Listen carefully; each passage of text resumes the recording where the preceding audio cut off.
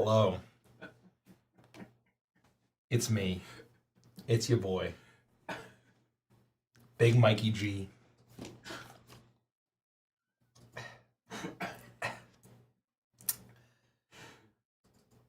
It's just me tonight. I'm kidding. Welcome to Legends of Evantris. This is now Mikey stream. The mods are asleep. Post goblins. Goblin posting commence. Goblin, fat-ass goblin posting commencing. It's gonna be a mini stream again. And he has COVID. Again. Because basically. Are we live? Yeah, we're live. Hey, everybody. Way late, Derek. You're way late. What's up, everybody? 43 minutes! 43? Past the 7 o'clock! We were supposed to go live at 7? 7:30. That's not 43 minutes ago. I mean, but the timer is about 10 minutes. I don't know, man. So anyway, welcome. It's me. It's your Your boy. Yeah. First, I want to say thank you so much to our channel members on YouTube. You all make it happen. Derek will be eating pita live on stream. Live on stream. Stay tuned. Is that pita? It's very I'm thick gonna pita. either that or I'm just gonna eat a brown paper Yeah, bag Derek will eat a brown paper bag on stream. with my dick house. With your dick house.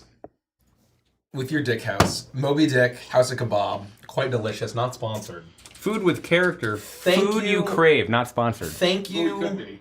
What you call it. One day. So the best way, so we're gonna do things a little differently. I'm gonna play Melt. Because this is our second we're gonna be painting Warhammer miniatures again. Because at the end of the day, if we have something scheduled and we have to cancel, even if we're rescheduling it, like we are of Icebound next week, What? adding a new thing, we are still not going to remove a stream. Unless it's really dire circumstances. That's true. Or we don't have internet, I That's guess. true. If we don't have internet, If we can't physically stream. cannot stream. But we will be here, and we will be doing chill hangouts, usually miniature painting. Watch out. Nikki's getting the close-up here. And You get to see how we focus the camera. There we go. this is Every day. For those of you just desperate for an Icebound update, it's still cold. it's icy and boundy. It's icy. It's bounty. boundy. Well, I mean, it's been hit or miss. What happens next is up to them. No, it's not. Yes, it is. What happens next? I changed COVID. I changed It's the up whole to- arc. It's up to yeah, socio-political. it's up to- it's Yeah, up it's to- fucking horse shit. It's up to COVID. It's we up have no to control. So America's internet infrastructure. if you were here last time, you got to hear us get spicy. You got to hear us get political. That's right. You, You got to hear us yeah. argue about an ogre's leg for 10 Yep. minutes. Yep. Oh, your mic's off. Hold on. Oh no! Oh, it's also no. really I'll lower hot. it. I'll lower it. Not actually political, but you got to hear us get. And actually, if you were here on Twitch and didn't go with the raid, we were unknowingly live for 10 minutes. At least. And everyone was probably expecting some juicy We shit. said some salacious things. Can we get there? Can we get any previews of what they're working on for their next Kickstarter? That's right. Can we get behind the scenes tea? That's right. Can we get? Oh, is there going to be anything that can we cancel them? I'm gonna interrupt you, Mike. They're just as boring off camera as they are. Stay tuned for our next Kickstarter. And we Flame Flow. talked about a troll leg for 10 minutes. We were like, well, how do I fit him on the Chaos Giant Well, what if base? his right leg And so if we kicks do that, forward in an he will- awkward manner? He will then be tournament legal for Warhammer match play of the old world. And you got to see how we really are when the cameras are off. I don't think Is I want to eat Mikey this pizza. secretly dating Andy at Oh, Legends of Evantris? We whoa. want to know. Whoa, God, don't tell his wife. Okay. Don't tell his wife. Jesus. There is a chance we might do something exciting tonight. No, there's not. It was so Yes, spicy. there is. I got Excite Box It right was here. so juicy. There's not a chance we do it though. You would have to clean off the entire table. We could do it. You could, but will you? Maybe. You know, I think. So anyway, it was very fun. It was very fun. It was a great time. We got spicy. We got not political. We got philosophical, is what I was trying to say. We got very philosophical. We sophical some fills. So we're gonna do it again. We're going to. I finished this big ass fucking troll. I can't stop looking at his butt cheeks. Yeah, they like to show off troll asses for whatever reason. The cheeky Brits like to be cheeky. What can I say? This will be my chaos giant in my army, and now I need to decide.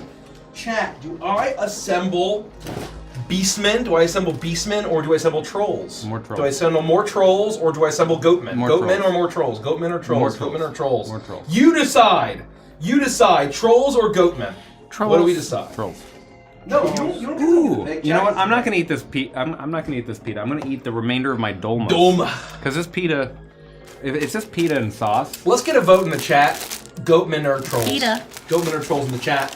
Pita. Pita. I'm holding iced tea. Pita.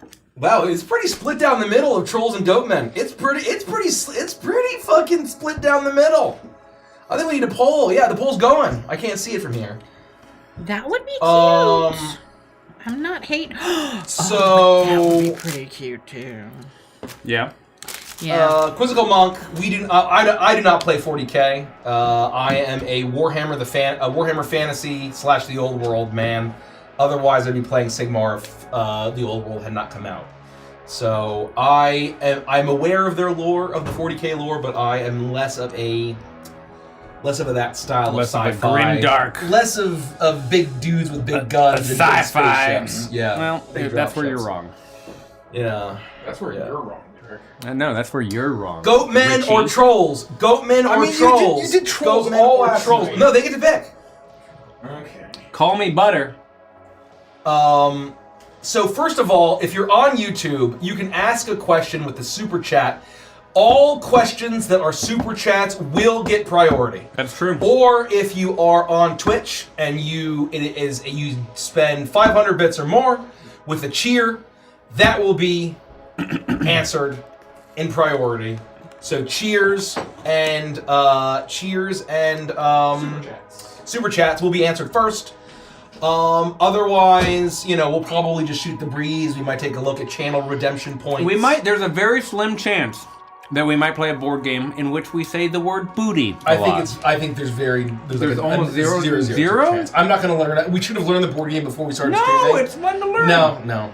God damn it. No, I want to assemble. Baphomet. We should have prepared. No. So the reason why we were not able to learn the board game is that we were busy preparing for our charity one-shot tomorrow morning at 10 a.m. Eastern. Holy fuck. I'm excited, but also 10 a.m. is very early for me. So 10 a.m. So let's go through some announcements.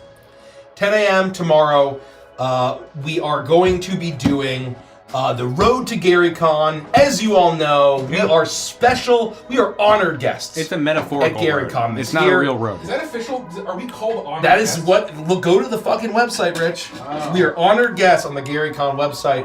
Richie, myself, Derek, and Andy are honored guests. We're going to be in Wisconsin for 2 weeks. We are going to be running games and being guests and doing social events and shit and hanging out at both Founders and Legends weekend and at GaryCon weekend. In between, if you're not at GaryCon but are going to Adepticon, the miniature wargaming convention in I don't know where, but we are going to be doing a day trip down there, probably on Friday, I believe, is the day that we're able to actually do that. So we're going to be driving down with a couple other folks in the industry, some friends of ours, and it's going to be fun. It'll be very fun. Bit of a road trip. And I'm going to check out the Golden Demon entries, which is the Games Workshop painting tournament. We'll be or doing contest. a trip of the roads, let's call it. The poll's almost ending for Trolls or Goatmen. Trolls or Goatmen. Who do we do? Trolls or Goatmen? What are we doing? What are we doing? I love both. I love both very equally. I will not be disappointed no matter what we choose. I love them. Would you say that's true? Yeah. I love them both. I love My aesthetic is very much Goatman and Trolls. Like, you know, I love both. I can't go wrong with either. Let's see how it's doing here. Oh my it's god! Not even It is not even close. For a split second, we had 69 votes for Goatman.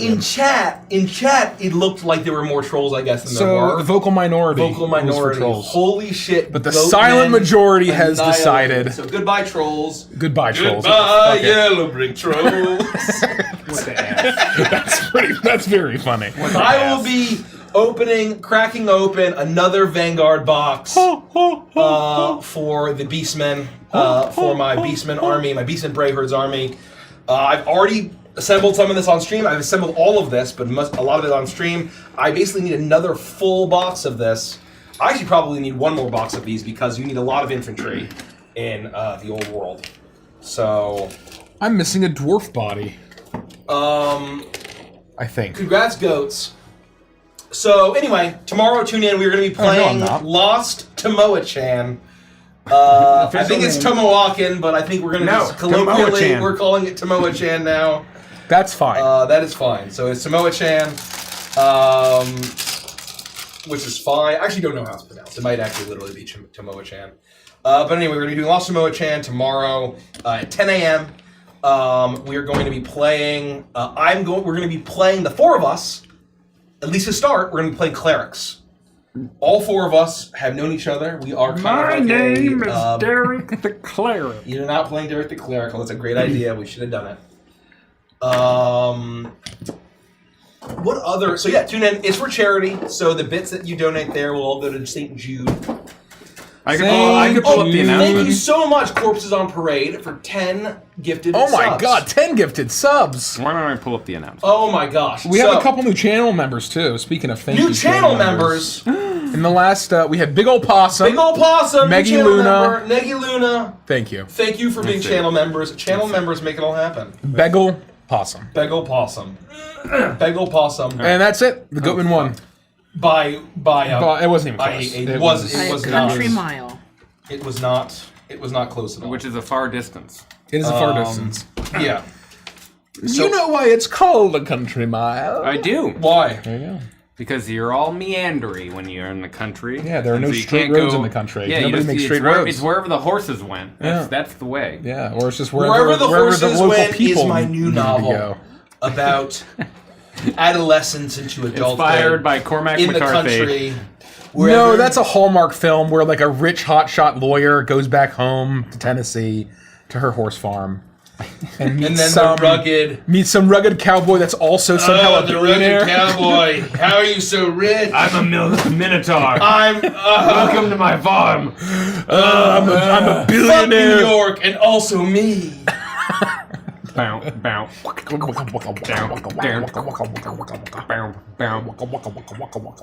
Anyway, It's like Here to Pac-Man. fix your dishwasher. Very I sexy. don't have a dishwasher. Bow, bow.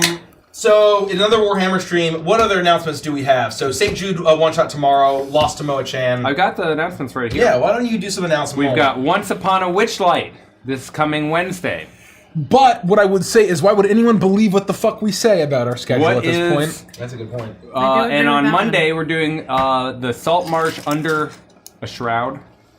Where are my clippers? We're playing Shroud Over Salt Marsh by Hook or by Crow. Where's the Tamio? They're not over here. Uh-oh. Stardust Rhapsody is Saturday, February 17th at 1 p.m. So, not next weekend, but the weekend after. I gotta find my clippers, folks, or else I can't make any gosh darn They've got to be over in your Beneath bullshit. Dark Wings will be back April 20th. shit. That's coming very up. soon. Here, just use this. Use these. Yeah. We'll be at GaryCon/Founders and Legends at Yeah, the end of we March. mentioned. We mentioned talked Gary about Con. that. We talked about Gary can. Welcome back to another episode of Mini Painting. So good at Another announcements. episode Another of episode Minis. of Mini Assemblage. Again. There's a 0.01% chance that we play the board game that I have right down here. It's very exciting. We might play it, but it is a very low chance. We could say booty a lot. Who doesn't want to say booty? We could just say that a lot anyway. You can say it anytime. No, it doesn't have the We're weight all- of the we're- real booty. We're middle-aged men. We can say the word booty.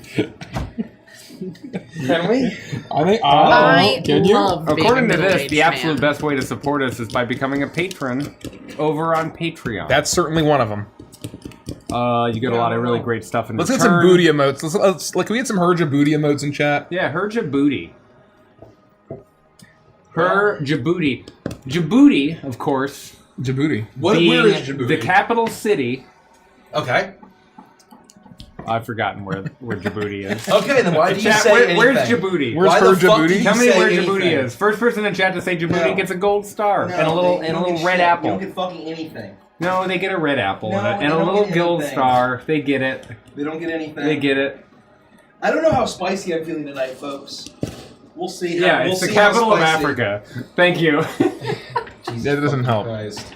That's not help. That is not. Oh shit. That That's is- a lot of her Djibouti. I'll tell you. I love it. Let me tell That's you. I think my favorite emote. Oh yeah. I'm got the God hand. I think that's it. This is a mature stream. Welcome to Legends of Antris. The Crooked Moon. You can pre-order at thecrookedmoon.com. The prices go Oh, up? not yet. Not yet. You didn't do it? I didn't. You said you were gonna Richie's do a it at 3 fucking a.m. liar. I forgot. Richie's Ah. a fucking liar. So you have one more We have a night. lot going on. You have one more night Oh, to Djibouti is a get country. the Kickstarter prices. Ah. There you go. I was gonna say. I'm pretty That's sure. Now I important know. for me to know if the prices are when the prices are changing. Oh, it's gonna happen. I know it's gonna And you're happen. gonna get a bunch of emails. They're gonna be like, "Hey." I'll be like, no, the prices haven't changed because the fellas haven't told me they were changing. I don't know what you're talking Just about. gaslight the customer service. How Just many gaslight them. people have said I haven't gotten my Backer Kid email, and then they've actually filled out the survey? A lot. Oh, that's good. But at least they filled it I would out. say Thank you, backers. most of the people that email me and say that they haven't gotten their survey either have iCloud Relay turned on, so it's a randomly generated Apple email, or they've already filled out their survey. Well, thank you for backers. We love you. Thank you. We love It's okay. you. I would do the same thing more than likely, especially with the Apple Relay. I would do the same for you. I probably have Apple Relay turned on right now and I don't even know it. Yeah. Big mistake. I think everyone should turn off Apple Relay right now. I think everyone should help me find. Oh, they were right here the whole time. Can we ban Apple Relay? Or No. no? There's no way to stop it. No. Chat. Can we ban Apple Relay? Jamie. Ban Apple Relay. We're gonna have someone in Twitch that shows up whose Twitch name is Apple Relay. Are we gonna like LARP as streamers tonight? That's very funny. We are streamers. We are streamers. I mean, No, we're technically. not. Richard. We can't stream. We We're can't not, learn. we're not like we're not stream. We're like lowercase streamers. We're not capital streamers. I don't know. I don't know. I think we should all. I think We're I not should do streamers. VTubing. I think we should invest in a Chuckles rig, and I can do VTubing. I will admit, the TikTok and other shorts have gotten me into the world of VTubers, and Uh-oh. I'm worried about the rabbit hole I'm falling. Yeah, down. no, that's scary. Yeah, it's very scary. Our music isn't pumping. Well, you're That's- plugged in. That's you, I'm dude. just saying. This happens to you every time. That's you. It happens dude. to me because Rich fucks with some shit. I don't think that it's Rich's fault. Is the volume knob all the way up? I don't. I'll can you- go touch the knob. Go tickle the knob. Hey, I think my Which knob? volume. No, we're not streamers. We are Nope. people who stream. We are not streamers. We are people into the Feywild. Can we get a poll in chat? Well- Are Legends of Adventures streamers? Yes, no. That's a really good point. Take it to the halfway part. Straight up. No, it's all the way up. No, I want it halfway. Yeah, yeah. It's your levels, dude. I think what we are Chukles. That's what I think we are. Not my level. I think we are Shrookles. I just heard it. Hold on. Yeah, Yeah, I that know. was all the way up. I know, but hold on. Yeah, I'm at. No, there it is. That's fine. But I was 4 away. I popped it 2 pips. Yeah, Yeah. it makes a 2 big pips difference. on the knob. Yes, That's it makes a difference. 2 pips. Yes. 2 pips. Oh, we got a kinda option. No one selected the correct answer of no. Yeah, I'm gonna. Can I Wait, vote? the correct answer what? of no for what? Are we streamers? Oh, no. Ha! There's one vote for streamers for no. I don't know what we are. What We're are we? Legends of Evantris. What What are happens we? next Is up to Is up to is you. up to. What other announcements do we have, folks? We did it. Jericho Numi says, according to my siblings, you guys are my programs. I feel I'm gonna like watch the I program. feel like we are the programs. like sands through the hourglass. These are the legends of Eventris. I That's am right. cutting out some goatmen. I don't know where going my- to then get ready to glue goatmen after scraping. I've forgotten where I put all my miniature You're next building business. To your bottom left-hand corner. Yes. No, this, yeah. I mean, I am this is making just- some this is just the raw, baseline. This is just the raw spruce. Where's my? Your clippers are there. Clippers are here. Did you Well, move no. my gigapack? Your knife is here. Well, I didn't why are move you sh- guys stealing my I didn't shit? touch shit. If you left it on the table, maybe. No, I didn't. What are you looking for? I took my small box that I put all my bits and bobs in, and I put it somewhere. Is it in the It might be cabinet? in the cabinet. The only reason I say that is I was looking for my makeup container the other night, and I saw a bunch of minis in a box in that cabinet. Oh, it probably is in the cabinet. First, Yeah. you put your minis in a box. That's right. Then you play some Warhammer: The Old World. That's great. What other announcements do we have? First, I want to give a verbal shout out to all of our Patreon supporters that are at the Sapphire Eagle tier or higher. Yes. We don't have Thank the full you. list in front of me, but I just want to say thank you all. I want to give a extra special shout out to the Sapphire Eagles and higher. You know who you are, Sapphire Eagles. You know who you are, Emerald Lions, and especially the super secret amazing club, the elite Ruby Dinosaurs. We're up to 4 which dinos. We're up to 4 dinos. 4 folks. dinos. That's And Christ. we have some really cool Patreon badges coming. So you want to join our Patreon, not just for the amazing epic badges you will receive, but because Andy's probably going to put up a poll probably tomorrow morning. That's Maybe he's something. already done it. Maybe he'll do it tonight. Who knows? But for our movie night, we've already selected our movies. It's just a matter of getting the poll up. And I don't care which one wins. Once again, they're all fucking great. Wow. True. They are all fucking great. They're all great movies. So the movie- we have a monthly movie night. This month is Fantastic Mr. Fox. You can watch Fantastic Mr. Fox, one of the greatest films ever made. With us. With us. There is one movie in April that has to win. That's all I'm saying. We've agreed. Derek and I, I feel like that's cheating. Nope. that Derek and I have agreed What I would that it has say- to win. In April, the poll's going away, folks. No. We're gonna have the poll, but every option of the poll is gonna be what Nikki and I suggest. That's very funny. That's the way it's gonna work. Oh, which one do I want? Thank you, patrons. I want to say there's one special announcement that we're forgetting. Oh. This Is that we should stop announcing that. You got to click a button. The Shroud Over Salt Marsh. Well, continue. That's not. Shroud what I Over was Salt gonna Marsh is our brand new weekly campaign that is nautical, it is piratey, it is ghostly, it is a haunted voyage. It has an amazing party of Monty, Kaio, and Poros. say. That's right. And it's a grand time. I'm DMing it. I DM it. And you have to be a You must be. Pearl Dolphin or higher You in must. order to access it. The first 2 episodes will be going up on YouTube, but then that will be it forever and all time. And yeah, that's all. you'll And be able coming to enjoy. soon, And it's March so much fun. 32nd, for Ultra patrons, our brand new campaign, Mundane Real World Activities, where we do dishes, laundry, File taxes. we make a We will reveal the Legends of Advantage's financial stock. we're not exciting statement. sandwiches. We're gonna do a financial update. Just sandwiches where you're hungry. We're going to do a financial Not where you put audit. any heart into it. Where- For all of you people on Reddit We who want to go- know where the money for the Crooked Moon is Yeah, going. we're gonna go over our balance sheet. We're going to go over the balance sheet for y'all. We're gonna go over our cash flow projections. Ooh. Very exciting stuff. I'm sure everyone would love to tune in for. Ooh. yeah. Go over some bank statements. Oh, yeah. Bank statements. We got to love bank statements. Oh man. So, No, yeah. we will never do that. We will never do that. So, Ever. join our Patreon. It's a damn good time. I think that honestly, I think it's very worth it. I hope for our patrons that the value that we offer, a monthly talk show, a monthly studio hangout, a monthly movie night, a weekly campaign, the rest. The rest. The questions. It's the only way that we answer questions on actual stream days. You got to be a patron. The exclusive Or Discord else- channels. Oh yeah, we got a special Discord channel. Right? We have Discord rolls where you're gonna have little badges. They're not that's dinner what I rolls. mean. They're actually They're actually like rolls that you rolls can roll. rolls. Oh, I love dinner rolls. Shit. I mean, God, me That too. shit's dinner rolls are not bad. They're not going to hurt anyone's feelings. You know, That's we true. can talk. We can talk Warhammer. We can talk VTubers. We're not Can't talking believe you're VTubers. getting We're not talking VTubers. VTubers? That's so weird. VTubers? What's a That's VTuber? quite charming. The actual special announcement that I wanted to say is we can't announce anything officially yet, but we have a very huge, very exclusive merch launch coming in the Limited run merch. next limited launch. run. So get ready. It will, it'll be available for roughly a month, TBD. But for folks that are interested in that, we just want to give people a heads up.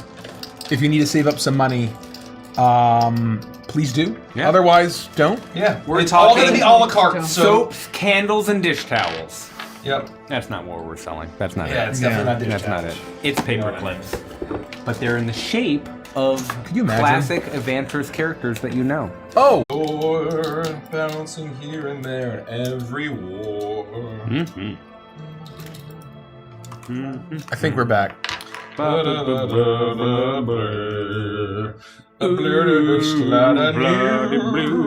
Are we back? I got a goat. What I'm happened? scraping the goat's shoulder. I'm Are you back? scraping the goat's shoulder. His armpit, probably. No, that's a shoulder. Are we back? I don't think we're back. I don't think we're back. I don't think we're back. Yay, we're back. We're still off. Vault Hunter Bun, Richie, I did you think get we're- the new hardware for the computer yet? If not, you really need to. I have not, but I did speak with a consultant on the phone today, Yeah, you did.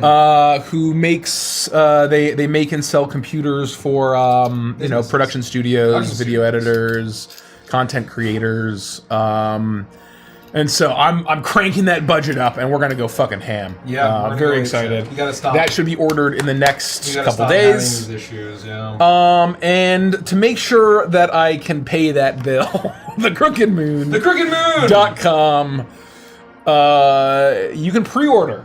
Pre-order before prices go up. And I mean it. I'm deadly serious that prices are going to go up in the next day or two. Yeah, it's gonna be a shock. But you can't be shocked. You have no right to be shocked because we're telling you right now. Oh, we said it in October. We said in October. We said it in November. So the Crooked Moon, CrookedMoon.com. thecrookedmoon.com.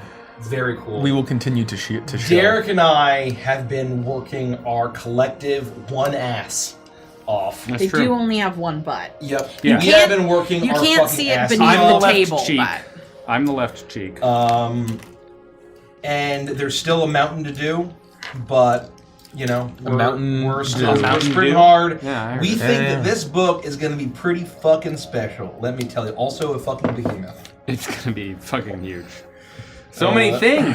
Oh, you have room on your fucking Can we bookshelf. let people know in chat? Hit Refresh. We're gonna. If you're on Twitch, you might have to refresh to see us. Chat, let your YouTube's automatic because their player is just in this modern millennia. YouTube. Some folks are asking what factions or troops. Oh. We've gotten a couple questions on that. I will summarize. We are modeling armies for the Old World, Warhammer the Old World. Mike is making an army for the Beastman Prey Herds. I am making a unit. I'm assembling a unit of 10 gore. I'm adding 10 more gore to my unit of 10, so I'm gonna make 20. Derek is modeling an army for Warriors of Chaos, and I just finished a unit of Iron Drakes for the Dwarven Mountain Holds. Oh, Very cool. their drakes are made of I'm not iron? working on them right now. But I'm going to be making the Tomb King. Yeah, Nikki has some Tomb King stuff she's modeling. Oh. Can they be Tomb Queens? Yes. Yeah. Mace built the lizard. Mace Last built night. the Saurus Warrior. He did a It's great right here. job. Yeah, it's Not right last here. night. This is his very first mini, Yeah. and it's a space lizard dino. Yeah. Looks Mace great. Did, Mace did a great job. Good job, Mace. Mace, if you're listening, he's not. He'll never He's see not, this, but good job. Good job, Mace. We're proud of you. You will You'll never see this. You will but never we're- see But this. we're proud of you, buddy. Mace, you'll never see this. You will But never see this. we are Mace. so proud.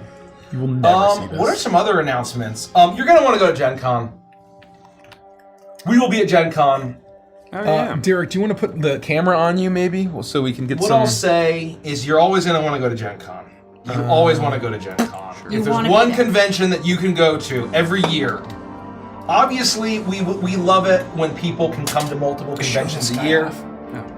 They can go to PAX and Origins and Gary Cup, whatever it is you can go to, Gamehole. We will be there in varying capacities, but if there's one that you can go to, Gen Con is the convention. What can I say?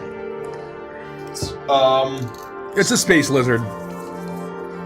That is the champion of the Saurus Warriors unit. That's a great looking champ. So he'll be on the front rank, hence his fucking spear. I think Quizzical Monk said we died right as we were reading your comment. Thank you for your kind comment. Yeah. We love that it was sorry that we died. word of mouth and word of mouth is a great way to help support the Crooked Moon, even though we are well past. Those pre-order sales really kind of help us to keep investing back into the Crooked Moon and very fun stuff that we are working on alongside the Crooked Moon. Oh, Milo, thank you for the 1,000 bits and has a wonderful question. In case my question got lost, I will see if we got it anywhere. In case my question got lost, can we see the storyboard animatic for the Crooked Moon? We are so on this close, silly folks. day. I can't find the full thing anywhere. That's very funny. We are so close. Man, I'm glad it's not available anywhere. Oh, Milo! Oh my God! Wait, we see. Thank you, Milo. That was 2 days ago. Thank you, Milo, though. Thank you, but I Milo, appreciate Calvin that. Bits. Thank you. You know what? It might be a Twitch bit redemption, which we have not bit, but channel point. We will eventually get to the Twitch channel point redemption questions. We're just prioritizing super just chats. running our mouths. Nick Del Tufo, super chat on YouTube. Oh my Thank God. you, channel members on YouTube. Nick Del Tufo. Nick Del Tufo says it was the best of gore. It was the blur. That's true. It I'm not definitely was making a blur the best Stigor. of gore, but as soon as I get them, I'll say that again many times. Are there no Bestigor in that? No, there are. But I'm doing the gore first because they're the most important. Near the standard. They're I need to make it easy. I cannot believe how much Goatman annihilated trolls. I cannot believe how not even close it was. That's shocking. Crooked Moon. Crooked Moon, Felpip. Poll in chat. Should Glup Shido return? I want to see Glup Shido fan fiction, not fan art, fan fiction. I do want to see more fan art, obviously. Should Glup Shido return? Yes or no? Should we have a Glup Shido one-shot? Oops, all Glup Shido. Origin story, I think. I love an origin story. At some point tonight, we can roll that animatic. I think that's a fun thing. That's a Maybe good not idea. right. Oh God, I'd have to get I know it. that your files and folders. My all files fucked up. are all, they're all. Speaking of hardware, I need to replace. Yeah, I'm taking 2 hard drives down to the data recovery center. Oh, good. Uh-oh. Good thing almost everything was backed up to Google Drive. Maybe you should not have driven them so hard. That's on you. Yeah, that's, So I think because I used case screws that weren't to spec, so to speak. Is that what does it? I think so. So it's a guess. It's a guess. But basically, hard drives don't come with case screws. You have to keep the case screws from your case Oh. and then use them. And so basically, I found screws somewhere else that did the job, but it wasn't super legit. Uh-oh. I kind of had to hack it to make the hard drive stick in there, so maybe that was my fault. Uh-oh. That really should not have been the thing. Yeah. Was it a traditional classic hard drive? HDD, yeah, hard disk. Okay. Yeah. So my guess is maybe it was just rattling a little bit every time it wrote, because it wasn't fully set. I mean, I thought it was legit. Maybe it's become loose, but anyway, the folks say that Glup Shido should absolutely return. They do? Absolutely 90%. Absolutely 90%. Can we get a shout out for the 10% of people that said no? Really appreciate it. Oh man. God, what else? What other announcements do we have? We got a lot of announcements these days. Do we? Go to Gen Con. I don't know. I think that's it. We'll be at Gamma. I mean, if you're in the industry. I think that's it. If you're in the industry, we'll be at Gamma. We'll be at It's only 18 votes though. Thank God that's not that many people. We'll be at Origins. This is from Dread Queen Cinnamon Roll. I want to name my spinning wheel after one of your characters, Nikki, and it's a Pollywog, so I was thinking either Lumi or Twigsy, because she licks frogs. Would love your opinion and blessing in the naming of my first wheel. That's amazing. That's really and I cool. would say it would definitely be Twig. I would agree with that. Twig 100%. She probably has a spinning wheel at the end. Oh, sure. That's I can picture it. 100% something she would Exactly do. right. And I think that's wonderful. Thank you. Bunny with the $20 super chat over. Woo! YouTube! And this is a good time to thank channel members. Channel members. Wow, we love you, channel We love members. you, channel members. And Bunny patrons says, and saving for Gen subscribers. Con, but here's a little computer money because I love you guys. Aw. Thank you, thank you, Thank thank you, you, thank you, thank you. Thank you. We talked today about some pretty significant upgrades that we're planning Oh, yeah. this year. We made a lot of progress today. Very productive day. Yeah, really gents. productive day. Very productive day. Really gents. productive day. It wasn't today, but yesterday I cut a ridiculously fat check. That was productive too. Yeah. So fat you have to go to the bank and talk to them in person because they're like, I don't know. Are They you had sure to you're take not a it terrorist? to the. They had to take it to the back and have Yeah. like the guy at the big desk approve it. Are you sure you're not being scammed? It's like, no, they're musicians in LA. Please. I swear They're famous. he says he's from Please. Ethiopia. They're famous. Have you ever heard of Over the Garden Wall, you fuck? Where did my sticky tag go? They really do give you a hard time. Anyway, it's been a good week. It's been a good now that MagFest is behind us. I'm in We full, can really I'm in get to the full grind work again. Mode. I'm in turbo workaholic mode, but Am I fucking nuts? hopefully I don't burn out again, you know what I mean? No, you're fine. I'll Oh, here it be is. fine. Thank you, Bunny. Thank you, Bunny. So thoughts on the name? Did you ever give a name? Yeah. Oh, Yeah, Twig. I missed it. 100%. Bun. Nikki, any interest in joining more games? Stardust, perhaps. No. No Not further questions. not that I don't want to. It's just I think the party they've got is great. I think it vibes well. It's wonderful. They don't need me. And yeah, all of our content is sort of, whatever people want to do, Yeah. outside of three people that are contractually obligated. That's not true. No, it's not true. I could choose. You could choose. Obviously, you have a choice. But we do have a signed agreement that says certain things. Yeah. A man chooses. That are bound. Okay, Andrew Ryan. Rich can. So that's why you see a kind of a mix of folks. Well, yeah, across the the voting night right this. behind them. yeah, stream was I dead. kicked Derek. We got that. Thank you. Oh, Jesus. Faustian Queen, is there a specific website where you guys get the models for the minis you 3D printed at home? So for the stuff we've 3D printed, No. you can go to My Mini Factory. There's a lot of amazing Patreons that have models depending on what you're looking for. Thingiverse is a place that people use. Thingiverse is what folks use. Etsy. And we do a lot of Hero Forge, where Oh. we design the mini and then you can take it to a 3D printer and print it. So we haven't done that yet, but we will do it for Everyone's on the up and up for Hero Forge. a few of our They've fans. taken over. I remember when they were just starting out. Purple Dino. What is the headcanon you have at one of the LOA characters and why? I think we've gotten this before. We said I is that don't like know what headcanon- we don't have headcanon. We just have canon. We have right? canon. Yeah. I don't really know what would be considered headcanon. Maybe headcanon would be like a personal opinion that's not necessarily someone canon. else's character. Yeah, that's not canon yet, or that hasn't been made canon. I'm gonna add some pauldrons to this Iron Drake I forgot to do. So let me. Just I have a headcanon about Frost. Oh yeah. I think Frost, every morning, we don't roleplay this, but he makes himself a full English breakfast 100%. with 100%. double beans. That's canon. Is it? Okay, excellent.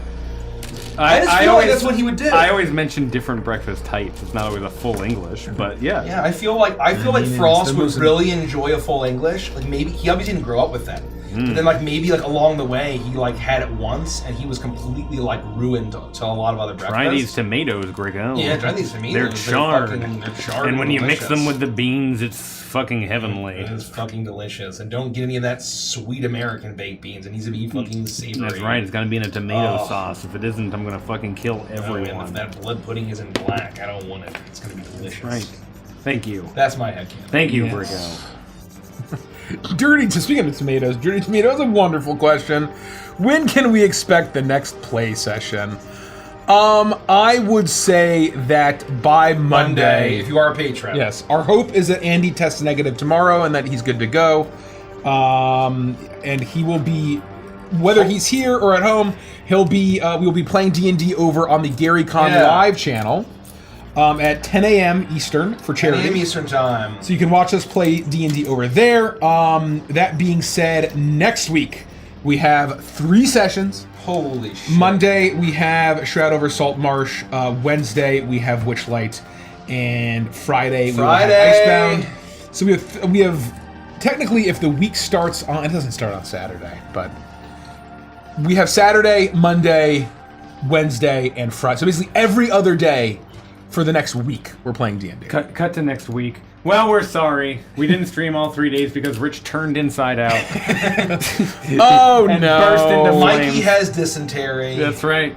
You can hear his screams in the bathroom. Milo, thank you for the 10 chefs. I don't know what CHF stands for. I'm sorry. I have to go to sleep soon because of work in 5 hours. Thank you, Milo. Can't wait to watch the rest of the videos Milo. hyped up today. Thank you. So Milo, if it was more easily accessible, I would absolutely pull up the animatic. Remind me next time in chat. You don't have to do a super chat or anything.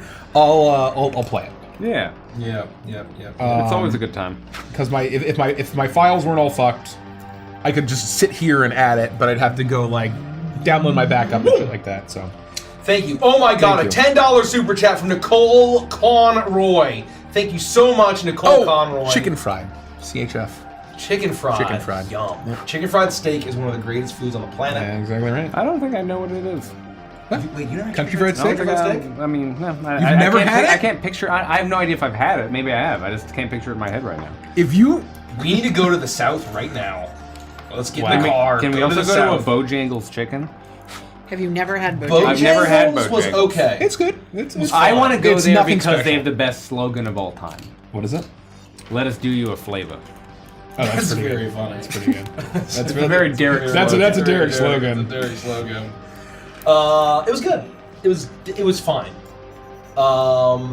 Nicole Conroy with the $10 super chat asks, Nikki, can you show off and talk about what you're making? Love you all, you guys. I watch you during dialysis, and you guys make it so much better. Aw. We're very glad Thank to you. do that. Thank you you. so much for the kind words and for the $10. Really appreciate Nikki, that. what are you working on? So I'm not really working on anything. I Your have skeletons dolls. are angry. I They're like battling. dolls. Yeah, I know my skeletons are pissed. Mr. Bones. I just Mr. Bones He's wild gonna have a ride. wild ride in a Mr. second Bones. here. Yeah, it's gonna be Furious fucking, with me. yeah, he's fucking shit. I have dolls. I got a couple doll They're heads multiplying. back. They're multiplying. That's pretty fun. I got a couple Thanks. of doll heads back recently from this really, really incredible face-up artist, and their bodies finally came in, and so I'm putting them in outfits so that I can put them on display in my room. Face Up is my favorite Nick Cage movie. That's not true. That's just silly. We never answered a favorite headcanon. I did. Oh, you did? My Okay. English breakfast. Yeah, we Oh, went to that's English right. That's my breakfast, answer, too. And then I was trying to think of an actual headcanon that I have where, like, I think something happened that not necessarily everyone agrees. Oh, I this is- think I have some about Prime. This is not like a specific canon thing, but at the end of the most recent Stardust episode, episode 10, Spoilers. I picture the ending, the audio fading out as the song "Goodbye" from Arcane fades in. Oh yeah, by As we're Ramsey. all, by Ramsey. As we're all. Ramsey. No, I won't say anything more. But Yeah. anyway, that's my headcanon of how that scene went down. If you were to shoot that, and I think for a lot of things, like I have a perfect. I could direct. A lot of the scene in Icebound with the I don't want to spoil it, but like certain kind of cuttlefish style thing is about to kind of like like a Oh, yeah. like blow I shoot could its direct that stinky as well. load Yeah. all over a unsuspecting Ogerton. What an ass. I'm trying to be vague, but anyway, I could like literally shot by shot. I could totally see it. Are you talking about when I get very mathy? Well, yes, right yes. before that. Okay. Yeah, I basically the 5 minutes before that. I'm glad you can picture it. That makes me Rich, very happy. Can you show her face off on camera? You know. Oh, Can you God. like not break her? Hold up higher on the legs. There you go. I'd be scraping goatman bodies, and Nikki has a doll. So This she- is a nice. Has a yeah, doll. it's the Alice in Wonderland set. So you see, she's got the little teacup with everything. Oh, on I her. can see that. It's blue, right? Yep. It's blue. Oh, look at that. I saw a TikTok. Be careful, that face-up's expensive. I saw a TikTok Take it. of I don't want to be responsible for this. different Cheshire Cat scenes in different media, and they always keep the same dialogue because it's really good. Basically, like, which way should I go? Like, where are you looking to go? And then it's like, oh, nowhere in particular. And then the Cheshire Cat's like, well, then it doesn't matter which way you go or not, or whatever. And there's all the different scenes, and then fucking just one is a jump scare of a purple cat with Whoopi Goldberg's face in it, delivering a completely deadpan wooden dialogue. I was very shocked. I was very scared of Whoopi Goldberg. Hello, Alice. Jamie, pull up a Whoopi Goldberg Cheshire Cat.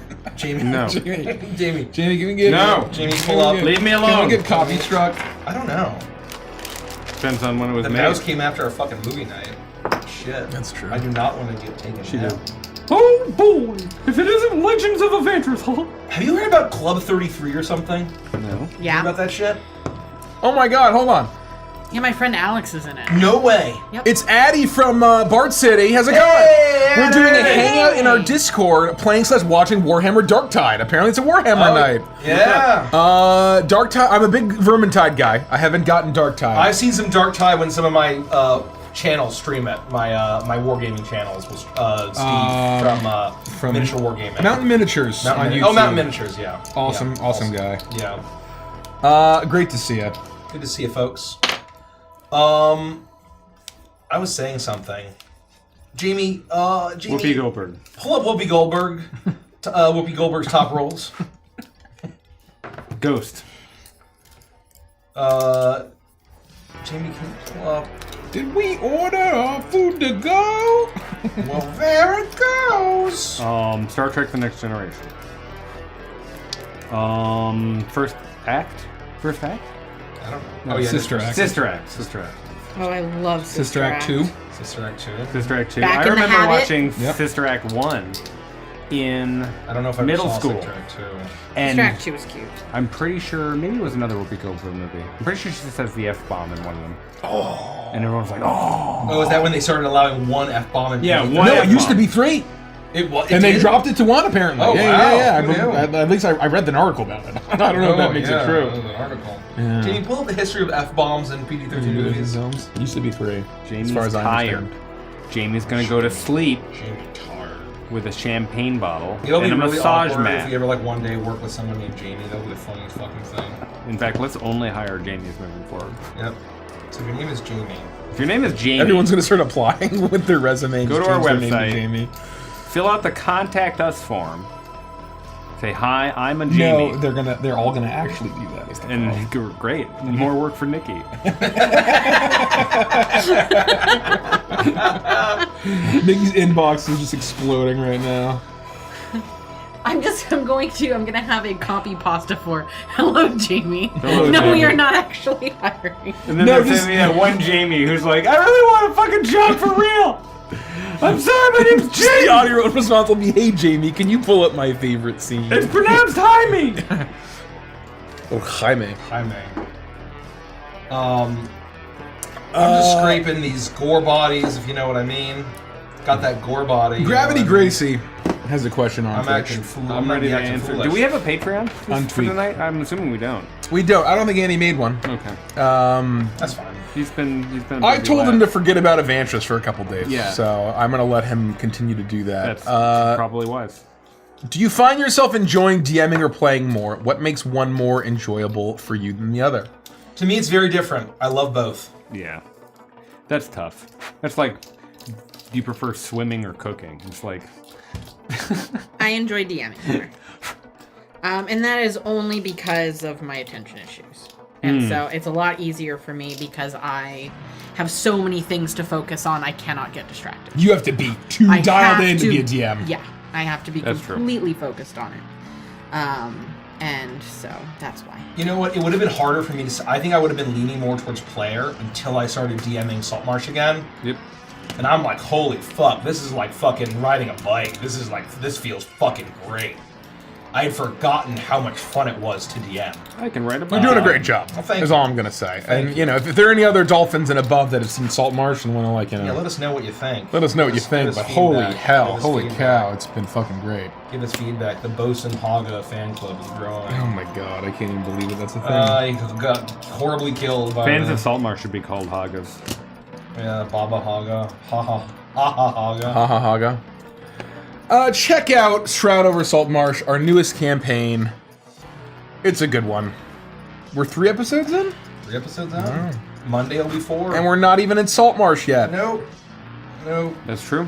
This is Mikey Slowburn. Oh yeah. Oh yeah. Join our Patreon. It's gonna be like Witchlight. It's gonna be like 20 fucking episodes until we get to fucking Saltmarsh. 19 You gotta go episodes. across a Vantris?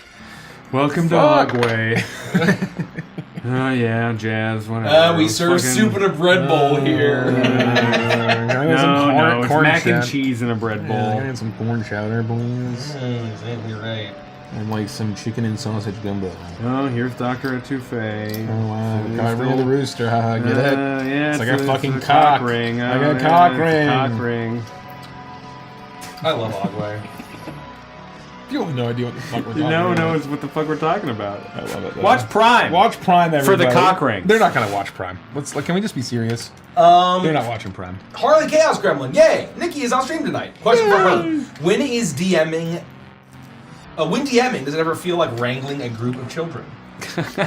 Endlessly. Let me ask you this: When When DMing? doesn't? Yeah, thank you. When DMing, does it ever feel like wrangling a group of adults? Ever? Has it ever felt like that? Ever? Curse of Strahd. Oh, yeah. Curse of Strahd. Yeah, I mean, it's That's always a like good that. point. But, I mean, honestly, it makes it the most fun. If everything were predictable, it would get boring. And Yeah, so the that's fact a that nice way they're to they're put it. always It's a generous way to put it. but I mean it's true though. And like I Very said with true. my attention issues, the fact that they always keep me on my toes, I always have to be focusing on what they're saying, what they're doing.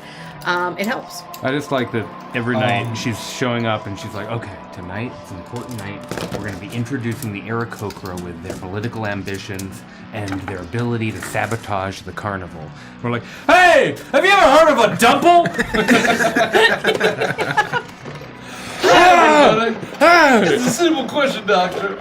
Would you, if it was a football-sized double, would you eat it? I know I would. Yeah. Yeah, I gotta have seconds. I have seconds. Shucks. Shucks. Shucks.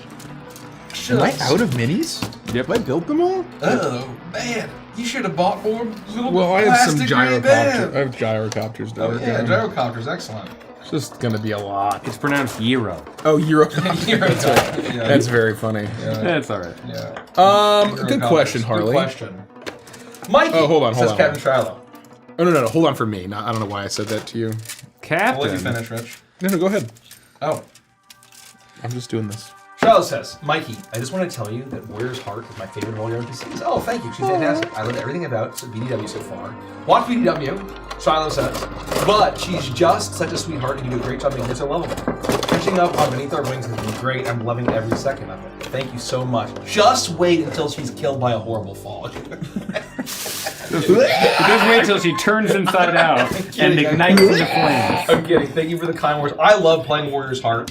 It's one of those things where I never really, I make up a lot of NPCs because I like to kind of flesh out the worlds and make them feel, lived in. And I never know which NPCs are going to resonate. Especially in Beneath Dark Wings with fucking Zorbeck and Warrior's Heart. I'm like, holy shit, this really got away from me. It's gonna be. If I don't like to stop this, they're gonna take them all the way to fight the P-Man. So I gotta put them on a bus immediately.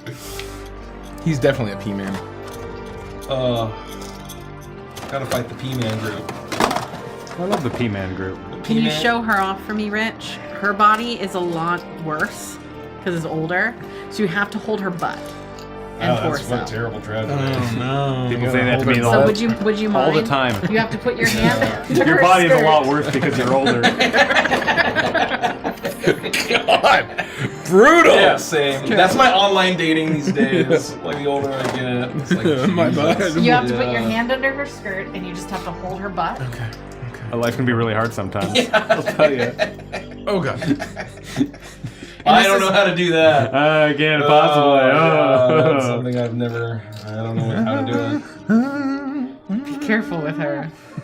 It's like Team America World Police. Oh yeah. Matt America. Damon. You know what's funny is that I actually thought Matt about. Damon. I thought about for Are you one gonna put it split up to the camera? second I did. putting Team America World Police as my movie. It's all unfortunate. blurry. And that- I'm like, oh, there's no there fucking are chance 2 or in 3 hell. reasons why it absolutely cannot be one Yeah. of the movies that you can enjoy anytime. But at the time, At the time, there's still so much good in there. And it really sucks to have to throw the baby out with the bathwater. But man, man, Oh man. man, that was funny. I need to look up how to make a Eurocopter. I love. I'm cutting out right arms of the gore. Quizzical Monk, y'all stream died right when you were going to read my message. Yes, we actually read it twice. We read it before we went off, obviously, then we read it when we came back. Thank you so much for the kind Yeah, comment. Really appreciate it. Very kind. Welcome to DMV. And we're glad that it was word of mouth that is spreading the word. yeah. I'm cutting out right arms and I'm cutting out hand weapons. Lone is passing over a question from Venus Ascending over on YouTube. Hello, Venus. If you're Hello, still there. Venus. Nikki, do you follow any doll artists here on YouTube? Oh, And if yes, so, all of who's them. your favorite? All of them. You have a favorite? My favorite. Your favorite. Artist is Moonlight Jewel, Moonlight Jewel. but very close second is Hexgen. So. Yeah. Hexgen? What's the subreddit that has all the instructions? Warhammer instructions? I can't remember. I always just Google it and it's always the first result. It's Warhammer-instructions.net. So right, I'm like trying No, to it's like. not. Uh-oh, it's Mega? Did Mega die? I thought Mega was dead. Maybe it's something else. Something like that. No, it's here. Oh, I thought I You read know, well, you know something what? A else. website dies and it comes back. Like, oh, it's dead! Hooray, hooray! And then it's back a Hooray, month hooray, later. hooray. Oh, Yeah, a month later. it's not Oh, shit, dead. it's back. Fuck, I'm pissed about it now. I'm so upset about things I can't control. Ah! That's- Why am I miserable? Wow. But also, Oh, yes. Oh, why am I unhappy? Jesus Christ. Oh, you're spitting facts, you know. You know. It's a mini painting stream. This is why people pay. This is why people tune into the Warhammer streams. Big bucks. You know. God, that's very funny. Well, they assemble miniatures and they have hot takes. We have hot takes. Rich, you want to show her off? Hot She doesn't damn. have a cute outfit. I don't want to be This is the responsible last for one. these. You're not going to hurt her. I hope. This goods one's here. fine. I mean, she has an expensive face up too, but not like the other two. I don't want to look up. She's so cute. She's itty I like bitty. her color. I love her color. She's I a think pa- you should dye your hair She's like a that, pale Rich. purple. Or Michael. Oh, me? Yeah. Yeah, it's pink. We That like was pink. good I feel like intelligence. I could rock some pink hair. Right? I 100% think I could. Right? That was bad intelligence. Very bad intelligence. What the fuck? That movie. What is that? That's the York Police. Bad intelligence. Very bad Oh, intelligence. wow. I'm sorry. I'm sorry. Because their computer, it's like an acronym and it spells out intelligence. Yeah. It was bad intelligence. Oh god, so fucking. What an outrageous funny. film that is. Holy shit. I mean, I What a just ti- like- anything Trey Parker and Matt Stone does Yeah. is fucking Yep. genius. The problem is though is that if you didn't live through like 2003 to 6, No, it doesn't mean anything. it's very like of its time. It's a little topical. Yes. You mean having an entire musical number about the movie Pearl Harbor isn't gonna last forever? That's Pearl Harbor sucks. And I love you. It does suck. Almost as much. I hated Pearl Harbor. What's his name? Cuba Gooding Jr. Cuba was Gooding- also in this film. Cuban Gooding Jr. carried that film. Man, he's such a good actor. He was good, man. The film was Freedom bad. though. calls to Bucko 5. Freedom costs a bucko Oh 5. my god. They're just geniuses, man. Freedom isn't free. I wouldn't get starstruck meeting most people, but if I met Trey Parker or Matt Stone, I would turn into an ice cube. I would fall over and I would break into a lot of pieces and slide across the marble floor. And if we don't champion that Bucko 5, who will? Illy Silly Goose, I just need to say that you're wrong. I only have one session of BD Dubs left, and then I will be watching Prime. That's amazing. shit. Let's Thank go. you. We'll believe it when we see it. Yeah. Purple Dino's watching Prime. Are there any scenes that you can vividly picture in your mind? For me, there's a few. I can see the entirety of the end of BDW 33. What's 33? If you so, Oh, I know what that is. Yeah. is 33 is not Eclipse. 33 is Memories Unmasked. It was the episode we always talk about how there were 2 people in chat. No, that's got to be earlier, right? 33. We had that many episodes between. There were 2 episodes after we're on 35 now, 36. No, we played 36 sessions. Yeah, so I think it was either 30. Yeah, I think it was 33. We know the episode names by the titles. Yes, I don't really know. For the numbers, we don't really. Draw them a bit better. I'm gonna look it up. Look it up. Jamie, I'm gonna pull it up here. Is this a? I am not good. I have very bad Episode spatial names. awareness. Campaign and tabs. Is this? That's a left button. Me being like, 30, you idiot! What? 33 is Memories Unmasked. That's what I said, you fuck! How dare you doubt me? Yeah, no, How dare you doubt me of that- my masterpiece of a campaign? That is one of my favorite sessions that I've ever played of D&D. Period. It's a lot of fun. I'm telling you. And the crossovers and references and all of the RP that we got to do, it was a beautiful, beautiful time. I can picture it very vividly, the whole session. Really. Yeah. Especially the end. The end of 33 was something that was noodling in my head for so long. The Curse of Shadanya finale, and the Ember Town. I mean, the Curse of Shadanya finale. Most of Curse of Shadanya. Like for me, when the Beast Horde was attacking Zentra and we were like defending, I could just picture that with the war machines and the. I could see it. And then when it's Baphomet. Someone quoted that earlier today. And then like basically the horns appearing over the forest, like over the tree line. Yeah, I mean that shit's that's cinematic as fuck. Episode 52 of Prime, I remember that. Is that I mean, honestly, the entire Dance of Death arc of Prime, the Ogway of Prime, and then a couple episodes. The most. What did we finish on? 92? A Prime. 91. So 90, episode 90 of Prime. I could. Oh my god. Yeah, which is heart. Something about a heart. Right? Thorn? No, Thorn. No. I can't remember. I used to know. I would know, like, if spelled out, I would know exactly what episode it is. Yeah, so the Dance of Death arc is very, very, very special for me. I don't think I will ever have another arc in any campaign that I run that will have as much thought work and preparation as that one. So it has a very special place in my heart. It's kind of it was a thing of its time. It was an investment. And the likes will be never seen again, and now its watch has ended. Bulba Bum asks. No, wait, I didn't get to answer my question. My question about it. Fine. No. If we're gonna move on. No, go ahead. No. Go. I thought the moment was over. Okay. No, go ahead. No, I want your answer. I can personally picture Frost shitting himself so well. Okay. I'm so glad. Thank you, Derek. William Bulba answered. Bum asks, speaking of Beneath Dark Wings, would you ever consider playing Ranger Rivali in a one-shot? He is the best captain. Oh. That's a good idea. That's a nice idea. Sure. I mean, he's a lot of fun. I like his characterization. It's a fine hat. Honestly, I'm kind of like with other characters. I'm kind of surprised he's lived this long. Spoilers, Beneath Dark Wings. I'm surprised that he's lived this long, but you never know. You never know. I like him. He's a lot of fun. So that's the gyro bomber. Great question. I know what that feels like. Yeah, we've got some good questions. What I will say is my backup character. I had an idea for my backup character tomorrow in the stream, which is a character I've never played before. Oh. And how I've been saying that I wanted to make play an elf character. And I had a eureka while coming up with a secondary character. I heard I'm it happen. so excited. I heard it happen in real time. And it's a fucking ranger of all things. I never would have guessed. I'm so fucking excited. I want to play this character in a long form campaign. So, Mikey playing a fucking elf of all things. But you know what? That's the thing. that. Ooh, I could play literally any race and be happy as long as the theme and the story are there. There's You a know whole what I other mean? page. Any race, any class. If the character is there and the fucking theme is juicy as fuck, I am in.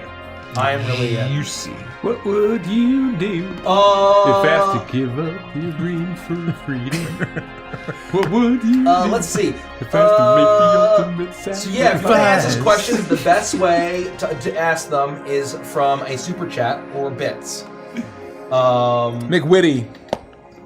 Episode 90 of Prime is what they're on. Gone through Witchlight, Beneath Darkwing's, Curse of Strahd, and Edge of Midnight. Now, what am I supposed to do with my free time? Oh, good point. Well, let me tell you. Yeah. Wait, are those all of our campaigns? We have more than which that. light be- Icebound. Hey, Go watch where's Icebound. your Icebound? Go watch Icebound, Icebound. McWitty. Also, you could watch our one-shots. We've got some real bangers. Yeah. I Root, our I first strongly campaign. recommend Cuttlefish Sweepstakes. I fucking love, and I also Thank you. strongly recommend. You got to become a patron for both. Thank you. For what it's worth. For what it's worth, I and had Root Season 2. An or amazing Uprooted. time. Everyone except for Richie did a great job. And for what it's worth. Thank you. Thank you. It's only because he said it. I never acknowledge thought, it. I never thought that. I never thought it. that. No, it's just I wasn't like at to- all. I had a You really can go awful watch character. Midnight Carnival. You can go watch... Go watch Survive Until Survive Dawn. Until Dawn. No, which apparently we took that down. No, that's We what took that. Philip You're thinking of orcs. No. You're thinking of Blank Slate. An Island Hidden. Island Hidden. An Island Hidden. That's what Go I'm see An thinking of. Island Hidden. And the one shot that shall not be named. Oh, that's no, in the vault. that's out of my memory. Yeah, I don't even think I have that file literally memory anymore. hold that. McWitty. I'm on episode 90 of Prime. We just got that. That's what I just read. Rachel 98. How did you guys figure out you can do all these different voices? I've been doing silly voices since I was very young. Yeah, Mike and I have always been about like accents and voices and just like goofing around. You know what's interesting? what? I heard. What's that, Mike? I saw. I think it was like a TikTok. And apparently, and I don't know if this is true, but basically it was kind of from like a mental health perspective or whatever, of a psychology perspective, is that basically in order to be like get a funny bone and be like kind of have comedic chops, it has to be developed in adolescence. What? And so basically if you grow up and you reach adulthood and you're not funny, you will never be funny. You can't So you can't like learn. You can't learn how to be fun. You can't learn I can buy comedic that. instinct and timing. Psychologically. That it is basically something is developed mostly as a defense So mechanism I'm or as a fucked, thing. is what you're saying. And yeah, basically. Exactly. Oh no. So anyway, I thought that was really interesting. I don't know if it's true or not, but you can't believe everything you see on the internet. I certainly don't. But it's allegedly something developed in adolescence. I believe everything that I see on the internet. That's very funny. That's the curse that you give somebody. We were asked about minor inconveniences on Wednesday. You believe everything you see on the internet would be We'll The get worst. devastating. We will get taken down. We will get banned and canceled. Banceled. Great question.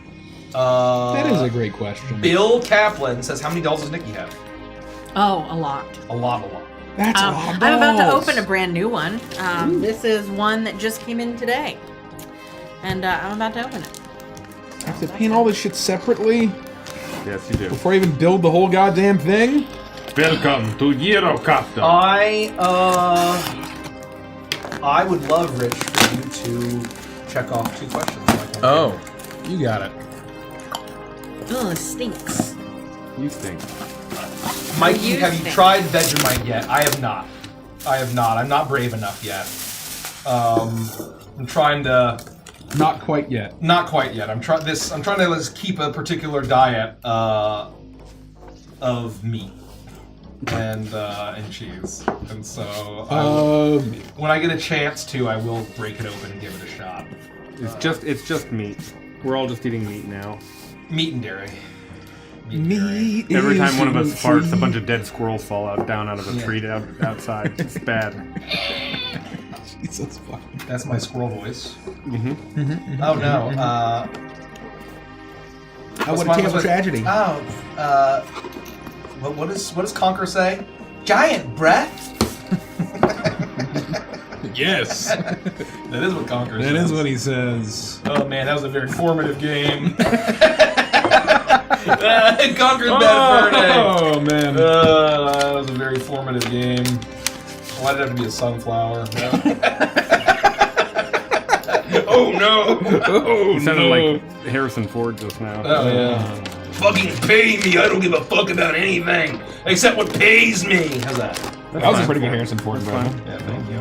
I was in Sabrina, goddammit! I fucking hate everything. I don't care about acting. Did you see Age of Adeline? It was pretty good. I I don't fucking think you can hate say it. that. whenever they fucking That pay Age of me. Adeline was pretty good though. I like I them. don't, yeah, but I don't think he would say that. I think he would say, "How much did it pay me?" Yeah, exactly. How good was the paycheck? That's what I care about. Oh, this is cute. I don't know. I think we're being Wonderful mean. hairs I think of we're being mean. I think No, it's that's his own. That's I his think own. that's No, objective. no, it's mean. Perspective. There's a You're very missing cruel. hand in here. Stop being so cruel, golly. So let us know if you have any questions we can talk about. I'm gonna be speaking in my. Do we thank MidiCat for gifting 5 subs? I don't. And the Lover's Rose for gifting a sub? Oh, thank you. Thank you so much, and sorry for missing it. Thank you. We apologize. Thank you, thank you, thank you, thank you. Tiniest hands. If you want to ask a question, use your channel points or a super chat or bits. And so I am now scraping off gore arms and weapons. Yeah, we don't have to answer questions. No, we can don't. We can just We can chat. shoot the shit? We can shoot the shit. What are we gonna shoot? I mean, it's very difficult for me to talk. I really never know what to say. Okay. We never have enough to say. We never have enough. I really don't ever have much to say. Well, let's especially pick a when topic. we've done how many of these fucking hangouts streams That's true. over the last That's how many true. weeks? We gotta pick a topic. All I can say is fuck COVID. I think we can all agree. Me personally. Me personally. I agree. No, I am- crazy. What's crazy, Mike? No, I'm not gonna say. Is it spicy? It's a little spicy. Oh, It's a little spicy. I Why don't you know. got What? coming up with spice? I don't know, man. I don't know. It's just one of those nights. I think that show up with now a that I've vanilla got, topic. I've gotten my mojo back since MagFest, and so like now that I have energy, I'm just like, whoa, let's fucking go! Meanwhile, in between November 1st and MagFest, You know, even I was October like, 10th. oh yeah, October 10th. 10th through MagFest. This just me for 2.5 months. Yeah, yeah. October, literally. I've said it to friends, I've said it to family. October was the hardest month I've worked Oh, in my life. it was. I've had some hard months, and nothing compares to the stress, pressure, and one thing after the other that we all endured together. It Yeah. was a fucking war zone. Yep, it really was. Let me tell you. And I think for me, right, it's even hard to say October. For Mike and I, like September, October, or even like June to October. June to October. I mean, the months leading was up to like- October were intense. Yeah. Really intense. I think October was the hardest. By the end of October, you guys had done the con in the middle for, Yeah, for no the- fucking the reason. con was brutal. By the time we were, Well, by the no, time it we was got to weird. the last week, Yeah. we were like, okay, we're just doing a shill stream because Yeah. we're all fucking dead. We're dead! Yeah. I mean, I will say though that like going to Gamehole was such an incredible experience. Oh, And, yeah. Like so, like becoming friends with like Matthew Lillard and the Dungeon Dudes and our good Yeah. buddy Hots. Yeah. Dungeon Scribe. If you know Dungeon Scribe, that's Yeah. our buddy Hots. Check out Dungeon Scribe. Not sponsored. He's just a good friend and he's an awesome guy. And he does Awesome good. dude. He does fucking great items and great pictures and shit. And he's Very the artist. talented. He does all the. It's all him. He does, It is all him. It's all him. He writes it and he draws it. I'm like, damn, it's a one-man band. How does he fucking do it? How does one man have all this How does talent? one man have such talent? Will his talents ever stop emerging? Fuck. Something about mud talk. So we're going to GaryCon, you can meet him as well. Adron42 says, are y'all planning on slap chopping these or taking the classic ways of painting? Ooh, good question. You know what? I am not entirely sure. I've been kind of doing a little bit of research about the more classic ways. I probably will slap chop just for like how many models I have and for speed.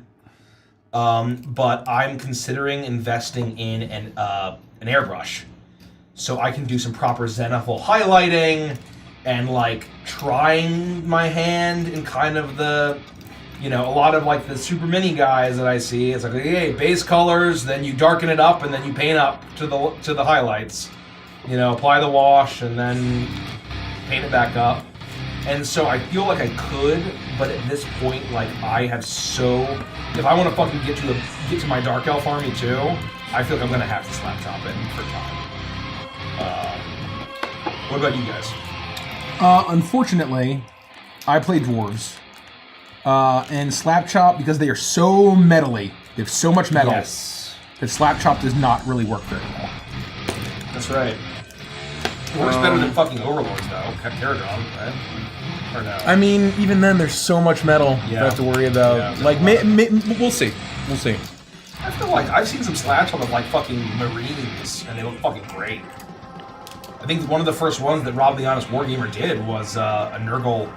What's that fucking Legion of the Chaos Marines? The Nurgle one? The Stinky Boys, I think is probably what it's called. Almost certainly. Grandfather Nurgle, Stinky Boys. That's my OG.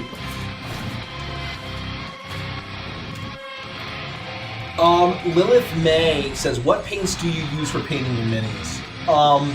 My personal favorite is Citadel. I have not tried Army Paint or Speed Paints, but I think for my army, just for ease of use and for quality of paints or whatever, I'm going to use probably mostly Citadel paints. The other brands that I really enjoy are Army Painter and Vallejo. I've had good experience with both. And also, I want to pick up, which a game store that's relatively local to us actually has Tooth and Coats, who is the YouTuber who invented the phrase "sex can wait, thin your paints." He has his own line of paints now called Tooth and Coats. He used to work for Games Workshop as one of their miniature painters, and he now has struck it out on his own, and he has a line of paints, and they look really fucking amazing. So I do want to check out his paints as well. So those are the 4 brands that I'm interested in. But I'm mostly a Citadel. I'm a Games Workshop fanboy apologist, and I apologize for that. But This one I love not their want to shit. come together. I love their shit. You know what kind of sucks if you're gonna have to like chop off part of their capes to get them to rank up What? for the knights. Yeah. Once you cut their capes. Well, That's a later phase. Why? They gotta rank up. Rank up? So they gotta go on minis and all be slotted and move together as a unit. And so the problem with Age of Sigmar minis is they're super wide and flourishy because it's a skirmish game. They don't care about ranking up. Oh, ranking up. Yeah. Now I know. And so yeah, there's a rank. I mean, that's a later process. That's a later stuff. Okay. So I see someone asked, I think, where this doll came from. So this doll yeah. I just opened. She is a Truth Show it doll off. by Lula doll. Lula doll? Trying to hide her Look it little up. boobies and her like. Is that body against parts. TMS? I don't know. I don't think so Probably. because you can do doll customization on Twitch and YouTube. Oh, really? So I don't think It's it's not an issue. risky, you know? Yeah, it's just not worth risking it. And if you're looking to get into BJDs, this is a great doll to start with. She wears rainbow high clothes and Barbie clothes, so she's easy to dress. And she was only $100. I love So- BJDs. Assuming I know what you're talking about. Yeah, me too. Ball jointed dolls. I was close.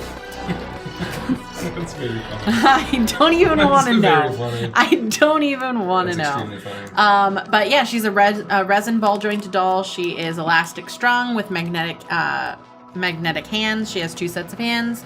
They don't come painted, so you either have to paint them yourselves or find an artist to do it. But she's really good quality, it seems like, and she's super cute. So it's a good starter doll. I'll put a link to where you can get her in the creative Discord after the stream, if you want to have your own little doll. Please do. Illy Silly Goose. From the chaos of you trying to show off the dolls, have the guys ever played with the dolls? In general, are there any toys, games, hobbies you wanted as a kid and now have or want? I don't think I played with the dolls. I played with That action I know figures. of. I played with Legos. That's why my door keeps being Oh, open when I wake up in the no! morning. No, that's the ghost. Oh, okay. That's the ghost. That That's lives probably the ghost. here. Yeah, that's the ghost. That gives me that horrible nightmares. Mm-hmm. Are you having horrible nightmares again? Occasionally. You know you can get medication for that. Oh, really? Mm-hmm. Shit, let's go. There's nightmare medication? Yep. That's fucking amazing. That's nice. That's good. What's a toy? What's a toy that like I didn't have as a child, but I have now? I mean, Warhammer. You know what I Basically, wanted? I wanted to get into Warhammer and to get miniatures, and it was just too much for me. And now that I'm a fucking, the call of the 35-year-old man, I'm back into it. So that's my answer. I always wanted to be one of those kids with those like tiny Jeeps or Corvettes. Oh yeah. You know? Never got one of those. So, obviously, dolls were a huge thing for me. I could never afford ball-jointed dolls. They're crazy expensive, but from the moment I knew they existed, I've been obsessed with them. But one thing that I always wanted as a kid, and still don't have, I've always wanted to make a Victorian dollhouse. Like, they have these really amazing dollhouse kits that you can buy, and you put them all together, and you paint them, and you put wallpaper. Swing open style, like yeah. And I've always wanted a big Victorian mansion that I could put together one of those kits, and I've just never done it. I think it's one of the first things that I ever told Rich about myself outside of us arguing about League of Legends. Oh, wow. What would you do with a mini Victorian mansion? I would do a lot of What things with a would mini you Victorian do? mansion. If you were in the movie Hereditary. I would die, actually. I don't think I would survive that It'll movie. pay my Most people survived that movie. If I was in that family, I The would entire not have family. survived it. Oh, spoilers. Who survived? The Anyone who wasn't community. in the family. The cult? The other The people. horrible cult Yeah. that was the villain? Yeah, That all doesn't you, have count. to do, all you have to do is be in the cult and you're All you fine. gotta do is Oh, fucking that is worship a Haman? horrible. Are you That is a fucking kidding horrible me? reason to get through a horror movie. Be in the cult. Yeah, join the bad guys, be and then in the cult. everybody Just survived. just- Who? The just- bad guy. The only people who died in that movie was just the family. Everyone, the people at the party lived. Nothing happened to them. Oh, spoilers! Everyone's spoilers fine. for Hereditary. Spoilers for Hereditary. Spoilers for Hereditary. Do you know that like, there's actually subtext that like everyone at the party was part of the cult? That I'm just saying, and be a everyone part in of the the class, cult. everyone in the class, and like basically everyone that they interacted with that wasn't the family was a member of the cult. Alone. Says Nikki, what if you made it into a death house Victorian dollhouse? That's exactly what I would do. I made a little What tiny would death you do? house I make solely it a because death it made me. house. You can grab it. It's right Also, back there. well, we got a brownie Yeah, house. I mean, dollhouses are just. I think they're We got a brownie spectacular. house. For those There of you who've is- never seen Call of Feywild. But yeah, my Victorian dollhouse would not be a beautiful, pristine dollhouse. It would be dark. I would put cobwebs in the corners. It would be spooky. If you like watching like miniature stuff or like mini painting and things like this, there's a YouTuber called Bentley House Minis. She spent 13 years making an I've exact seen that. replica of the Addams Family house. Oh, wow. And it is phenomenal. Does it She have all is- the shoots and secret yeah, passages? it's got everything in it. It's Shit. meticulous. It's incredible. I would enjoy And this. she is currently working on the Beetlejuice house right now. Whoa. And Have it you is seen, amazing. Have you seen the Beetlejuice stuff that's happening? Yeah, the second one's coming out. Do you know that it's named now? It's called Beetlejuice. Beetlejuice. I was so happy. But here's the thing. That's Yeah? very funny. Here's the thing. They got the poster right. Yeah. Do you know who has been cast in the film? Yeah, it's the same Beetlejuice. Chris Pratt is It's, Beetlejuice. no, it's not. I will stab you not. to death with Chris Pratt is I'm Jenna. going to put you in the family of So Hereditary Winona Ryder. fast. Winona Ryder's coming back as Lydia. Her daughter is Jenna Ortega. And then why can't I remember the actor who plays Beetlejuice? Michael Keaton. Michael Keaton's coming Oh. back as Beetlejuice. And And the wife. oh, they got her? They got Beetlejuice's wife. Beetlejuice's They've wife. a new character Oh, played by Monica Bellucci. who's Monica Bellucci? You know who Monica Bellucci No. is? Oh well. I mean, I might know if you showed me a Is photo. he gonna sound but- like, hey, what's up, money? Hey, it's me, your wife. But I don't. Okay, so I love I don't this know. casting. I don't know how I feel about a Beetlejuice's wife because it feels very Chucky and Tiffany to me. Although I guess that worked out. Chucky and Tiffany really works. Yeah, I was gonna say feel like that that's kind of actually really worked out. charming. Okay, so maybe I take that Yeah, back. that actually really worked. But I I am feel very- I agree that it's difficult. You got to be judicious. I about am that. very excited for Beetlejuice. Beetlejuice, the fact that they're bringing back Winona Ryder and Michael Keaton automatically puts me on the hype train for it. She's been in a ton of stuff. Monica Bellucci. So Oh yeah, she's I- beautiful. She'll make a great Beetlejuice's wife.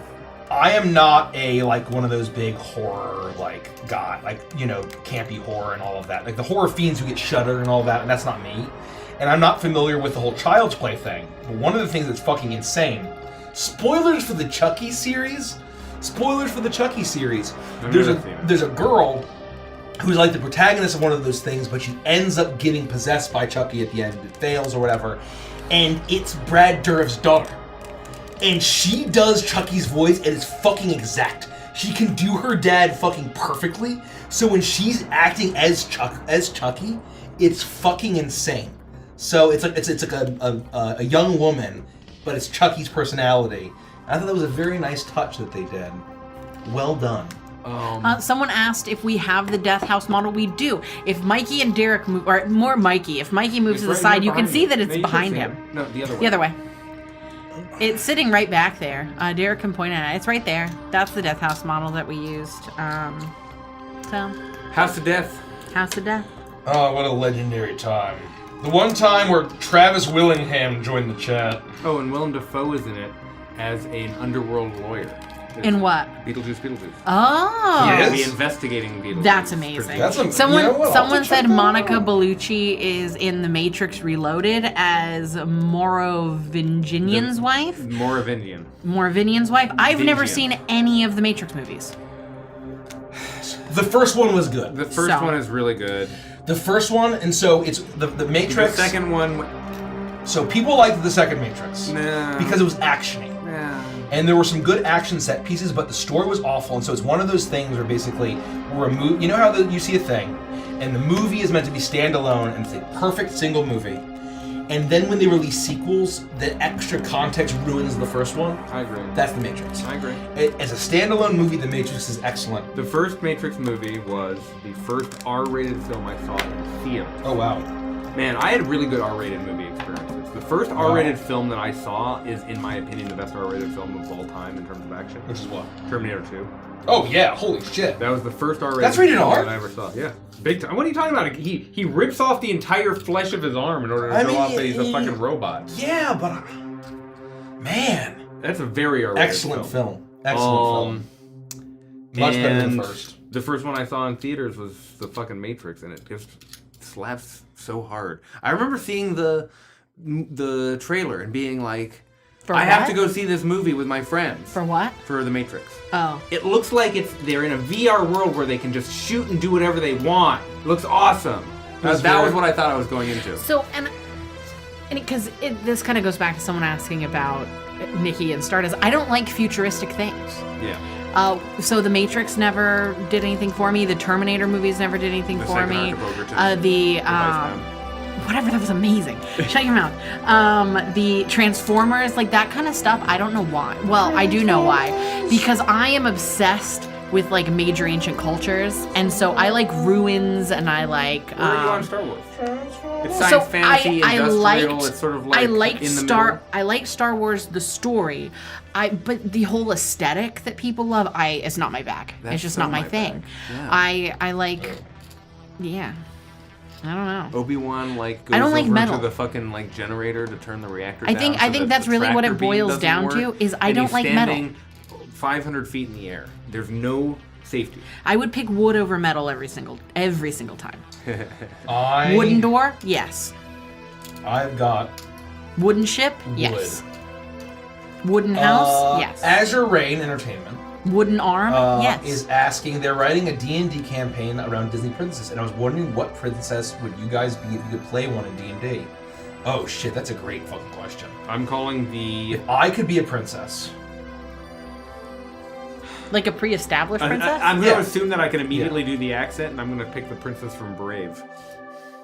Oh, yeah. And then I can have a mom bear. What's her name? Madeira? What's her name? Meg Medarda? Mel Medarda? Mel Medarda. What's her the fuck is her name? Merida. Merida. Thank you. God, does Meg count from Hercules count as a princess? You know what? If she does, I'm picking Meg. Oh fuck. Meg's the best. What are other Disney princesses?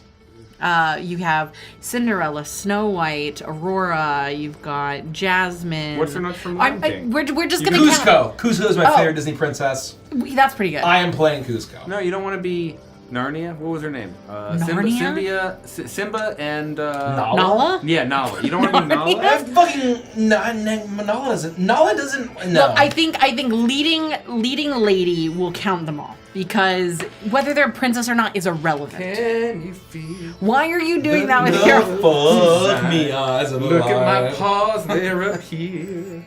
I'm gonna look at you. And people's sexuality is gonna change for a generation. I mean... It really did. Yeah. It really did. It really did. More than a generation.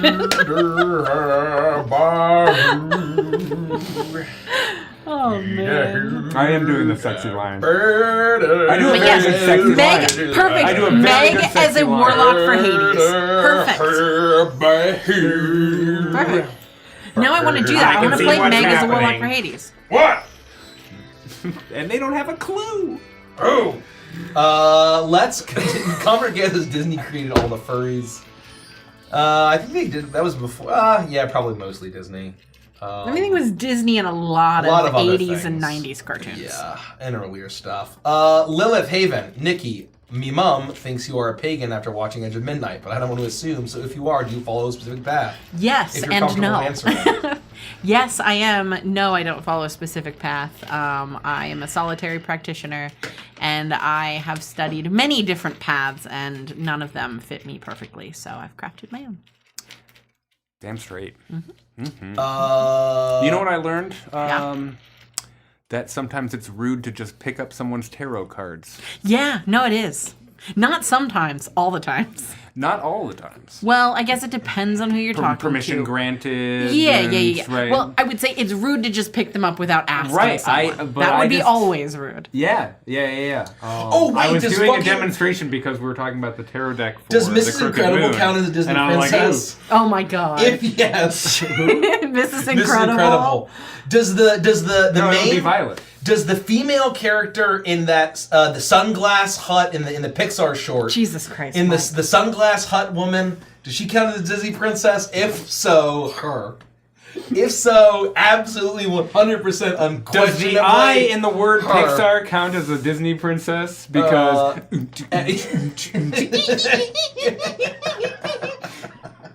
wow. Seth, $5 super chat.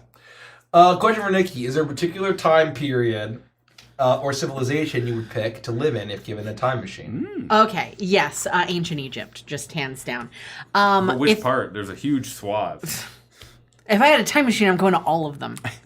Like I'm starting in the old kingdom and going all the way to the new, and I'm just experiencing the whole Just the, make the sure you wide get a array. teeth cleaning before you go. You know, that killed a lot. And I'm of shaving kings. my hair. I'm shaving my kings? head. Kings. Kings. Oh. Teeth. They did? Yeah, Egypt had a huge Well, problem. Every so- time it seems like so every one time of- they open up a sarcophagi, they're like, "What killed him? Oop, teeth." Well, one of the biggest problems is they were making bread, right? But it's very sandy in a desert, so they're grinding sand into their meal, and they're like grinding their teeth down with sand when Really? they're eating bread. Yeah, Why? and so it caused a lot of problems. Why'd they do that? They didn't really have a choice. Why would they ever do that? You can be like, "No sand, please. Cake or death. Pass on the sand." Cake or death. Cake, please. That's very funny. But yeah, easily ancient Egypt. Also interested in ancient Mesopotamia. I think that's I interesting. watched a ancient Egypt cooking video a week or two ago, and it was about Cleopatra's favorite.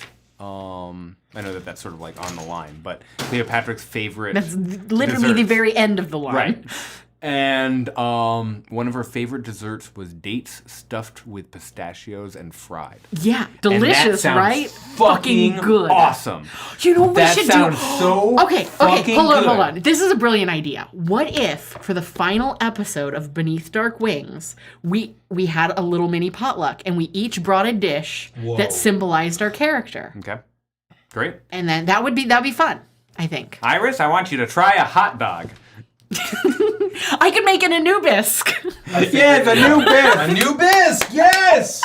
So I figured it out. Her name is Kate from Inner Workings, is the Disney princess. Chat's seen it. That was the a best fucking. one. She's been unbelievable for Sola. Has been unbelievable on YouTube and cooking streams all across different channels for 8 years, close to a decade now.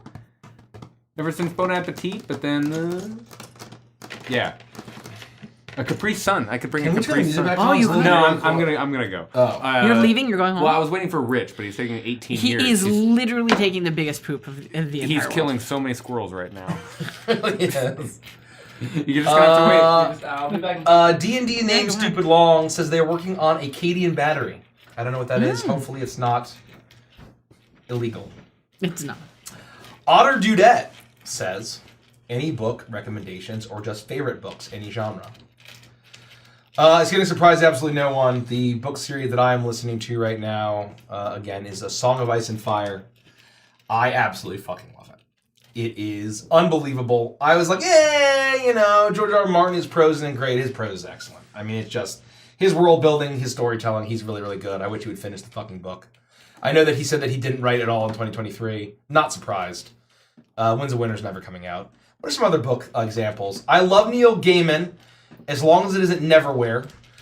Strongly recommend, as far as Neil Gaiman goes, American Gods, Anansi Boys, and The Graveyard Book are my 3 favorite books. Stardust I was is going to very say Stardust. good. Come on, what about Coraline? Stardust is very good. It's very different from the movie. Yeah. I feel like I prefer the movie. He wrote the screenplay Really? to that too. Yeah, I prefer the movie.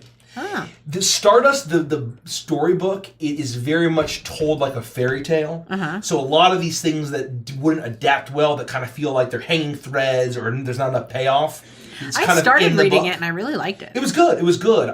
It kind of ends a little. I'm trying to. It's been years since I read it. I feel like the ending wasn't as satisfying. Like in Stardust, the movie, everything is wrapped up perfectly. Everything is satisfying. You feel like everything is fucking neatly bowed. But in Stardust, the thing, I'm like, I enjoyed that, but I feel like there was something missing at the end. I can't remember what it was. But I think the Graveyard Book is extremely underrated. And I'm sure that it's probably stuck in some development hell, or they're probably in the process of making it. But the Graveyard Book should really get an adaptation. I think there should be a story adaptation, or a movie or something. I've never read Coraline. Oh, it's a short good. story, right? It's very it's very good. It's very good. I've never read Coraline. I've never read Good Omens. I know you read that with Cherry Pratchett. I hear Good Omens is very good. I hear it's good. I've never read. I haven't read a lot of his short story anthologies. The Last Unicorn by Peter S. Beagle is my favorite book of all time. Beautiful prose. Absolutely love it. What other books are really good? If you're looking for, I don't know what you're into, but if you're looking into you want some fairy smut, Sarah J. Maas is really great. You could read ACOTAR, A Court of Thorns and Roses in that series. Yeah. As well as her Crescent City books. The 3rd one just came out. It's the finale in the trilogy. So you could read those. I'm on book 2, and book 1 was really good. Yeah, I think that's great. So, those are my recommendations for right now. Excellent recommendations. And also, the works of H.P. Lovecraft. It's super old, but holy shit, when it comes to horror, there's so much that's there that's so fucking good. And The Terror. By Dan Simmons? Dan Simmons. I see that someone adores The Last Unicorn. I can't read the name because it's purple. Kampf Nude L34? Noodle? Kampf Noodle 34? I love the movie. I tried to show it to Rich recently, and he doesn't think it holds up, but he doesn't have the nostalgia that I have. So I love it. The book is different, and it's so much better. If you have the opportunity to read the book and you love the movie, I highly, highly recommend it. The animation just is sort of very rough. It's beautiful. It's very rough. I have I ordered a Last Unicorn tarot deck. It's got a Last Unicorn wooden box. Who makes that? We know, we've talked to those people. It is the manufacturers. Geekify. Is it Geekify? Something like that. that. Yeah, I is think it it's Geekify? It might be Geekify. Yeah, they're based out of Colorado. They were the first manufacturers that we met with, right? Yep. They're the very first manufacturers we ever talked to. They had a Kickstarter for it. I didn't get behind it during the Kickstarter, but I did order it after the fact, and it's spectacular.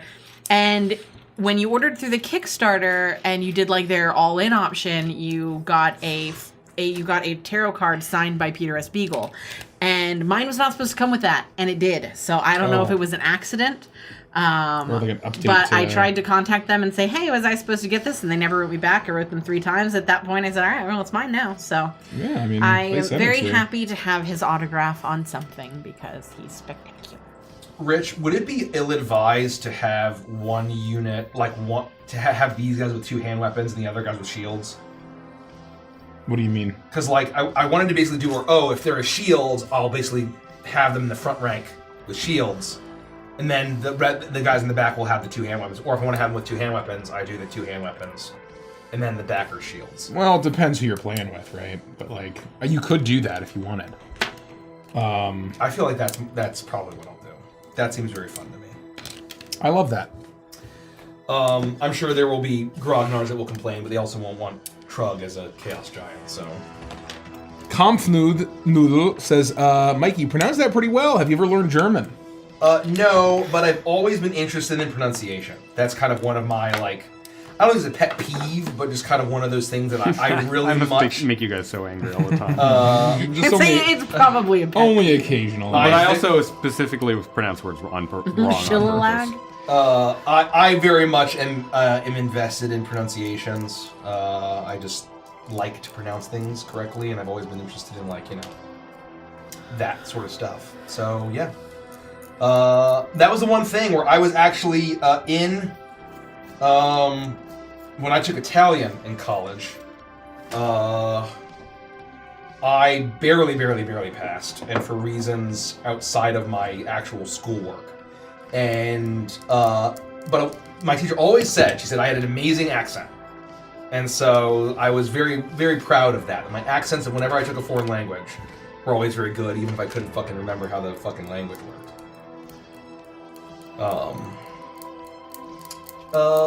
Barry B says, has Mikey tried Frito pie yet? No, I have not. I don't plan on it either. I don't plan on it either. I think I do actually think you would like it. That's too fucking bad! That's too fucking bad! Get your ass over here! Iris can bring that for our Beneath Their Wings. Oh, did you hear my idea, What's Rich? that? What's that? No. Oh. So I was saying for the last episode of Beneath Dark Wings, we should do a potluck instead of getting food, and everyone should bring a dish that is related to their character. That's really fun. I think we should do that. I think that would be fun. Caprice can bring a new bisque. Well, I was saying I could have an Yeah, she's the one. dish, She would bring the and new he's dish. gonna bring hot dogs. I'm bringing hot mastiffs. Hot Mastiff. 8, 9. Uh-oh. Are there enough for 2 hand weapons? Mm-hmm. Well, we'll cut them all out. Uh-oh. A Lover's Rose. Topic. Yes. What's your favorite comfort movie, TV show, food? Also, LOA. Which LOA character would you like to see cosplay? I think any NPCs I'd love to see cosplayed. That'd be fun. I think that'd be very fun. Yeah. We got this question yesterday? Or the day before? I don't know. What did I say? For comfort food? For comfort show. Comfort show or food? Comfort watch. I don't really have... That's not really, like, my thing. For me, it is very much What a did I thing. say? The comfort of knowing a movie and rewatching it is. I understand a good therapy, and so I'll put on a comfort movie. You said Squishables. Right now, what comes to my mind is Flight of the Navigator. That was a favorite of mine when I was a kid, and it's not the best movie. It's fine. It just does the work for me. It's great fun. If anyone remembers what I said, please share. Squishables is my comfort. Yeah, you said Squishables. This is my comfort thing. Nikki said Harry Potter? No. What did you say? For my comfort movie? Yeah. Eurovision. That's right. Eurovision. That's right. Very... I can't remember what I said. But anyway. Richie, Nikki, and I recently rewatched Black Swan. Oh, It wasn't a so comfort movie, good. but holy fuck, does it hold up? And it was better than I remember. Oh my god. I saw it when I was a masterpiece. teenager. It's a masterpiece. And I loved it then, and I'm like, oh, well, did it really age well? That's, Did nostalgia? Holy fucking shit, is that a masterful... It's one of the best films I've ever seen. Turton, whatever. Darren Aronofsky. Darren Aronofsky. Holy fucking His shit, was first that good. movie, Pie. I think that you both would really enjoy. Yeah, I've heard a lot of people talk about Pie. It's kind of like a artsy black and white film about a mathematician who had a baby with cosmic horror. It's very fun. That's really cool. I think the Social Network is good, right? Is he in Social Network? Or no? No, he was not Social Network. No, you're thinking That's of, Fincher. That's Fincher. Yeah, that's Fincher. For some reason, I get their films confused constantly. He I don't also know why. he also did the weird one with Aronofsky did The Wrestler, which is another The Wrestler. I've not seen unbelievably... that. Unbelievable. I would love to watch that. It's way too heavy. It is way too heavy for Patreon. But I would love to watch that together because I haven't seen it since I was maybe early 20s or teenager or whenever it came out. But he also did the the fountain. He did the fountain. The fountain. Who? Which I really Which enjoyed. is fun. Who did the fountain? It's not like Fair a enough. it's not like a He did? masterpiece. Yeah, he did the Okay. fountain. I had It's no not a idea. masterpiece, but it's It's it's good. I fine. like And it. There's ideas in there that Yeah. are, and it's beautiful. It's very- yep. the weird Yep. ass sci-fi shit. Yep. Do you know how they did it? No. Super high res microscopes connected to 35mm cameras. They took like these insane For like 15 minutes. Right. Is it like for the first 15 minutes or and so what you're seeing Yeah. is real world bubbles underneath like compressed lenses that like squeeze, and they would move it extremely subtly and then shoot Yeah. it at super high speed. It was super and so when experimental. you're watching all of that like stuff move around and stuff, it's Yeah. all manipulated. Very little CG. Very little CG. That's wild, man. yeah. yeah. Um, Really good The film. Wrestler is actually quite a similar, not a similar. It kind of is in the same theme, similar theme to Black Swan. I know a lot of people compare. The classic comparison is Whiplash, because it's kind of the same general. Also a movie I need to see. Yes. Dude. We got to do a double feature of The Wrestler and Whiplash. Have you seen Black Swan though? Oh yeah. Okay. But I only saw Few. it when it came out. So I've dude, been you need to due a rewatch. rewatch. And it's one of those It's on, things. it's on Max It's right where, now. like, you know, I think, you know, like, you don't, at least I had forgotten how fucking incredible Mila Kunis and Natalie Portman are. Oh my God. I think a lot of people go, oh, fucking, you know, that 70s show and Girl and Padme or whatever, they're and they both don't realize excellent. how They're both fucking god tier actresses they are. Yeah. And so it was amazing. I think Portman got the Oscar for that. Oh, did she? And she deserved She it. I think it won Best Picture, Best Actress, Best Director, Best Screenplay. It like, was loved. Yeah. It was fucking awesome. it deserved it all.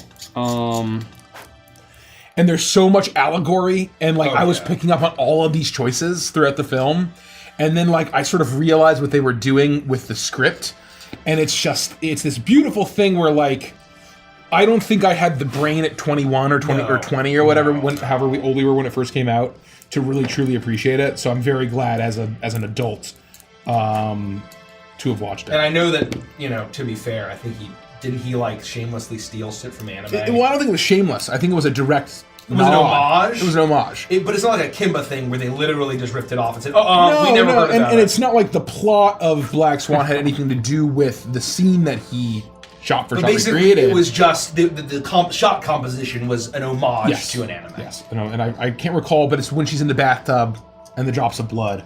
I believe was a direct reference to an anime. Satyr donated 50. Are those Danish krones? SEK. Swedish Crown. Swedish krones, duh. Any in the group collect plushies? If so, who has the most, and which is your favorite out of the ones you have? Hope you all have a great day. That's probably me. Probably. I don't necessarily collect, but I love Squishable. I have a big collection of Squishables that I keep in my room and my bed. I have a king bed and I'm single, so it's me and the Squishables, baby. And it is a wonderful time. My favorite is if you look up the Little Llama, my Squishable name, and I named mine Cream Cheese. And that is my favorite. But they all are very special in my heart. I have more coming. I bought more today. Good. There you go. I bought more today. Good. They're very cute. Squishable Great feet. question. Does anyone have a favorite musical? Yes. Les Miserables. Les Miserables, I think is a masterpiece that is very difficult to match. For me, 1, Les Miserables, 2, Phantom of the Opera, 3, Hamilton. And I that's think for me personally, I put Hamilton way above Phantom. Personally, I love Phantom, but to me, it's Les Me Mis, too. Hamilton, Huh. every other. I mean, you know- Lion King. To me, it's close. Okay, To me, that's fair. to I mean, me it's very great. close. I It's can't. great. I don't know. Actually, now you're making me rethink it. I mean, And yeah. I love Hamilton. In no particular order, Yeah. Wicked, Avenue Q, Little Shop of Horrors. Spam. Oh, Lion King is also up there. You like Spam a lot. I know. I I've never seen or listened to Spam it. a lot is fucking hilarious. It's great. It's great. It's not like I would ever sit down and listen to the music, but like for seeing a comedy, it's fucking I hilarious. like my shows to have some like some weight to him. You know what I mean? For some reason, I don't know why. Some lesser known stuff, Thoroughly a Modern Millie, The Last 5 Years, The Wild Party,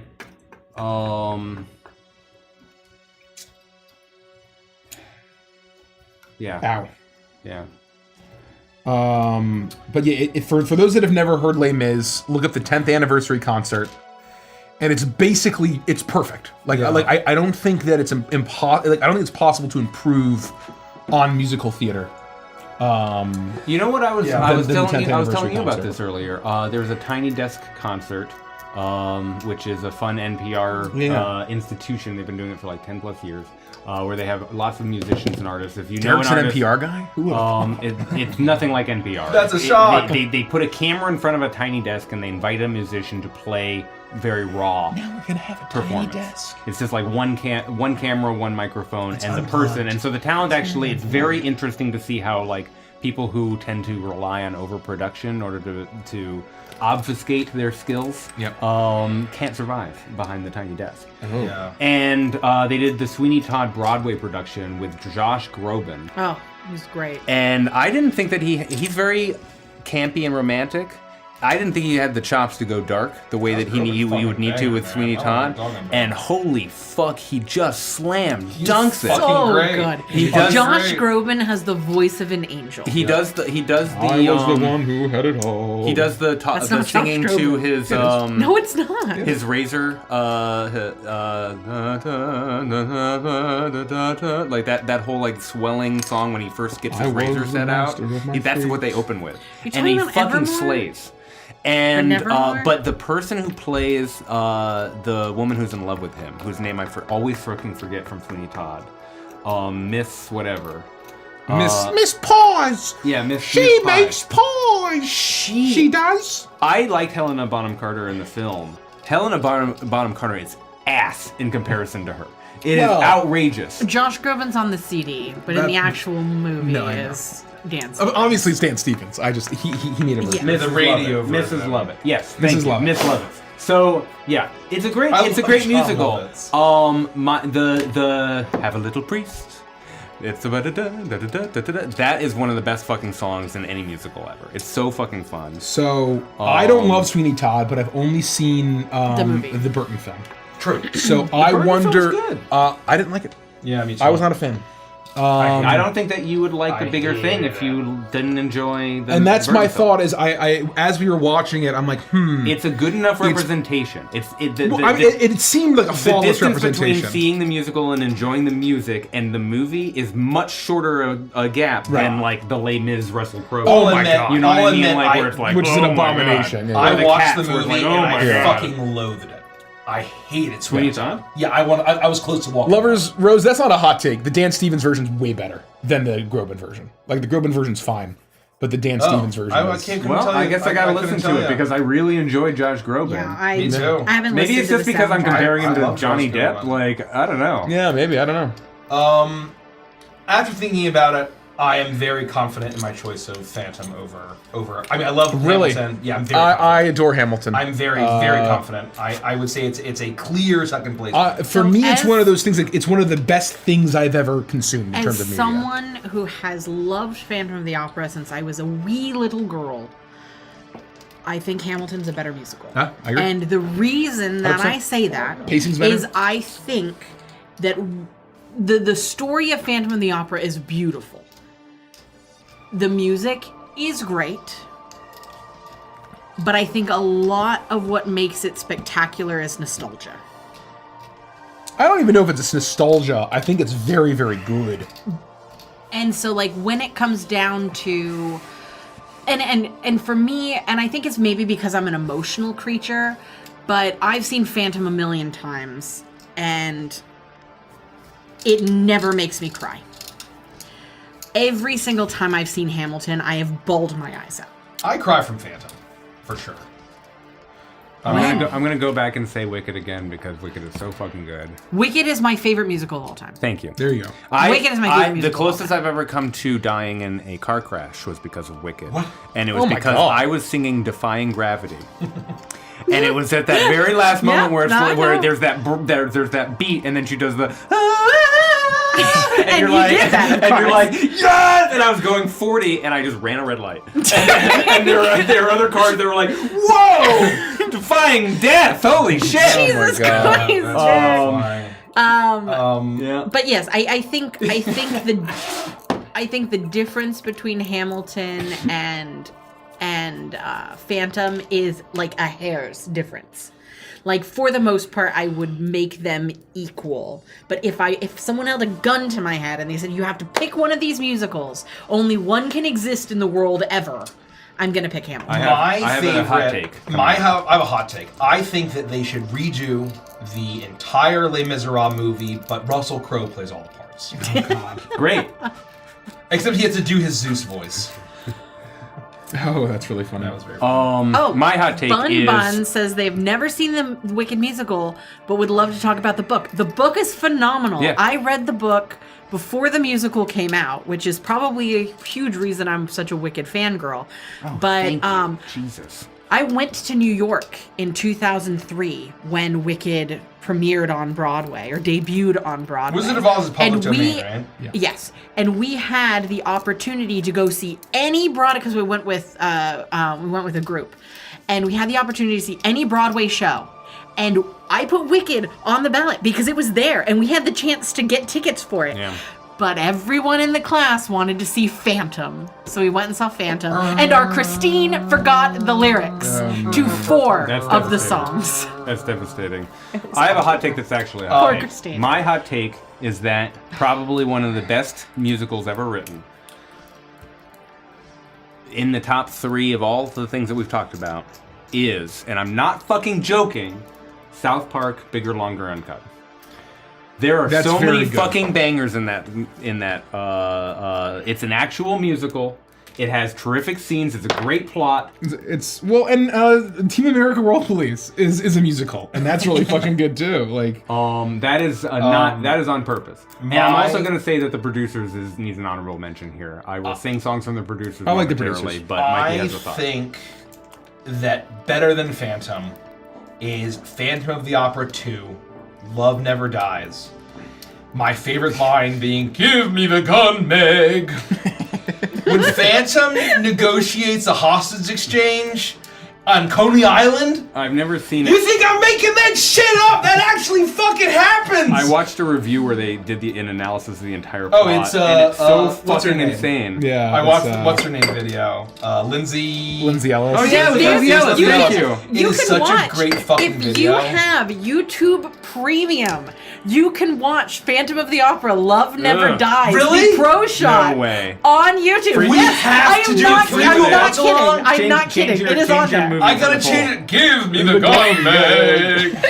It's on there. It's Have really you guys on been there. seeing? I guess there's What a Mean, disaster. So there's a Mean Girls musical, I think. There no. is. There is, They, yes. they did the what is it called? The premieres or whatever in DC. The previews. Previews. Yeah, so I some- saw it some ads other on the ones? Metro nonstop. So some other ones, Beetlejuice. Yep. Beetlejuice. Did Yep, their I saw the Beetlejuice ads as previews well. here. We could have gone for $35. Rich and I were going to get Legally tickets, Blonde was also and then DC? I forgot. Yep. Legally Blonde. Hades The Town Exorcist. was also DC at the Oh. Kennedy Center. Was that after pandemic? Or no, was was that after when I That- was taking That was the like Metro? right before, or maybe right. Yeah. I Yeah, don't know. because I don't recall seeing the posters. But yes, um, Hades Town was too.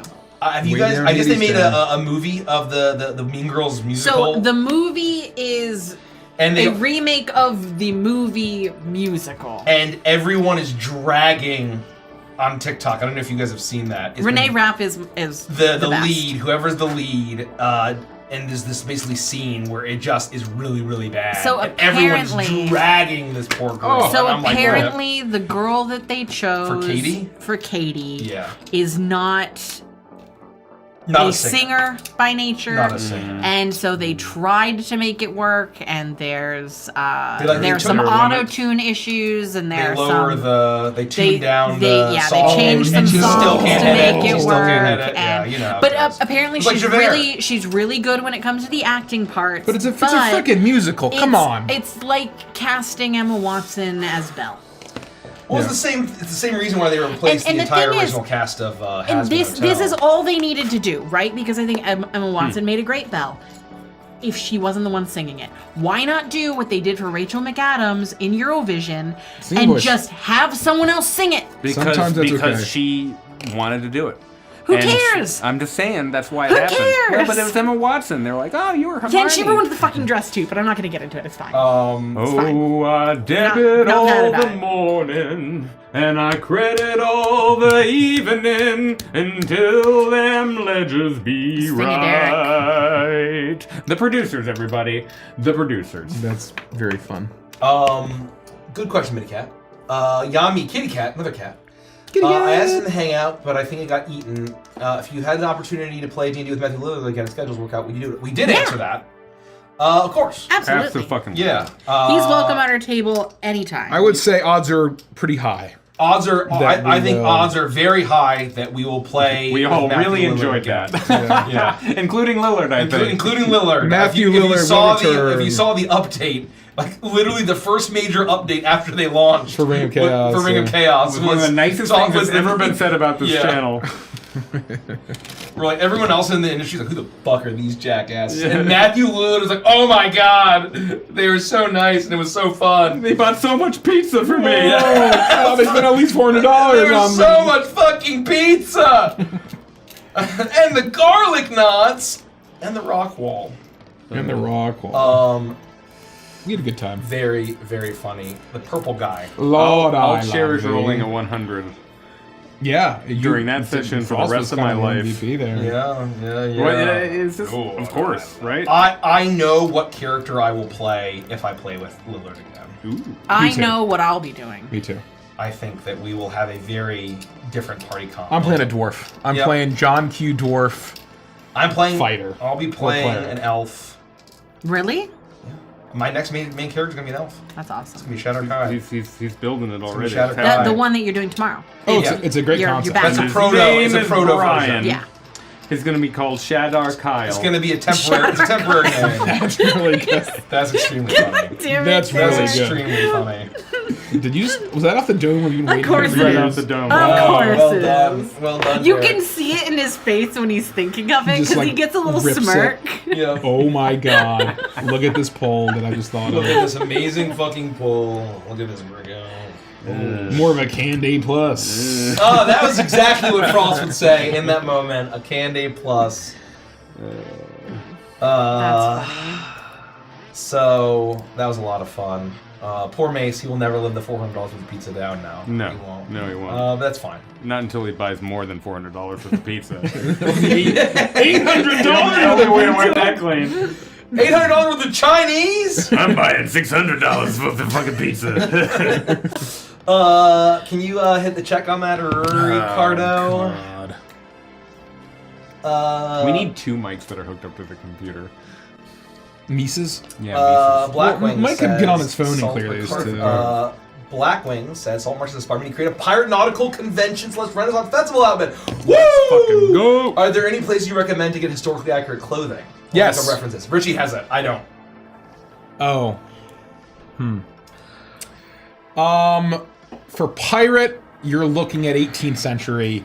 I was about to snap off Historical Emporium, which has tons of amazing Victorian era clothing up through like the 1930s, I think. I don't know if they have anything before like 1850-ish or 1830 maybe. That being said, if you're looking for pirate, look up LARP gear. Oh, yeah. Any place that sells LARP garb will have a lot of stuff that feels very piratey. And depending on how much money you want Yeah. to spend, there are some phenomenal tailors and historical costume makers that do custom commissioned pieces to your measurements. It's going to cost you a very If you pretty feel penny. like spending If 5 you want to, figures it's on not this 5 costume. figures, but it's a lot.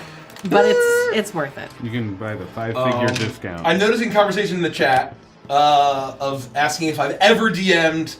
Despite, I think a lot of people never seeing me DM, I believe I still, especially now with Saltmarsh, Yeah. despite all of the years and breaks that I've taken, I still have the most hours DM'd on this channel.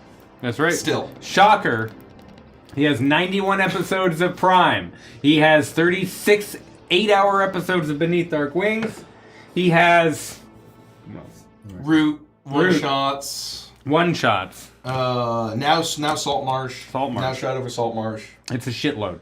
It's a lot of DM. Curse of Strahd, Edge of Midnight, and Oh shit. obviously Old and New Witchlight. Catch Nikki up very close, but not over the line. We did the math. We did the math. It's extremely close. She's still in Mikey is second. the only reason that I DM. That's true. I would not DM if it hadn't been for watching. And I'm in a distant. And distant not third. only that, but the only reason I ever DM the first Feywild was so Mike could experience being a player. It was wild being a player. That's true. So, but are people asking like, dude, what if Mike DM? Was it kind of like that? I don't know. Just basically no. Well, the reason I say it that way is because I feel like it's got to be a total, like, shock. It's a culture shock. If people see like, oh, dude, what if Chuckles DM, Yeah, right? And like, yeah. it's gonna be even wackier I'm than very Witchlight. Jekyll and Hyde. And it's like I'm the complete very, opposite. very You know what I mean? Jekyll. It's got to be like a shock. People would be like, what the fuck is this? Yeah, like, I know, this is I know. Chuckles? Yeah. What in the I hell? know, I know. This isn't my Chuckles. Exactly right. Exactly right. Pierce Brosnan, get out of here. Pierce Brosnan, what are you doing here? Holy shit. I loved you in Mamma Mia. Yeah, people have been like there's like a lot of comments now of like, oh my god, I know that's like the Prime's not gonna come back for a long time, but I don't want it to end. I'm like, sorry. We had that entire conversation about musicals and we didn't talk about Hairspray, and that makes sense. No, Hairspray's amazing. What are you talking Hairspray, about? a local Maryland It's fun. Yeah, a musical, Maryland takes musical. place in It's fun. In Baltimore. Maryland. It's okay. In Baltimore. Because John it Waters was John is from Waters. Maryland. Yep. It's alright. It does work. It's amazing. It's All of fine. his films take place in Maryland, We're apparently. gonna have to talk Yeah. about all the musicals now. Let's talk about Godspell, everybody.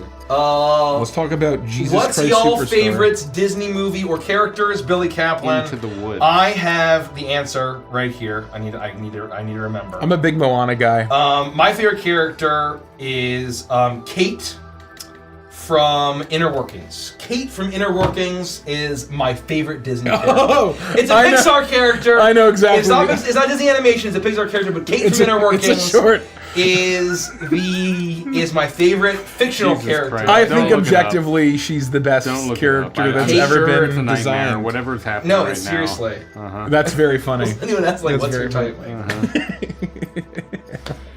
That's very funny. Who's the best video game character of all time? It's Lady Dimitrescu. Misfortune. No, My favorite Disney film. It was a very charming short. It had a great message too. It was did. actually a very good short with a great message, and she's the best character in it. Someone was just way too horny when they were designing. No, no, someone is just like I am a legend, and I do what I want, and that's being a true creative genius. Is all I'm gonna say. For me, Lion King has a very special place in my heart. I think we were at the right age at the right time for that to come out. Yeah. But I think objectively, it's still probably one of the best Disney Renaissance films. I'm not sure what's better. I'm obviously a little older, and Yeah. when it came out, I also was totally destroyed by that film. Yeah. Whereas stuff like the prequels, which was a little later, the gap between us widened very much. Right. That Where was we right were at the that right age, where you were one like... year, give or take, Oh, yeah. it's a huge difference. Huge difference. But Huge The Lion difference. King, for both of us, was the shit. I loved every film in the Renaissance. Beauty and the Beast was the first film we ever saw in theaters. We were like 2. Damn. A tale as old as time. Yeah, I don't know. How do I we mean, behave? I love Frozen 2. I love Frozen A tale 1. as old as Frozen time. 2 is I love underrated. Zootopia, Frozen and I 2 love is Moana. underrated. Tale as old as time. Tale Tale as old as time. Tale as old as time. Hercules is great. I love Hercules Hercules. is phenomenal. Mulan, I fabulous. see. The thing is, Hunchback has a lot going for it, but is that I feel like everyone's. It's good. It's like it's too weird to say like Judy Hopps is one of my favorite characters. Because it's a great character. I mean, arc. it's weird. It is when it's weird. coming from you, it's weird. God damn it! That's the It's thing. weird. No, I already got my horny answer was Kate. Yeah, but that's the problem. You've had It was so Kate. Kate no, was no, my wait. You've had answer so for many that. horny answers tonight, Mike. Judy Hopps, like... It's a character who's Objectively, earnest. Judy Hopps is a very good. It's It's an phenomenal- amazing It's one of the character. best An amazing animated films character. ever. I Also, Judy 100% Hopps is agree. hot as fuck. I want to bang that rabbit. And this is incredible. You can't This is say incredible. that. Invisible Girl. This is Elastigirl, Elastigirl. Kate from Inner Workings Elastigirl and Judy Ops, folks. There's got to be a through line here. I wonder. Jessica Rabbit. Jessica Rabbit. Oh, that Jessica goes a Rabbit. little. That's at least a different body type. That's very funny. If people want to like, if God, I that's think of funny. it, what is a Disney character that is like that I relate to and is very much me, is Richie and I are Chip and Dale. It's true. Richie is Chip and I am Dale, and it's like not even close. It's not even like close. I think it's probably when it comes to fictional character dynamics, and I'm talking Rescue Rangers. That's basically just Chip and Dale. Chip and So Dale is actually, if you talk about like classic Disney, yeah, Dale. Chip and Dale's when But When there's Kate danger. from Inner Workings. you know it never Fails fails when they're involved. That you get the noobs fall to your feet. Chip I don't think that's how it goes. So speaking of Disney, we went to MagFest and we saw the Bit Brigade concert and a little bit of Disney trivia. And if you didn't know, the NES DuckTales game is a legendary game, and the music is fucking banger. And so Bit Brigade plays through. They have a guy speedrunning the game, and the band plays the music like with rock and roll and like rock songs. And they did Castlevania, Double Dragon, and DuckTales, and it was fucking amazing. So check out the music of the DuckTales game for the NES. The moon theme is The one moon of the theme. best. What I was is- singing was a Flash animation that was popular at the same time as All Your Base Are Belong to Us, to put an age to it. And it was called the Chip and Dale's MMORPG. Oh. And it was a remix of a redone version of the Chip and Dale's theme song. And it was great. It was a lot of fun. Hey, That's boomers. great, Derek. That's Do you my remember story. Newgrounds? That's great. Yeah, I That's do. great. I do remember Newgrounds. I have a pile of Goatman bodies. I have a pile of Goatman arms. Mm-hmm. I should probably get a pile of heads. We got that. Bulba Bum. How much entertainment do you guys get with leaving a reaction emote to theories and providing no further context? Oh, I'm sure you're referencing the eyes emote that I left in the channel. It's very fun. It's very fun. Was it last night? Technically this morning. I think it's great. Back during Earthshine and all of that, we did a lot of that. It was so fun. It was so We were fun. very giddy. I think that like it was one of those things where like so much of the theories were so incredibly wrong that I was like, when someone did get something kind of in the same vein, I'm like, oh my god, I gotta react to this. I gotta get people riled up about it.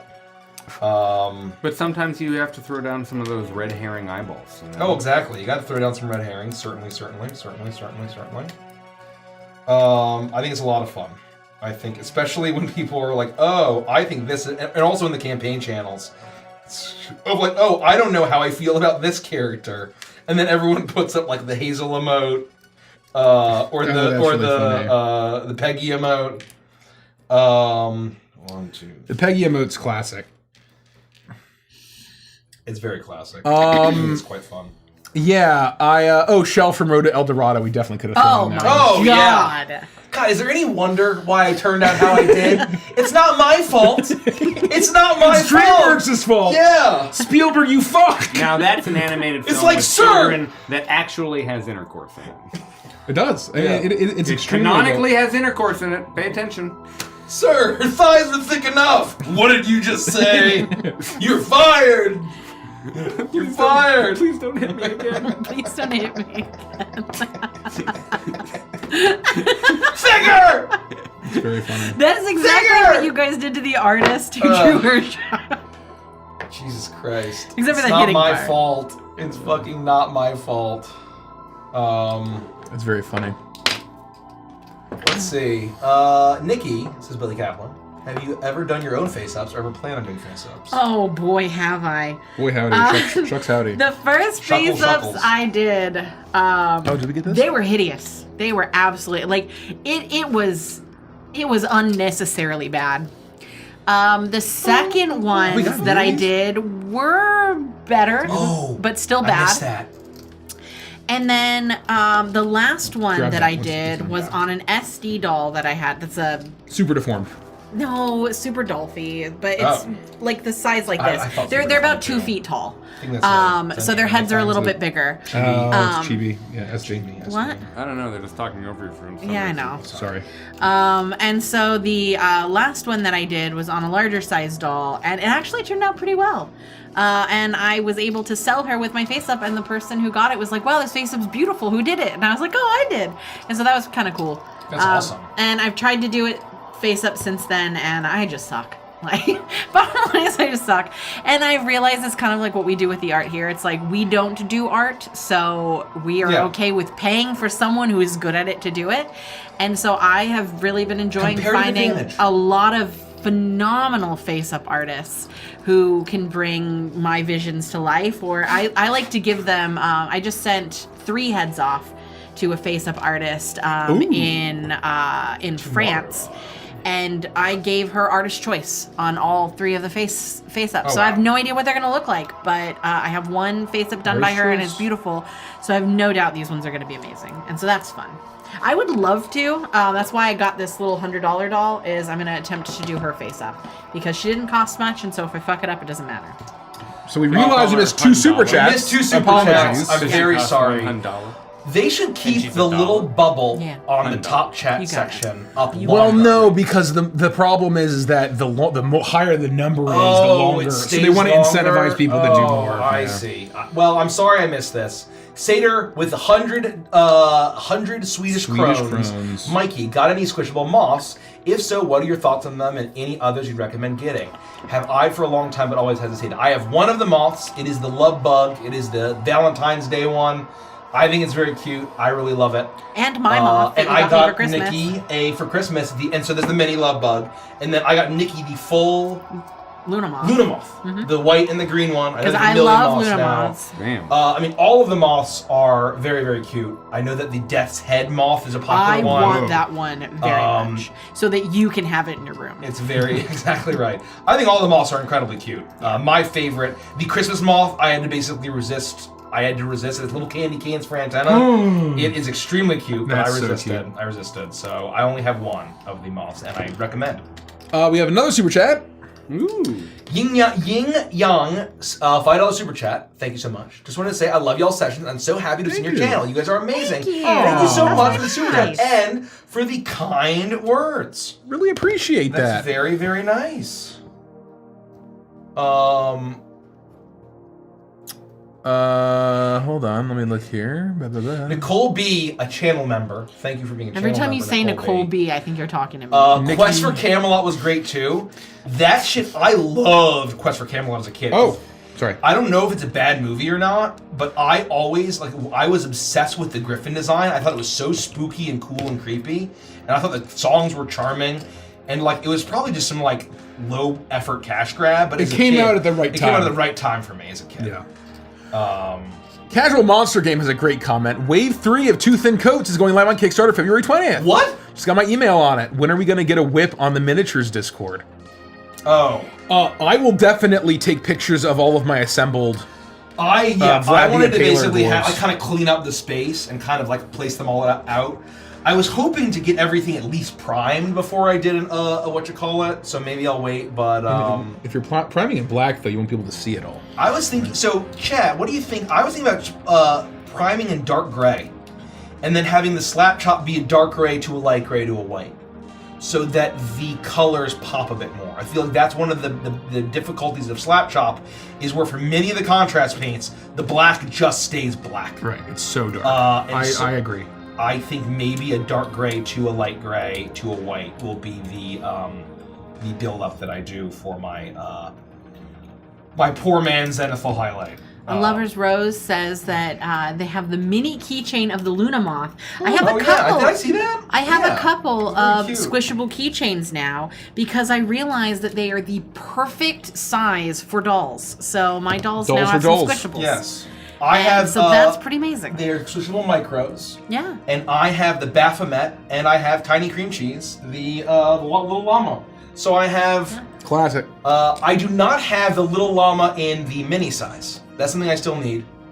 So cream cheese, and so I have tiny cream cheese, and We I have have regular size cream cheese. unicorn. I don't have small You do cream have cheese. unicorn. I do have cream cheese, unicorn though. cream. I Yeah. do have unicorn cream cheese. the Unicorn mini cream size. cheese in the mini size. I don't have him of the regular version, so there's 2 cream cheeses that I'm missing.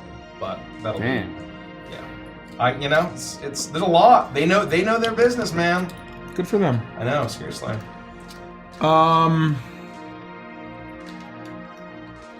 Is there any medication to give nightmares? Would be a different kind of prank on someone. Oh my god. To give nightmares? I'm sure there are medications that cause nightmares. There's the D&D spell Dream. I can answer this question, but I won't because none of you should know that information. Good. Thank you for. That's a very diplomatic answer. Excellent call. Hard drugs. Ivy gifted 1 Legends of Avengers membership! Oh my god, Woo! Ivy, thank you. Let's Spreading- go! I can't believe we finally have our first Legends of Evantress membership on Wow. YouTube. Channel members. Thank you, channel members. Thank you for joining the Honk Legion. That should Thank be a running you, joke. That's very patrons, funny. for being amazing. I think can we mark those Hold on. those chats as completed? Nah. Complete. Honestly, Complete. that's the best Nikki, part. have you seen Southern Gothic Dollhouse on TikTok? Maybe other platforms. I have not, but It's I would absolutely love beautiful to. and ooky spooky. That sounds, sounds fucking perfect. Sounds That's perfect. ooky spooky. It's ooky. I want Yeah, to, it's if you're familiar with Christine McConnell, she has like my favorite aesthetic ever, which is like vintage Gothic. So you take the 1940s, 1950s, 1960s, and you just slap Gothic on it, and it is so cool. I would. She has a. She's been renovating a Victorian mansion in New York. Like an which actual is- mansion. Yep, she bought an old Good for Victorian her. mansion, and she's been That YouTube doing money. it herself. And it's phenomenal, the work that she's done on it. And I would love to take inspiration on that to one day make my Gothic Victorian mansion dollhouse. A reality. Yep, it'll happen. One day it'll be One mine. day. I believe it. That was one of the first things I told you, wasn't it, Rich? How much I want to do it, make a Victorian dollhouse. Yep. 100%. All those So years she's doing ago. a life-size Victorian dollhouse. Yeah, she's doing a life-size one. That's very Lucky bee. That's very fucking YouTube money. Yeah. Dolores Rose. Nikki, have you ever read the Amelia Peabody series? I have not, but I'll put it on my list. Peabody sounds very classic. I definitely want me to need check those more out? things to read because I'm about to finish this trilogy. That's what we're playing on February 17th is Starpunk Peabody. No, I thought it was like Star Gunk I've got Blastoise. Star or Gunk whatever. in my Star Dunk. Star Gunk something. Was it Star Dunk or Star Gunk? Star Dunk something. Star Dunk. Skibbity toilet. Okay. Undead Thylacine, bad bread making equals wearing down teeth happened Oh. in a lot of Oh places. yeah, it was In a ancient ton. cultures? It wasn't just ancient Egypt, Oh. but there was a huge reason that they had such horrible Damn, teeth. who knew? Elderstone, thoughts on Dimension 20? I've not seen a single episode Neither of have Dimension I. 20. I've seen I know that it's very popular, but that's honestly all I know. That's all I can say. I've seen some clips on TikTok. I really liked what they did with some of my favorite drag queens.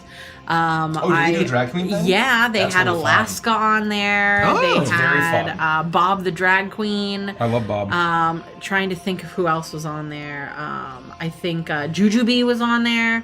And that's pretty freaking amazing. And to say I was jealous is an understatement. I would love to DM for drag queens. But that's all I know about it. But it seemed really good. You know what's weird is that the algorithm doesn't deliver me Yeah, it's Dimension weird. 20 shorts, but it delivers me that game show that they do that Brendan Lee Mulligan's on.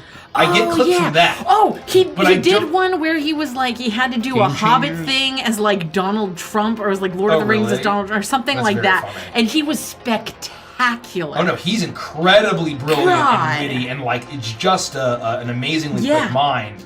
I just have never seen him. It DM. was brilliant. It was so I so really- good. It's one of those things. Yes, where it's Monet like, shit, Exchange, thank you. I need to actually fucking sit down and watch it.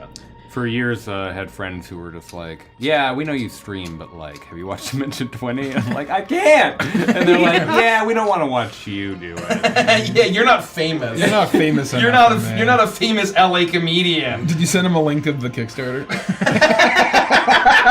You did? What a god. What a fucking legend. One of them is a lawyer, is what I'll say. That's very funny. And That explains it. no, I've heard really I'm good kidding. things, and they recommended. Those of you in chat who've watched Dimension 20 will be able to answer this question, but they do a political court of the Fae Oh, do they? style This is awesome. mini Yeah. arc, and I'm told that I should start there. So let me know, chat, what that is, and also if you agree, because at some point I'm going to be able to sit down and actually give it. I think was Give it it some- was it some Critical real- Role or was it? I'm sorry that I'm so out of the loop on shit, but like was it Critical Role or Dimension 20? That's like the something burrow and they play like little animals Court of Fae and Flowers. and Thank you.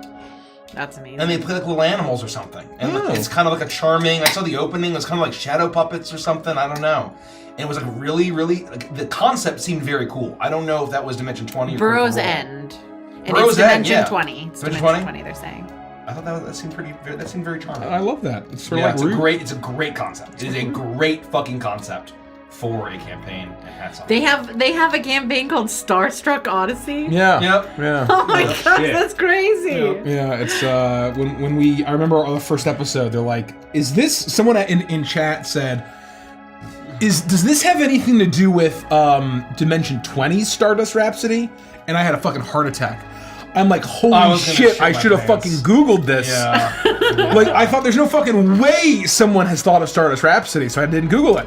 Yep. And they just, I guess because the names like have the same sort of Yeah, like same cadence. melodic cadence. Yeah. They thought They Stardust got- Rhapsody was Starstruck Odyssey. I mean, that's very I mean, similar. They're you know, it's one of very those things. bad It's like close. there are people who are mega fans of us. And we're like, oh, you guys are Tales of Avalon. Tales of Avalon. I love you guys. I'm like, that's us. That's us. That's It's us. like, Yeah. You know how Let's do a sometimes, selfie. Tales of Avalon. you know how sometimes like Jessica Chastain and Bryce Dallas Howard get confused for each other and Oh, stuff. how all the can you- time? Josh Lucas and Matthew McConaughey. We just talked How about this. can you confuse Bryce Dallas Howard? But what I'm saying is they do, and all so I'm a lot saying. of times they'll ask these celebrities like, "What do you do?" And someone walks up and they say the wrong name, and you're like, "You just smile, you sign Oh, the yeah, autograph, that's what you you take do. the picture."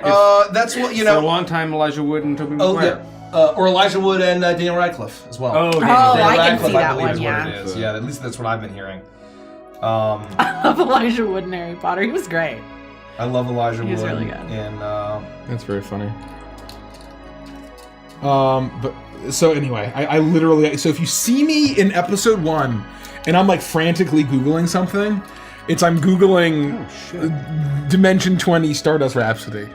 that's funny as fuck, dude. Because I had a mini heart attack. Oh my fucking That's god! I forgot about that. We just got this song composed. Like, Yeah. fuck, we gotta spend all this money on art. It's the Stardust Rhapsody. And it moves us on. Oh, I was going with a defying gravity thing, but I don't know if those were the notes, I dude. don't know. Yeah. I don't know if you.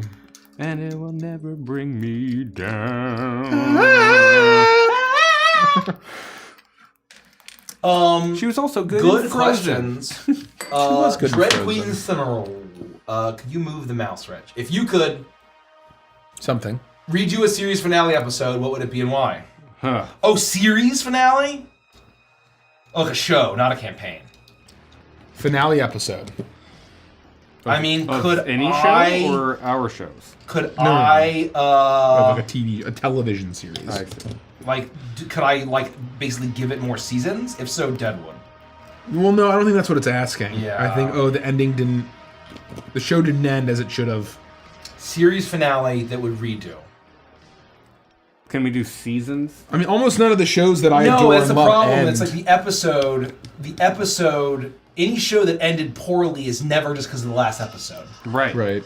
You'd have to go back farther and fix what's wrong. And a lot of people think, Game of Thrones was bad in the last season. It's like, no, it was bad the last half of the season. Half of the show. Seasons 5 through 8 are an abomination. So, yeah, and I mean, But so honestly, can we say I seasons would 5 do- through 8? I would redo most of season 4 and completely redo all of seasons 5, 6, 7, and 8. You think most of 4 or like half of 4? Half of 4. Half of 4? You go back half farther. of, than half I of, would. half of.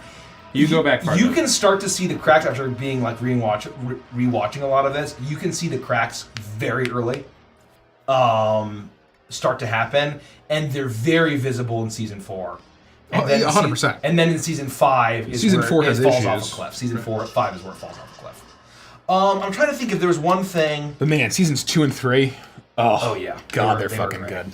What were some shows that absolutely? Do you know that they almost had Patch Face in season 2, and that was actually in the original like scripts? They almost had Patch They Face. had old Patch Face. huh? Brian Condell said that was something that was in the original show plan in the pitch.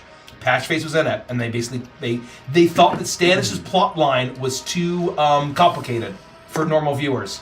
So I still can't believe they had- named him Urine Greyjoy. So for wine ants. How I Met Your Mother is a good example of what Mikey was talking about, where if you're going to solve that show, you can't do it in the last episode or two-parter. You would have to go back to the season or even the season before. But I would say the same thing is true about Lost. If I were somehow was sent back in a time machine and I inherited the last episode of Lost, I can't fix that show. You just did season 6, you fucks. Look at all the things you got wrong. Yeah. I think that if we modified the question, though, to say if you could redo the last season of a show, what would you do? That at least gives you the bandwidth, the fabric. Rome is my answer. Ooh, that's a good answer. Because they realized they were canceled halfway through writing the second season, and you can fucking tell. You can tell. I would basically, in Rome, you just say, if you do this the whole season, we're limiting the scope. We don't need to fucking bring in Cleopatra. No, you don't. We don't. Well, why the fuck are you trying to shove in 3 seasons of story into the back half of season 2? Season 2. Yeah. So yeah, that's the answer. I would limit the scope of Rome season 2. Is Rome my Roman Empire? Sometimes. Sometimes Very Rome is funny. my Roman That's Empire. Speaking of a perfect and the best series finale of all time, The Sopranos. As far as best final episode. Best final episode? Best final series finale. It is, to me, obviously, it feels like it's got to be Sopranos. I don't know what would come close. Best final episode. Best final It doesn't scene. count because Sopranos for me. True Detective has more seasons. What what's a close second is 6 Feet Under. That was what I was going to say, but I didn't think you guys I were... would say That has a I don't think it's phone- as... I know it's emotionally impactful, but I don't It's think not it's as perfect. as philosophically strong. no. Yeah, Nope. you're right. You're Nope. right. Well, it's I would it's a say little more on the nose than Sopranos is. it's not as masterfully crafted, not even close to Yes. as masterfully crafted. Yes. Yes. As the final episode of The Sopranos. I will say, in my opinion. what I said about Lost and How I Met Your Mother, How I Met Your Mother was an unbelievable show until it wasn't.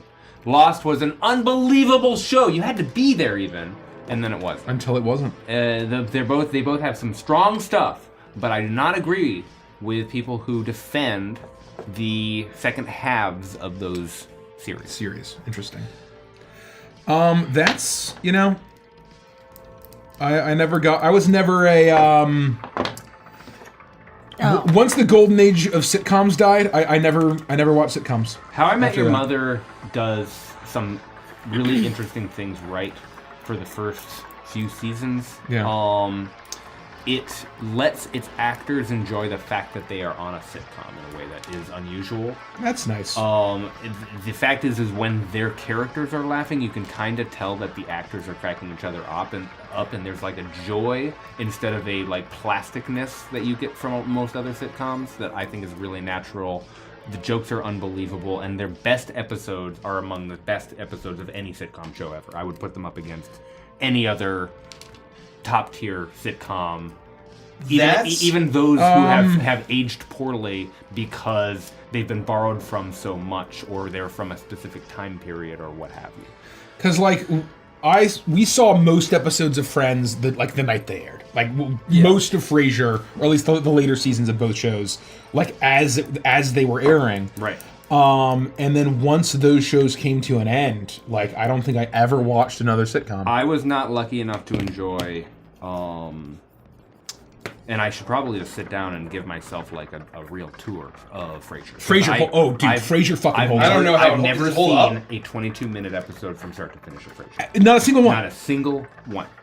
I was watching clips from Frasier, and I could not believe how fucking like smart it is and clever, Really? and funny, Huh. and it's so unique I would have guessed that it wouldn't have a whole lot held up. because like usually sitcoms, it's all about relatability or wish fulfillment. Where it's all about, oh, I wish I had that group of friends, or oh, the Simpsons are so relatable, or this family is so relatable. And Frasier's all about like he's not relatable at all. No one wants to be this guy. He's a cartoon character. And he like to me that's what makes it so fucking To interesting. be fair, The Simpsons wrap their arms around it because they have Sideshow Bob, who is basically the Well, main right. character Who from fucking Frasier. like fucking you know, and with Niles and Yep, Martin. they have that. The brother gets introduced later, like season 7 or Yeah. something. I think that's everything that I need to cut out from this. So I just scraped the horn, and it's all just. I glue. love Frasier. Holy fuck, I love Frasier. So I'll watch that. I would Apparently throw, the I new would throw season a is few good. episodes of How I Met Your Mother at you. I will try it. I will say I tried bits of it, and I'm not like that time period of early 2000s. Kind of, it feels cringy to me. I think you can do but- it in 5 episodes. Okay. I think that I'll try it. I think I that what mean- you do is you go the first episode so that you have everyone's context and you can feel how it was at its most mid. It's a very mid episode, but you have to watch the first episode because it's foundational. Then I would hit you with the third episode. Let me see if you agree, chat. The third episode has to be the mall celebrity episode for Robin. The fourth episode has to be the dramatic episode where it ends really harshly. Let's spoiler free list. And the fifth episode has to be paired with the second episode. It has to be 2 of the slap episodes, I think, right? I think that would probably be my order. Is that you do the first slap and then you do Slapsgiving as the final like send off. Yeah. And maybe if you're gonna do 6, you throw in the best burger in New York. That would be my watch list for you. Those are all really early season and they're fucking outstanding. Yeah, I'll try it. So for me, the way that you talk about early How I Met Your Mother is kind of one of the reasons why I've never sat down and watched a full episode of Always Sunny in Philadelphia. But when I see the clips, I'm crying with laughter. Oh. And you can tell There that are they some episodes, they're man. trying to make each other laugh. And like That's even, my favorite thing. Yeah, where they're like, you can tell that they're just basically doing a bit, and they realize that it's making the other people laugh, and it's a thing, and it's just so fucking well written. I'll also say 2 other things, which is does Veep count as a sitcom? Yeah, absolutely. Yeah, It's like a really super like It's because Veep is fucking funny. Veep. We would watch occasionally because it came on after like Deadwood or all of our HBO shows. There's a Yeah. line that it lives And being in rent-free. DC is kind of it's relatable. It's relatable in a way, right? Yeah. There's a line in Veep that the VP makes. What's her fucking name? Elaine from Seinfeld. Julia Louis-Dreyfus. Louis-Dreyfus. Thank you. Where they send one of the like inept characters to go do a task, and things have just obviously assistant? gone. Yeah, the assistant who's Yeah. also in Arrested Development. Yeah. Everything's gone horribly, and she's like, "You sent what's his name? That's like using a croissant for a dildo. It doesn't get the job done, and it makes a fucking mess." And the way she delivers it, That's amazing. fucking kills me. Like tears down my face every single time. And also, I couldn't get into it. I think that you guys would both absolutely fucking love The Good Place. I really do. I've heard that that's very good. Philosophically, I think that you guys need to watch that. I love all of the actors in that. And so I feel like Is that a newer one? I mean, newer, depending on how you mean it. Probably yes. It is. I mean, not newer new. like in the last 10 years. Yes. Yeah, I think so. I think so. I do have 2 series that I wish had ended differently. The first one is The Haunting of Bly Manor. Oh. That was really good choice. That was so good until the end.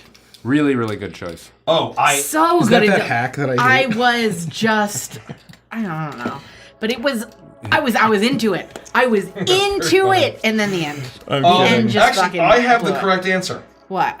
I have the correct I answer. have one more. Oh, sorry, go ahead. Yeah. And so then my other one is Once Upon a Time. Oh, That, is that over? show, I hope so. I don't think it is. I don't know. Just to show you how bad it got, I stopped watching it, and I love fairy tales.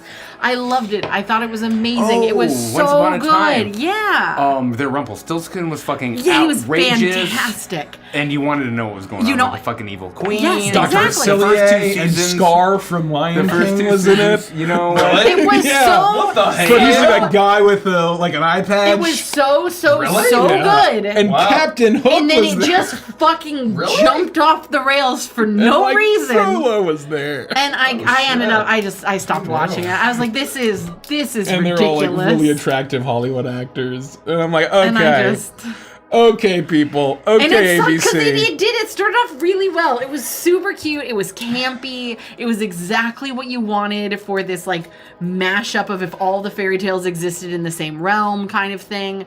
It was really, really good. And, then it was they run just, by two showrunners from the original Lost, which is why I watched the Oh. premiere episode 1, and I was like, they were the ones who didn't fuck up. Yeah. My favorite episodes were theirs.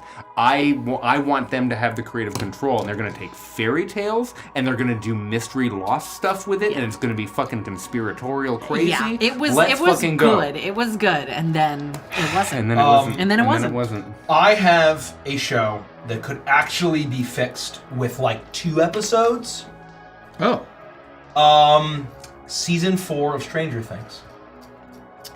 I think Oh, season 4 of Stranger Things was great. What are you talking about? the first, No. the first No, the release, last 2 episodes could be the first yeah. release, and I think they only saved the last 2 because I'm sure it tested terribly, and so they saved those last 2 like 2-hour-long episodes. And like to me, it was the biggest example of like usually there's a very clear decline, and then when it's already bad, it falls off a cliff, like Game of Thrones. This is really phenomenal. good, and then it instantly, it's almost on a dime, completely falls off a cliff. I think that with some retooling of like the last, whatever that last batch was, you could save the season. The back half of the season. The back half of the season. Whatever came out. The quote unquote half. It was Right. it was the back like quarter, right? That they saved. We have some super chats. Oh, From Trenton Darnell, $5 super chat. Thank you. Good evening, guys. Do you have any suggestions on how to adapt video games to D&D? I'm beginning to adapt Persona 5 oh. and would like some advice. It depends on what you're trying to do. I would just be heavily inspired by, if that makes sense. I don't know. I mean, I know the music from Persona 5, and I know Love the music from the Persona music's 5. amazing, and I know like the stuff that's in Smash. Otherwise, I really have no idea about Persona. But what I'd say is like taking inspiration, and like kind of doing a D&D version of it, and kind of taking homages to characters and themes is how I would do it, rather than trying to just literally adapt it into it. But if it is a literal adaptation, I don't even know where you'd begin. Isn't it like kind of in a high school in Japan, and I feel like it'd be very difficult to literally directly adapt. I don't know enough about Persona, but I will ask: are you trying to adapt it in such a way where you are acknowledging and accepting the meta of the video game within the context of D&D? Or are you simply trying to make the reality of the world that you're inhabiting using the system of D&D features and dressing and events and scenarios and characters from the game? Because one just looks like converting those things to 5th edition. Yeah. But if the idea is everyone around the table is playing 5th edition that had a baby with Persona or a video game or something like that, where you're creating subsystems, borrowing the mechanics of Persona in 5th edition and trying That's those a good to distinction interlock. as well. That's an important distinction to ask yourself. That's really important. Yeah. Because it's Yeah. like, okay, we can take this character and do this. Or now, in addition to your character sheet, you're going to have this other rules system that you have to engage with in order to worry about the politics of the characters you're engaging with. Whatever the subsystem is of Persona. I don't know Persona well enough to talk to the subsystems, but that's a meaningful question. and it's something that could be very interesting. Like if you were going to do it for Pokemon, an example might be that you would have your bestiary Rolodex device, where you're trying to collect every single Pokemon. That might be something that literally exists both diegetically in the game and is something that's on your character sheet. We crossed that Pokemon off. We crossed that Pokemon off. We captured that one. That's a subsystem that also is true in the reality of the world. Those are the ways that I would approach any video game, is making that distinction. Good answer. Thank you. Also, I super fucked up. So I need to find 5. Where's 5? Let's just... Seth asks a question. Oh. Thoughts on Scrubs? Oh. It's easily in my top 3 shows. So Scrubs was something that came to mind. We were talking about How I Met Your Mother that I did not mention because I don't want to yuck anyone's yum. But to me, Scrubs is another example of that early to mid 2000s style humor that is Just not didn't resonate with me. that is not for me. So like Scrubs, How I Met Your Mother, Psych was another example. Psych, yeah. And I'll admit, I intentionally never watched It's Always Sunny because I assumed, without checking or knowing, that it was the same style of humor. Not at all. And it's not at all. No. But just back then, I was so against all of those I think shows. that I had the same idea when I was younger too. That's probably why I didn't watch it when it was coming out. You're very good at not yucking yum, is what I'll say. I don't want to like he shit never on means it. to. Yeah. He will give you the strongest opinion you could possibly imagine, and you still not be like, I'm not going to get in the way of your enjoyment of that thing. Yeah. I could talk about my enjoyment of New Girl. I could talk about my I liked with the New Girl that I saw. Brooklyn Nine-Nine. Yeah. I could talk about my enjoyment of Scrubs. And whether or not I can go back and rewatch them, at the time, I fucking died for those Yeah. shows, you know? Look, I was an Office guy, right? Like I loved The Office, and Yeah, me I was too. watching a lot Me of too. cartoon, like King of the Hill. Parks and Rec has its moments. Parks and Rec does have its moments. I watched a lot of Parks and Rec's clips. It's another show that I never saw an episode of, but I just saw a ton of clips. Parks and I love Rec them. is a Brooklyn terrific Nine-Nine example is of a another show example that I really enjoyed. you would not need to change. In fact, it has a terrific finale. They wrap that thing up with a bow, and you just have a few tears about it, and it's done, and it feels really good. I really enjoyed the way they did that. Same thing with The Office. The end of The Office is fine. Never saw it. Never made it. It was good. It was Yeah. really strong. You know, everyone just feels like they're on their journey. You know, Yeah. and everyone's sort of grown and transformed. When I was doing my binge in college, I guess it had already ended or was ending or something. I just like it doesn't. Not that I was hating the show. I just basically never continued watching in the later seasons, and then just kind of got away from me. Which show? The Office. Oh. Yeah, I missed. I the mean, last season yeah. or Once two. Steve Carell left, I wasn't as inspired. Although I really did like Robert California. It didn't have there the was same. some good stuff in there. Robert California is the only person who could possibly have kept that show going. Yeah, and then he left. And I think Steve Carell was like the soul of the show. Yes. And it just wasn't the same without Michael Scott. The best cold open for Scrubs by a wide margin is when they're all standing around in the front lobby area, and they're like, "Oh wow, that new nurse is doing really well." And the janitor turns and like, "Yeah," and she almost looks like a young Carla. And Carla overhears, and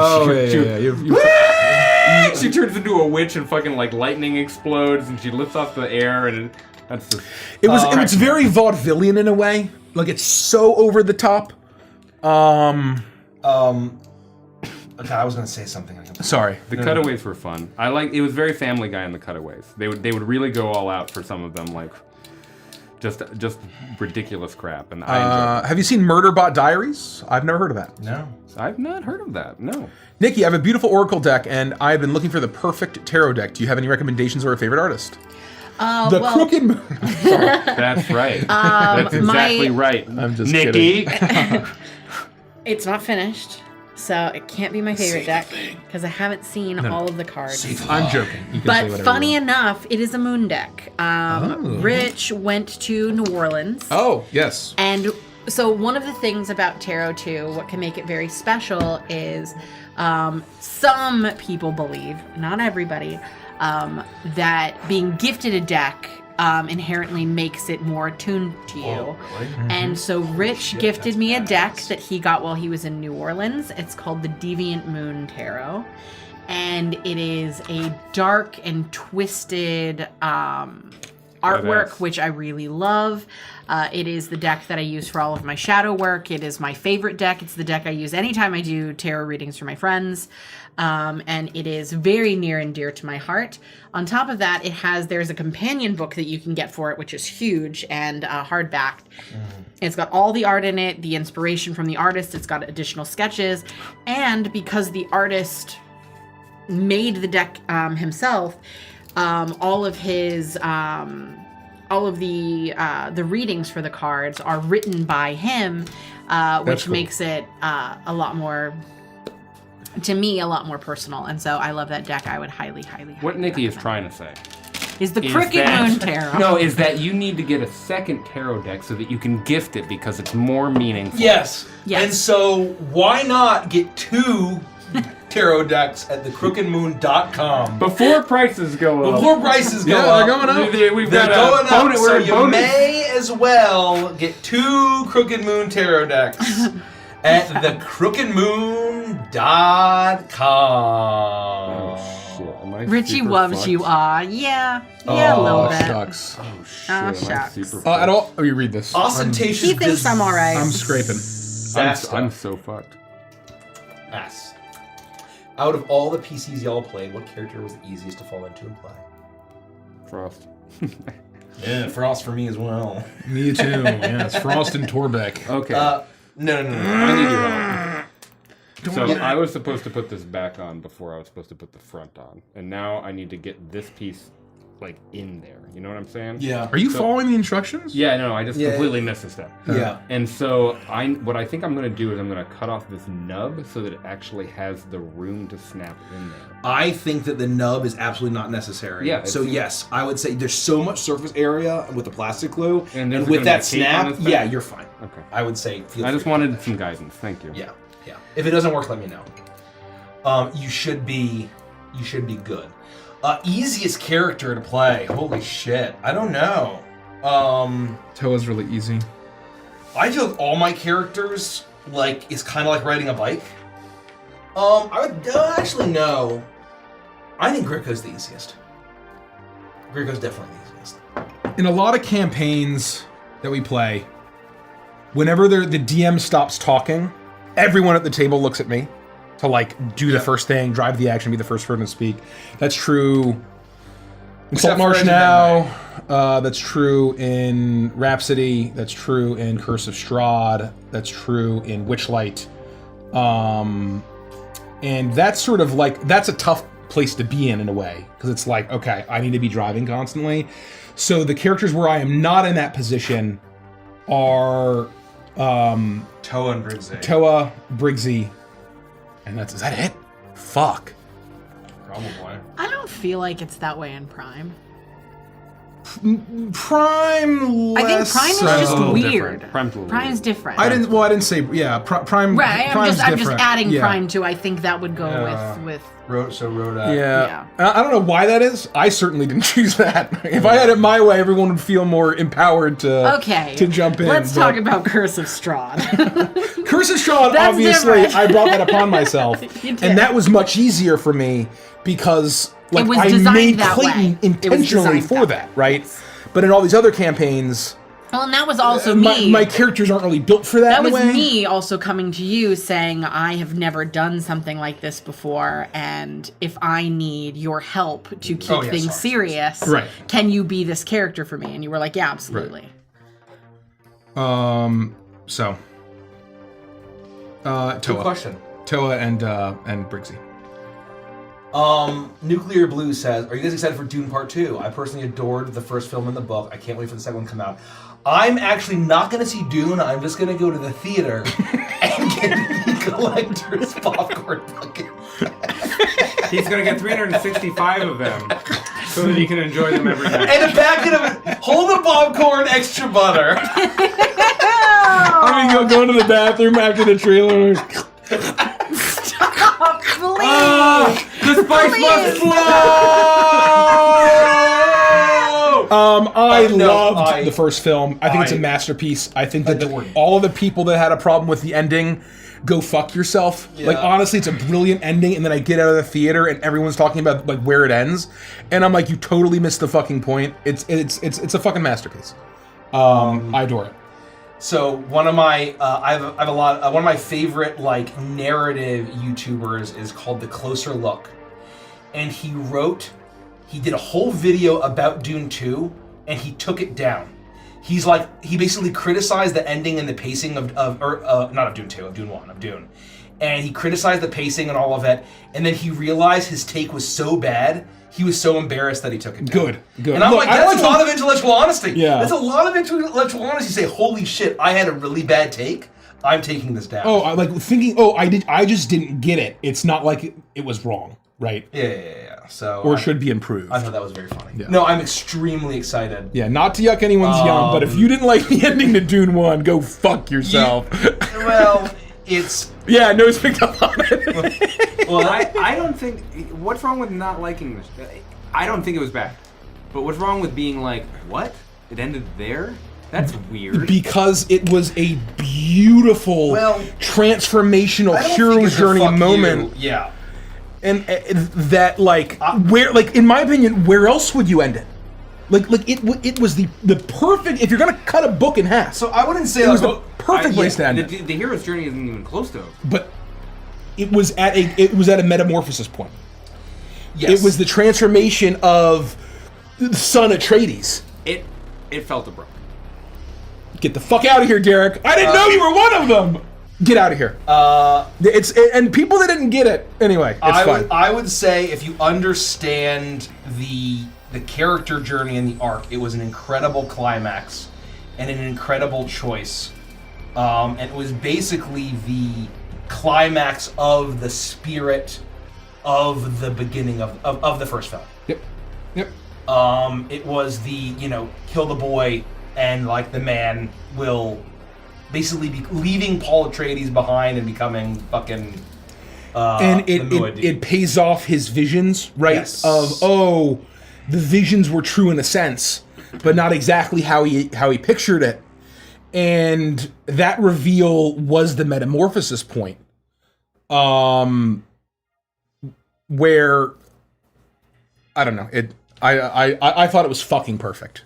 But anyway. Illicitly Goose says Derek's gonna be fired and stabbed and then I'm set on gonna fire. kill Derek That's later. very funny. It's I'm gonna kill actually Derek. it really is just a matter of time. it is our operating agreement. What is it, Derek, that Richie can stab you with the boning knife? A paring knife. A Derek's paring knife. asleep. Oh, is he? Yeah, very he's funny. asleep right now. Derek's just dead asleep. But yeah, I'm a big fan of the book. So at least for me, it made a lot of sense. I don't know if you were a big Dune book fan. You guys keep talking to me as if I'm not in Discord right now, chat. 1 minute. Oh. Get out of Discord. Let me see. Is this the same horns? They can chat in Discord. I'm gonna do. This guy's kind of roaring. Don't chat in Discord. This guy's an eye patch. What a badass. Good question. I am excited for Dune 2 and the Popcorn Bucket. Their marketing people knew exactly what they were doing, and they deserve a raise. They deserve a fucking raise. Got people talking. Very excellent. Man, I love Dune. Fuck, I'm due for a rewatch. I need to watch it with subtitles.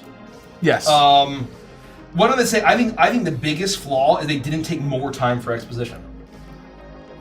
I think that like if I didn't know everything, that like I don't know how the fuck how anyone had any idea what was going on. Is what I will say. So yes, I think the question is right. Do you make like a 4-hour movie? Like to give exposition and explain what a mentat is. I didn't know what a mentat was. I haven't read the fucking book. And through context, this is why he's so fucking good at what he does. Through context clues, I know exactly what a mentat is. Oh, that's true. I don't need to know about the training that they went through, and then they drink the shit to dye their lips. I don't need to know that, right? I need to know, through the visual cues that I just observed, these are human computers. Now I know everything I need to know.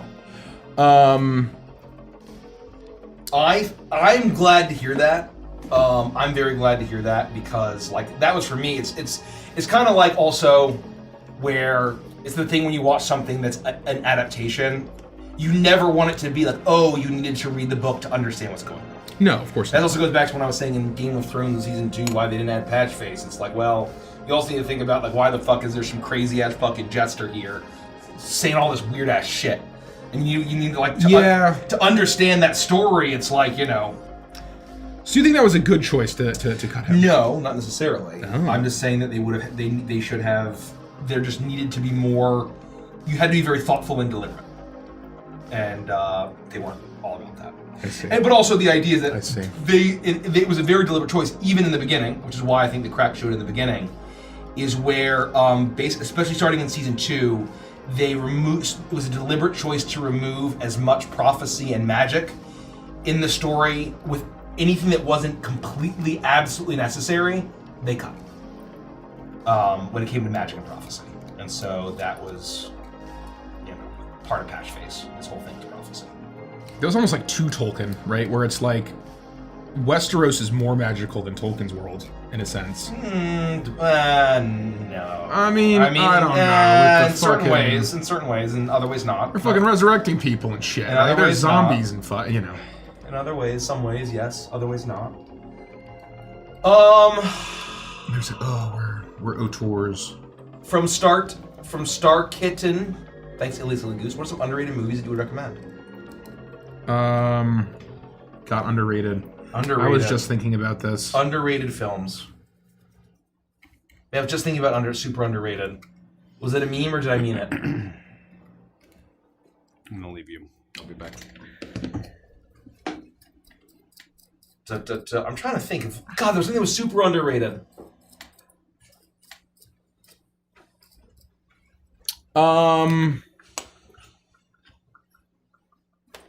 trying to think if there was. Is Rango? Would you consider that underrated? Rango's super underrated. I would say Rango is my ultimate underrated movie. What do I think is like an all-time classic? I think Frozen 2. A lot of people shit on it. I really liked it. I think the I'd have to soundtrack watch is it. better. I'd have to watch it again to see if the movie holds up. It might not. I just remember maybe the it music. doesn't. I really like the music. I love the music. So I'm And- like, oh, and- this is really awesome. Boop. Eye Patch, Rory Boy, Grumpy Boy. Okay. Is this Grumpy Boy too? I don't know.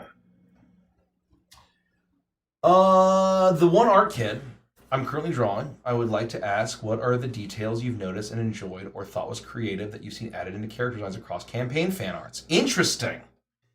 Really interesting question. So for me, I'm trying to think about, I think that there are certain things. He's got an eye patch, he's grumpy, he's got a short snout. He's got a short snout. Okay. I think for me that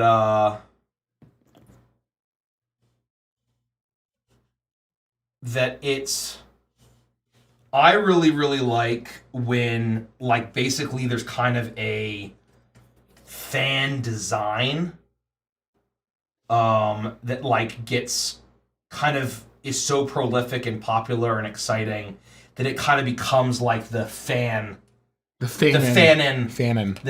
official design. Like Rex is a great example. I was just thinking of Rex and Daisy. Yeah. Right? Yeah. I think that it's one of those things. Cremmy's Dreadform. Cremmy's Dreadform. Right, was originally a Blue Birdie piece. Yep. Yep. Rex, Daisy, what else? I mean, Twig was sort of on the nose described, so that's not really necessarily like a fan thing. And we haven't gotten a lot of fan art of any. Maybe those are sort of the three. Yeah, those are the three things that jumps say. out to me. Yeah, I mean, I think that that's really kind of the. I feel like when there has very rarely been, if you've seen Edge of Midnight, High Inquisitor Theodora Whitemane. Oh, that's funny. Or Mayvale, rather, not Whitemane, Mayvale. Theodora Mayvale. That's really funny. Whoops. Mayville, that she, I think that she kind of had like a design that was used a couple times that I thought was really, really awesome. And like, kind of blended a lot of influence and inspiration. That we didn't have to prescribe. You know, it was... Oh, you know what? Actually, the best example that I can think of in the immediate was there was a fan art piece, and I'm sorry whoever drew this. I'm sorry that I can't remember who it was. But there was a piece who... Spoilers for Edge of Midnight! Uh-oh. Spoilers for Edge of Midnight! Uh-oh. Spoilers for Edge of Midnight! Uh-oh. Was that they drew a fan art of Jericho inside his own head and like the looming Virgil. And the design they chose for Virgil was so cool. And like, I feel like they had actually watched Beneath Dark Wings and like they actually saw it, but then it was turned up to like what would like a demonic kind of passenger, a humanoid version of Virgil, what would that look like? And they made a lot of choices that was never described by Nikki or myself. And I just thought it was really fucking cool. I'm like, holy shit, that is really cool. I'll have to think about this when we get back to Edge of Midnight. I love That's very fun. when I see people kind of taking their own creativity and applying it and all of that. Spoilers over. Spoilers over. Spoilers over. Spoilers over.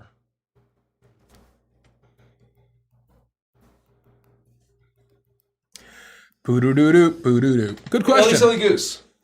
Have you heard the musical Something Rotten? I have not. For some reason, my YouTube algorithm, maybe 5 or 6 years ago, started spamming me with Something Rotten videos. I think because that they were in DC at the time or something, and it was ads. I don't know anything about it besides I think it's about Shakespeare.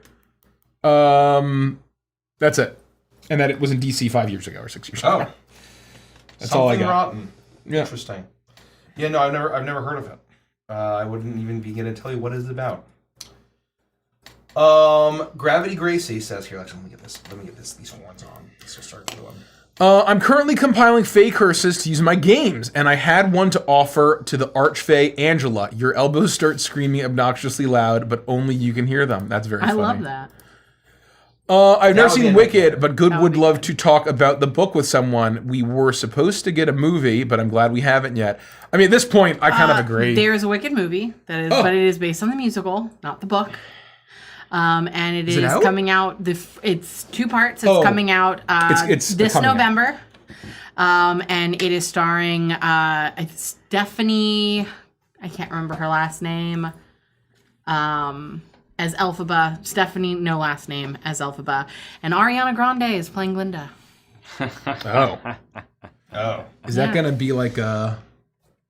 Glinda is in Fortnite, folks. Like a celebrity. Is she really? A celebrity really Ariana should be Grande is in acting. Fortnite. I don't know. So here's the thing. Ariana she Grande act? has She started off on Broadway. She started off on... Wasn't she on Disney? She was a a Disney Disney kid? She was, but she started off on Broadway. She was I on didn't know she was Broadway first. Okay. It was that's fair. Yeah, that's totally fine. in some show where she was a kid actor on Broadway, and then from there she moved into I believe it was actually just mean to, like, put Nickelodeon, it but I back in can't the remember. Yeah, it was Nickelodeon. She was on Victorious. Nickel. And then obviously she became the Ariana Grande people know. She has a gorgeous voice. Oh, shit. No, 100%. And I do think that she can completely handle the role as long as she's not playing Ariana Grande and she's playing Glinda. That's a concern. I have faith that she can do the job. I'm trying to think of an example I think where it's they get Stephanie someone Arrivo. like... Is that her last name? It's like the I should just inverse look it up. I should of, look what's it her up. name? It's like the inverse of I think I Emma know what to say. Watson. I know what to say. It's like Michael Jackson playing the Scarecrow. Where he can't really act, but he's just like acting like Michael Jackson. And like, you're not gonna Cynthia. The Wiz? It's Cynthia Erivo is playing Elphaba. The Wiz, I remember loving as a kid. And it was like... I remember it like sticking with me. I don't know why. Have I seen it? Yeah, you saw The Wiz, yeah. Oh. Yeah, I don't know. Yeah. You know what really fucking is unbelievably creepy?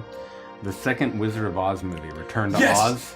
really That fucking also stuck horrifying. with me. That stuck with me. There's a whole book series, isn't there? There's like Was there a movie? there's like 17 by Return to That Oz. movie, Frank Baum. isn't it dark as fuck? Yeah, it's fucking room with Feruza the Bulk. heads. Feruza Bulk is in it. The room that with was the one heads, of man. That fucking room with the fucking heads. one of Holy her first shit. movies. I don't know what you're talking about. Never heard of it. Oh, you should definitely. That should be one of our movies. Holy yeah, shit! add it to the list. It'll never win, but holy shit, it's so fucking crazy. And I'm not saying Michael Jackson was a bad scarecrow, but like for the film it worked because it was just like Michael Jackson as a scarecrow. But like for this, you want Glinda to be Glinda, right? Yeah. That's true. And so So- this is my fear, is that watching it, you will not be able to separate Ariana Grande from Glinda. There are certain And so I actors will that just be very watching hard. Ariana Yep. Grande. Yeah. And no, even if she does a phenomenal job acting it, because she is just so Ariana Grande. So what I'll say is that I am usually open to that. I think a lot of people said the same thing about Matt Smith playing Daemon Targaryen in House of the Exactly. Dragon. And hot damn. And he was granted, perfect. I've never seen Doctor He's Who. a really good fucking. Yeah. I've never seen Doctor Who. So maybe that's like because Nope. I never seen Doctor Who Nope. that it wasn't. But to me, I was not taken out of it from the first scene he was in. Yeah. He was fucking incredible. He didn't act like Matt Smith. And I do He played the character. So I do. I think there's hope. So my fear isn't that she can't play Glinda, but that because she is Ariana Grande, you're going to look at her and see Ariana Grande. That visually you will not be able to see Glinda, no matter how well she acts. Well, she's so famous. Exactly. Right, she's so famous. Ariana Grande is here compared to Matt Smith. No offense. No, and I no, love you're Matt right. Smith. Yeah, absolutely. And so she's like because a of geek. that, You're right. You're that's right. my biggest fear. I think Giga famous. acting-wise and vocal-wise, she can absolutely kill the role. I would have said the same It thing. will matter as to whether Yeah, yeah. you can look at her and Oh, see yeah, Glinda and not Ariana. I would have said the same thing about Selena Gomez, but she was in only Murders in the Building, which is a fucking unbelievable. Oh, I show heard about that. with See, Martin I Short still feel and like Steve Ariana Martin. Grande and Selena Gomez. No, like, no, yes, no. Selena Gomez is famous, but not No, but, Ariana. like- Fine. It would be like putting Beyonce in it. Like, Now- you could not have had Beyonce in The Lion King if it was Beyonce if it was Like live Beyonce action? live action. Because you think it's just because too, it's just Beyonce. she's too iconic. She's Yeah. too iconic. That's Yeah. awesome. Though I would like to see Well, I it, will say but- that That's an that interesting. movie was also terrible. That's an interesting question. Good question. Yeah, good Do question. you know "Come From Away"? It's an absolutely incredible musically and personally. Oh, musical probably, and personally think it beautifully captures the culture of Newfies. I have not heard of it. No. I'd love to learn more about the culture of Newfies. I think that's a very interesting. Yeah, that's really interesting. You know, it's a very interesting part of the world. Good answer. Good answer. I don't mini paint. This is from Billy Kaplan. I don't mini paint, and I have no idea what you mean when you say slap chop. Are you putting the minis into the slap chop thing from the infomercials? I haven't done the full explanation. So basically, chop. So basically what the slap chop method is, and so if you've heard this a million times, I apologize, but I think it's really important for anyone who's interested in getting into miniatures. The slap chop method is called slap chop because of a YouTuber called Rob, the Honest Wargamer.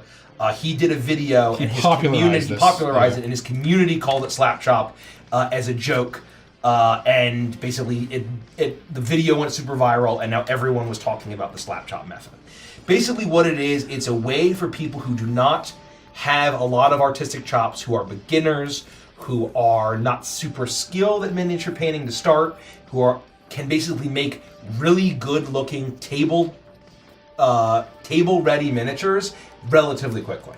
And so the idea is that for people like me, basically, who are not really artistic, I can basically make pretty decent-looking miniatures with the slap chop method. And so basically, what it is, you prime it in black, or like a dark gray, or the dark base color that you want to do, right? If you want to have a whole green army, and trolls, like dark green primer was an option. So you prime it in a black or a dark.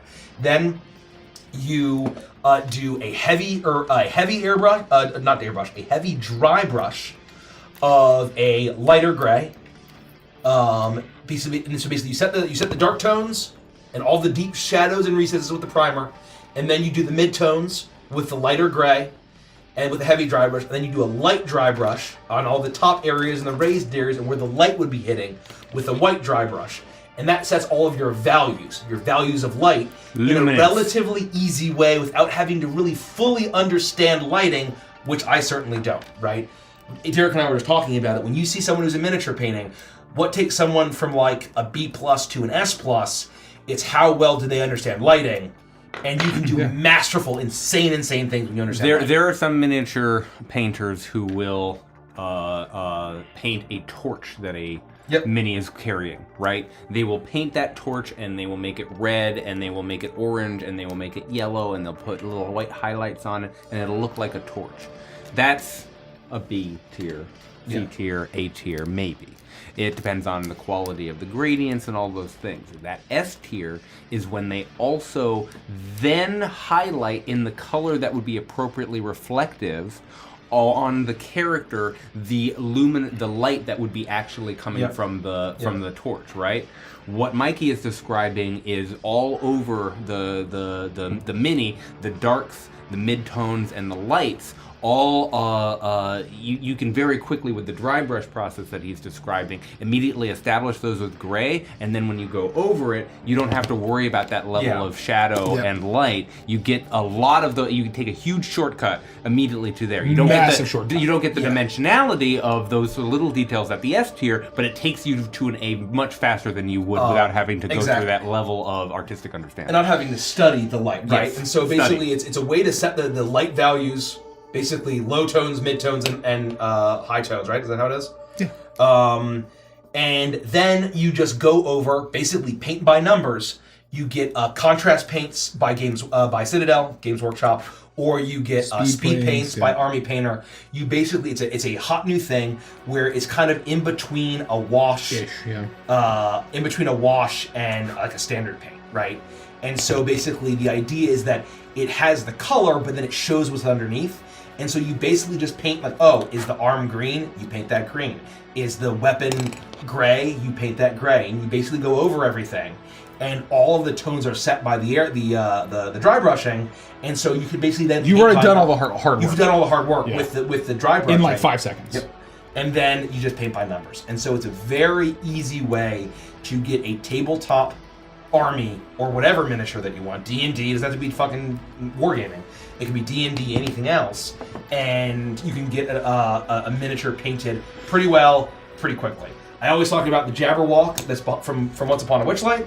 Spoilers for Once Upon a Witchlight, the Jabberwock appears, and Nikki had me paint before the session, and I painted that guy. It's a big-ass fucking model. I think he looks pretty table-ready, and it only took me an hour. He looks fucking great. Maybe a little over an hour. Speed painting being the key term here.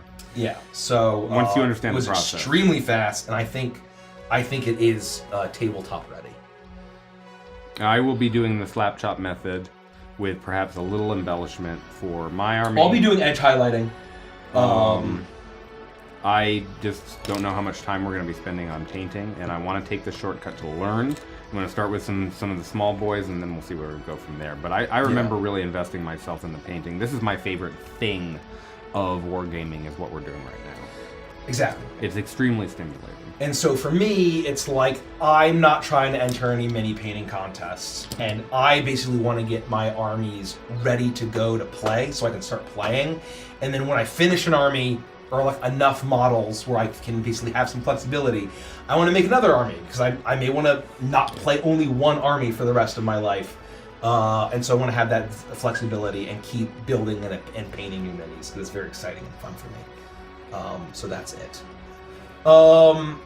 Vault Hunter Bun says, Christine is the coolest of cool. Did you watch the video where she made the witch broom? It looked like Cremmy was amazeballs. We were way behind, so I can't recall what that's referring to. Christine. Oh, it's that goth chick. The goths, whatever, that Nikki liked on YouTube. Oh. Where she's restoring a Victorian manor, and we were talking about YouTube money. Christine she made a McDonald, broom? or McConnell. Whoa, that's cool. A Cremmy broom. That's pretty cool. That's pretty nice, if you ask me. No, I didn't see that one. I will have to check it out. He's roaring. And I love that. And that means that with Cremmy, I'm doing something right, because he's inspired by a lot of the sort of dark magic, kind of witchcrafty aesthetics that are popular in pop culture.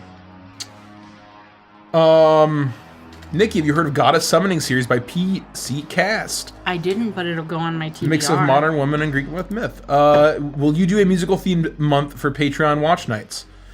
That's a good idea. Fun. We Good haven't idea. done any themes, and I feel like maybe that's probably a better idea. Like, so so that we don't like kind of blow all of these like, Yeah, because bangers. then when one musical wins, all the other musicals aren't going to show up for following months, right? Speaking of Tim Curry and our favorite Tim Curry films, he's excellent as Rooster in Annie. Oh my god. I haven't seen Annie. He's very, very excellent since in I that. was like fucking 13, maybe. Illy Silly Goose, Derek, have you been doing the major LOA salute jokes? What? I don't know what that means. Huh. If you can rephrase that, we'll try to answer it. Yeah, give me that again. Over the YouTube, Brianna Baspin said they are making a Chuckles plushie. Was wondering if they could use clips of your voice and laugh to add to the plushie. Absolutely. Let her rip. That would be amazing. Let it send it in the Discord. Which guild or alliance in Warhammer would you guys join? I'm not familiar with guilds or alliances. Really? I would join the Sea Engineers Guild in Barak Var. They make the giant ironclad ships that are that's very in cool. Man of War and Dreadfleet. That's very cool. Excellent answer. It's a dwarf thing. What the Forge Gaming? As someone who's new to D&D, what should I look into and possibly do to help the party and DM? Read the PHB from cover to cover twice, Good. That's the best answer. and then Best answer. you can be their rules expert. Mike was the DM when we started. I was the rules guy. He didn't have to worry about the rules because I had an almost encyclopedic I had a pretty good understanding and understanding, knowledge. but basically, And if that- there was and a it's question, it's still true that when Yeah. it comes to systems knowledge, Rich is still the person who knows the most Yeah. about this game. Lovers Rose probably didn't even need to ask this. Who of y'all have watched Doctor Who, and what did you think of it? If you have, obviously Derek has watched it. Like when I think of a guy that watches Doctor Who, I just think of someone like Derek. Andy's a big Doctor Who guy too. Why don't you elaborate on that? Hold on, I'm fucking up. Oh yeah. No, Oh, yeah. there it is. There's It's not plugged in. It's Oh, snapped in. It's snapped in. We're good. We're good. what's that peg doing over? His I don't shoulder? know. That doesn't look right. It's correct, man. Oh, maybe look, there's- look. See how the fur is it's hooked up. Maybe there's something. Oh, he has to probably wrap it. He Yeah, probably has to yeah. wrap We're this doing out. we're doing something. Yeah. Doctor Who. The first date that I ever had with my partner, Winnie / Lauren, Lauren, yeah. is was us meeting after talking online for a little bit, meeting online, and Wow, I keep forgetting you guys met online. yeah. We God, sat. there is hope for me. Yes, there is. Yes, there fucking is. That's very funny. I was ready to give Very up. funny. I was ready to give Oh, the fuck Jesus up because Christ. I'd had some really bad experiences, and Then again, it is I 2024. was like, you know what? I'm just gonna take a break for a few months and work out, and then I might go back to it, or I might figure something else out. Hit the and, gym. Then we started Lawyer messaging each up. other, and That's literally me right now. we had our first date, and we spent 3 hours talking about Doctor Who, and I think that kicked off what That's is it. actually Yeah. a 10+ year relationship. That's now. fucking insane. And so, I love the Doctor Who series. I like the old stuff, but I started with the 9th Doctor and graduated into Tennant. The 10th Doctor is still my very most favorite of all the Doctors. Those seasons are precious, precious gems to me. I fucking love them. I loved Matt Smith as a doctor, but I didn't care for the showrunner, and I didn't care for the way that they wrote the stories at the time. Yeah. It turned into an arms race of how ridiculous and absurd they could do things. And that was not true in the 9th and 10th Doctor series. There were certainly things that were epic, but it was like, how can we out epic the epic? Oh, the angels were cool and crazy. Let's have 5,000. Let's have the Statue of Liberty actually be a fucking angel. Like it got absurd, and I like my camp, but it just didn't hit the same. There was some terrific stuff in the 11th Doctor, I will say. One of my favorite episodes of all time is The Doctor's Wife. The entire thing with the Silence was really fun. What a fantastic concept for a monster. Monster of the Week being my favorite. But it'll always be the 10th Doctor for me. And as that The tapered Tennant? off, Tennant. I know As Andy that was the tapered same off, way. I haven't watched a single episode of Doctor Who, nor has Lauren since 12.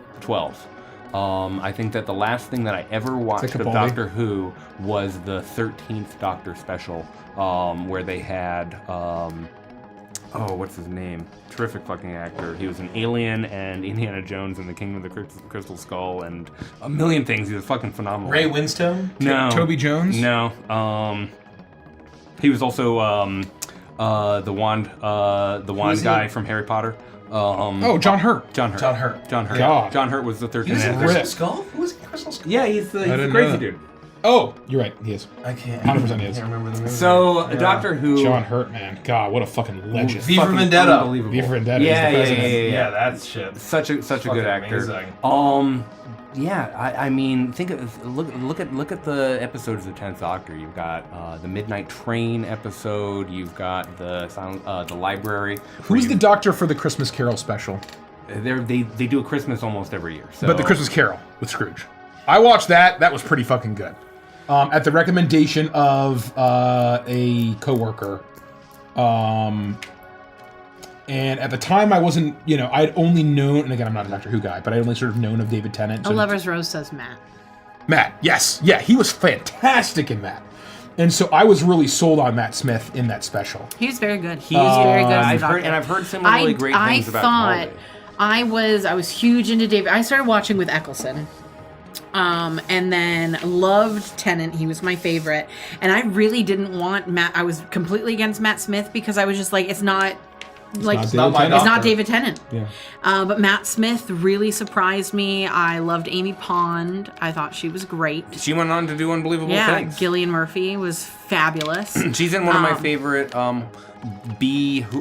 bad good horror movies, Oculus. Nice. I highly recommend. She wasn't that in if the you like Ginger bad Dead horror Man, but movies. that's okay. I can forgive her for that. And so yeah, he did a really fantastic job. And I stopped watching Murphy. after I stopped watching after Matt Smith just because I started getting bored during Matt Smith, not because of him, but just for the same things you were saying. It The just felt like they were just trying. Yeah, I mean, it's one of those things where actors can too try all hard. they want. It's the same with Game of Thrones, right? And I think maybe I just grew out of it. It just stopped Yeah. being my interest. Andy would tell the story if he was here, but since he's not, I will. I know he's a big Tennant guy. For many years, he cosplayed as David Tennant. And in a way, there's a picture of who's there in that I guess it's not famous, but that Katsucon picture. It's Andy as Dr. Tennant, or Doctor Who, the 10th Doctor. Kels, I think, is Rose. Is that who that was? Or Amy Pond, Rose? Rose was Billy Piper. Rose. Yeah. Kels was dressed as cosplaying as Rose. Mike was Admiral Zhao. I was Professor Layton, and Mace was cosplaying as Sig Curtis. And we're all lined up in Katsucon, in the Gaylord, and we have a picture. And we sort of started hanging out with Andy and Kelsey as con friends. Yep. And if we didn't sort of have that kind of bonding experience where he was the doctor, none of this would exist. Yep. Right? And so and again, I know that it's not really related to Doctor Who, but I think very much about that picture, and Doctor Who's a big part of it. I am going to head off for the night because Please. it is late for me. Yeah. It is. So good night, everybody. Good night. Good night. Have fun. And what I'm gonna piss everybody off What? and say Doctor Who is one of those shows that is very much, I can appreciate that people love it and the impact and all of that, but I can acknowledge that it is the definition of something that is very much not for me, That's fine. Yeah. is what I would say. Yeah, absolutely. I think that fans of the show would agree that it's not for everyone. Yeah. There is a And nothing should be for everyone, Yes. right? Well, there are some things that try. Yeah, well, yes. I don't think anything should try. I totally agree. And again, it's not for me. And that's what, and it's the same thing with shonen for anime.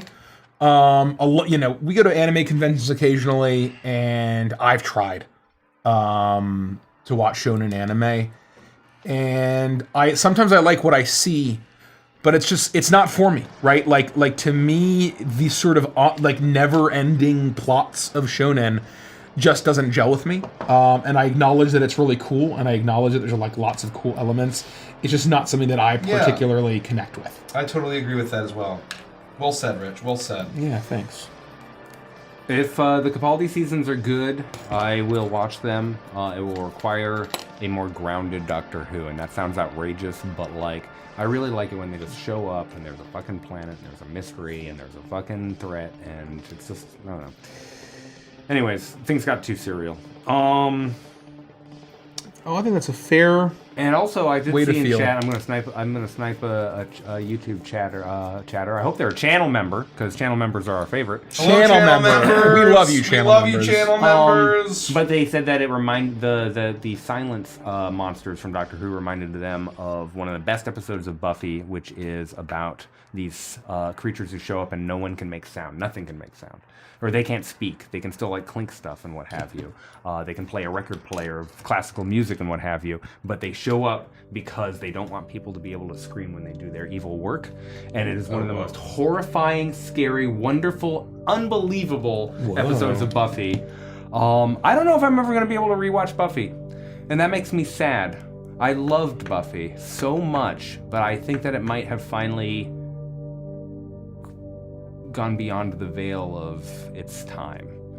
And It was kind of like you had to be there. kind of, you had to be there. Yeah. I That's totally okay. I mean, you I know. totally hear that, and there are times like that's kind of what stuff that I really like. I'm like, oh, well, you said, oh, he was my Bond. Like we can acknowledge, like it's not a good, like it may not be a good movie, and it's because it's what we grew up with. I say right? that as somebody who, I'm talking about Buffy the Vampire Slayer, television show starring Sarah Michelle Gellar and Or Geller. which is the correct pronunciation. Or pronunciation. That's very funny. It's probably one of my favorite shows of all time, but I don't know if I'm ever going to be able to sit down and be like, I'm going to watch now, the way that I might something like The Next Generation or some of these other older shows. It's just, if you're watching it for the first time, I'm sure that it is going to hit. There's some unbelievable moments. There are episodes like the ones I just mentioned. Yeah. Are you a Next Generation? Or obviously you are. Are you a what's the one that I always for some reason Voyager, conflate with? Deep Space Nine? It's the original not Star series? Trek. It came out around the same Stargate time. SG-1. And That Stargate? yes. Well, that one and the other one. Atlantis? Battlestar Galactica. Okay, so I'll tell you exactly what happened. Okay. So Battlestar Galactica is perfect. In fact, it's the best hard speculative fiction sci-fi Right. show. Capital until- Sci-Fi. Yeah. Until, well, I make the Asimov distinction, where science fiction I see. Yeah. has a kind of magic in it where you don't need to understand the science, and Right. speculative fiction is attempting and endeavoring to actually Answer. project Predict. the technology Yeah. to the point where it could be real. Arthur C. Clarke is speculative fiction. It's science fiction, but it's that narrower definition of science fiction where they're like trying to actually predict the future. Battlestar Galactica fits in that same kind of zone until somewhere in season 3 when they make a big reveal that, in my opinion, just ruined the show. And by the very end, it becomes magic. It just turns into here's magic, here's fucking this whole thing. That's sort of interesting. And That's interesting. Yeah. A lot of people like the ending to Battlestar Galactica. I hated it. It's But you were a Battlestar Galactica and Stargate 9 guy. Stargate SG-1. SG-1. Sorry. Stargate SG-1, both of those shows, yes. Stargate SG-1 also ran off the rails. At a certain point, it jumped the shark. That's what happened with Battlestar Galactica. But it happened way later. There was like 5, 6, 7 seasons of unbelievable Stargate SG-1, and it's one of the best science fiction shows of all time. But it's science fiction because they have a portal that can just take you to other planets. They don't explain how it works. They don't have to, right? In Battlestar Galactica, yes, they have a faster than light or close to light drive, but at the very least, everything else is like, well, you want to have gravity? You're gonna have to spin the fucking shit, and you're gonna have to be, you know, like they're trying to come up with hardware solutions to the problems that they're presenting, even if it's in a science fictional manner. Mass Effect is the same way. There are very few conceits in Mass Effect that go beyond our current understanding of science. Right. It's hard science. Whereas, like, in Star Wars, it's science fantasy, because why does the lightsaber stop being a laser here? And it's like, shut up! You know? Who cares? It's awesome! Yeah, who cares? It's awesome. Yeah. Is fine, right? But Stargate SG-1, god damn, that's a good show. I've watched Stargate SG-1 4 times all the way through. Wow. I've watched Buffy 3 or 4 times all the way through. I've heard that Buffy's I one will of those say shows I'm that's not absolutely sitting and incredible. watching this all the time. I'm a person. The way that I work, literally, when I'm working on our book, Crooked Moon, or I have something on in the background. It's not music. I tend to put on a movie or a television show that I've seen before, so I can look up and go, I remember that emotion. I remember this moment. I remember this context. That's fun. That's fun for me. That's how I like to be busy while I am productive. And I very much got that from my dad, and every time I do it, I think, I'm turning into my dad. And that's okay, because I have a good relationship with him, and I'm very fortunate to say that I like my dad. That's wonderful. It is wonderful. Oh, this is a cool thing. 35 and 31. My D&D name is Stupid Long. I am making a Cremi cosplay. That is wonderful. That I is love to hear amazing. that. We love Make sure that. you share pics in the Discord once it's done.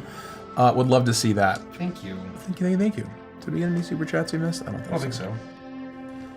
Hi, I Met Your Mother. Major salute joke. I swear I've heard it, or I keep doing it because of Beneath Dark Wings. Oh!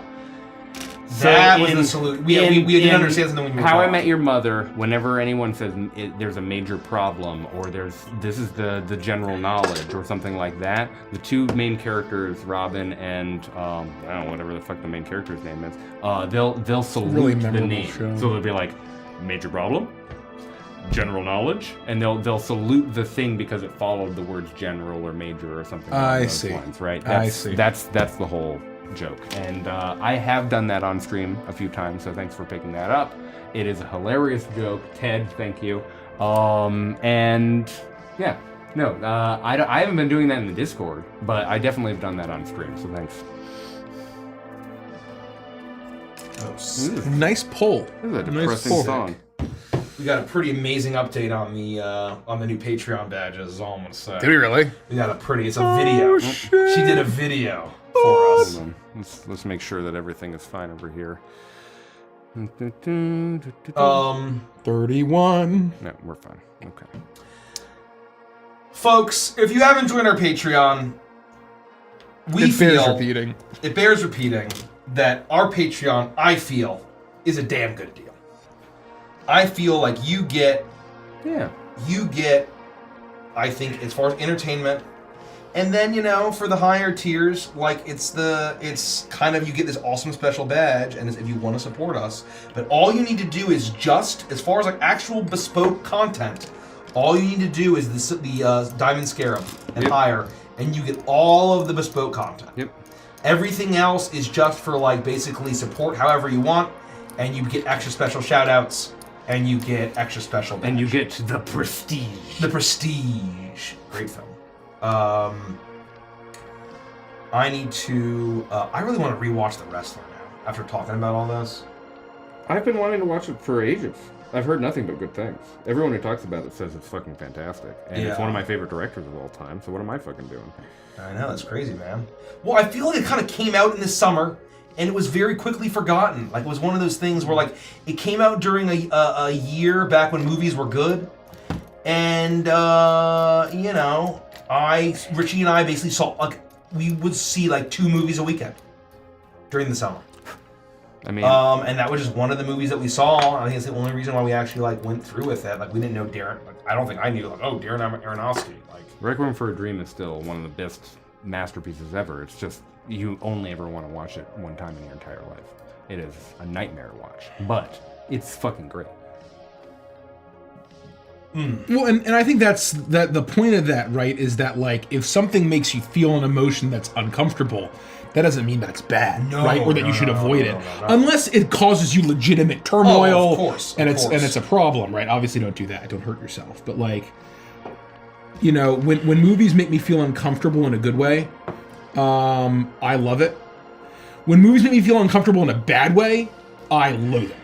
Uncut Gems is one of the most vile films I've ever seen in my life, and I still get, like, I get skeeved out even thinking about. I love horror, and I can take most violence. But an example of what you're talking about is a movie with an actor who I respect very much, Patrick Stewart, is a phenomenal actor, but the green room is not worth anybody's time.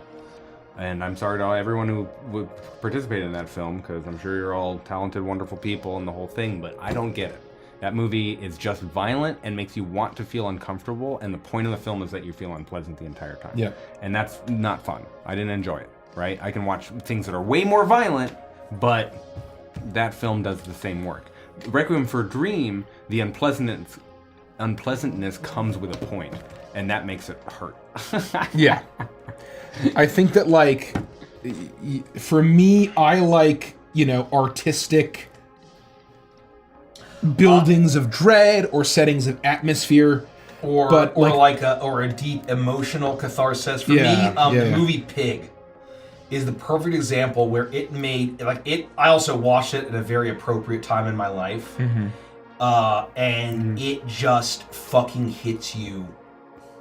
And especially the very end, it hits you so fucking hard, and it makes you uncomfortable in a really great way. And I can't say more. It's such a powerful film. It's so fucking incredibly powerful, and it's incredibly. I watched it at the ideal time in my life to watch that movie. But that was really just amazing. Ari Aster is a great example of Hereditary is incredibly uncomfortable. The tone setting as you're watching it, both that and Midsommar. Yes. Is that's very effectively done, right? Where how he did it was absolutely masterful. I haven't seen his new. I won't say I new. think that It's I've from last mentioned year, the this. year before. I think that I've mentioned this on stream that Someone is Hereditary scared. was an inspiration for the 2 episodes Ice and Hate, and 23 and 22 for Icebound. And people are like, how? Because the content isn't it's at all the same. No. The context has nothing to do with it, but the themes of the 2 NPCs are the mother and the son of Hereditary. Yeah. This attacking character who's very confrontational, and this very reserved character, passive, who wants takes to walk away. Yeah. And I was so inspired by Hereditary's moment, the terrifying moment of spoilers for Hereditary, but Spoilers for Hereditary. Light spoilers. Yeah. Spoilers for Hereditary. A third of the way into the movie, there's this dramatically violent event, right? That spurs off a lot of the stuff. Extremely, that and you don't expect. You don't see it coming, right? Yeah. But the thing isn't the violence. The fact is that he goes home and he does nothing about it. He doesn't tell anyone. He just parks his car and he just gets into bed and he looks at the fucking ceiling for the entire night. Right. That is what the real horror of that moment is, right? That level of passivity. Yeah. And that is why that is one of the most masterful horror films of all time. Yeah, for me, I strongly recommend. If you like Hereditary, oh god, I can't remember the channel. But there's a YouTube documentary on Hereditary that basically every other video explaining Hereditary gets it wrong, and this one gets it right. And the analysis, and you realize every single decision was so deliberately, expertly crafted. Yeah, you can't help but absolutely be in awe of Ari Aster. And it makes you appreciate it in a new way. That's kind of how my appreciation of The Sopranos has gone up, of seeing how deliberate so many of the choices and the allegory and the subtle foreshadowing and so many decisions are so deliberate. Right. That level of masterful crafting I admire very much, which is why is one of the reasons why Hereditary has such a high place on my shelf. And when you watch those kinds of documentaries, it's like you appreciate the film even more. I'm going to type a question in chat. Yeah. Adventurer Tale would like us to know: do y'all like Strong Bad? No. No. I actually hate all Homestar Runner. She moved aside to show off the charm board. I really just hate just everything. I just hate everything. You came to the right place, motherfucker. You came to the right place. I hate Homestar Runner. Terrible.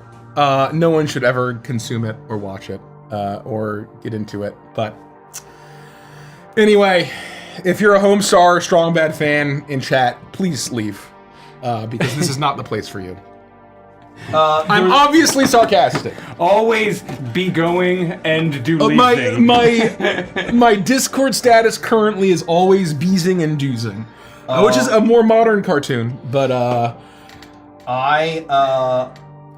and we got told by their lawyers that we could not sell Groblin merch. Yep. we asked. Yep. We asked that. We tried. But the fact that they responded extremely gracefully. It was And very graceful quickly. and quickly. They were like, I was "Man." going to milk the shit out of the Groblin. I was going to have rare Groblins. I was going to have a collectible Groblin trading cards. We tried. I was going to have so much We were Groblin gonna merch. George Lucas the Groblin. Well, I was going to George Lucas the Groblin.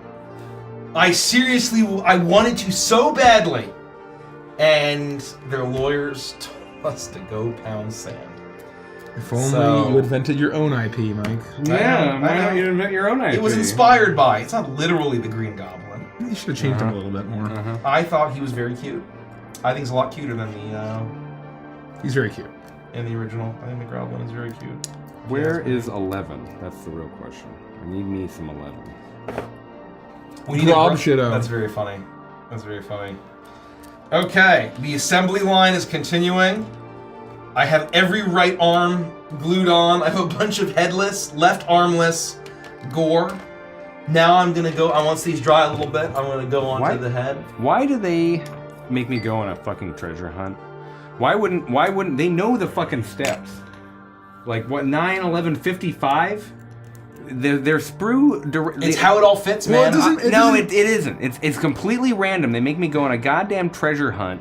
I need to find Carmen Sandiego and Waldo banging in the same bed in order to figure out how to put these fucking. That's impossible. Nuclear Blue asks an excellent question. Opinions on the Blade Runner movies. I personally love the cyberpunk genre, and Blade Runner as well. 2049 is my favorite. Ditto. I've told this story many times.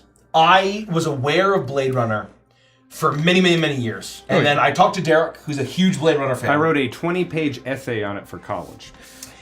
And Derek's always like, you gotta watch Blade Runner, you gotta watch Blade Runner, you gotta watch Blade Runner. And I'm like, you know what? I will. I'll do it. And I very much was like, I went into it being like, Blade Runner is definitely going to be, you had to be there. It's just nostalgia. There's no way it could live up to the hype. And that was my flaw. Richie and I sat down like 2 years ago. Two years ago at this point. Yeah, over 2 years ago. At what point during the sit down do you go, oh shit? About 5 minutes? It was like 5 to 10 it was minutes. fine. It's It when was the like guy, a- it's when the it guy was a- gets shot in the beginning of the I think interview. that was just the first scene. And you're just like, Yeah, the first oh, scene. and the turtle's on its back, and you're just like, ah! And it's like the scene, is that where Danny DeVito, it's like in all the memes of it, like it zooms in, and he's Yeah, like, I get oh it. my god, I get it. That was it. Blade Runner quickly became one of my favorite films of all I time. totally agree. Top 20, probably films of all time for me at the very least. Absolutely love Blade Runner.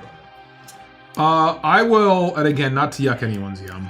I know what you're gonna say. I agree with I have to go here on this. 2049, I heard so many good things. Yeah. And it's our boy Denis Villeneuve. And I love Dune. I loved Arrival. I'm sure he's done other stuff that's fantastic. I love the acting in 2049. I love the aesthetic, the directing that Denny did is pitch perfect. Yep.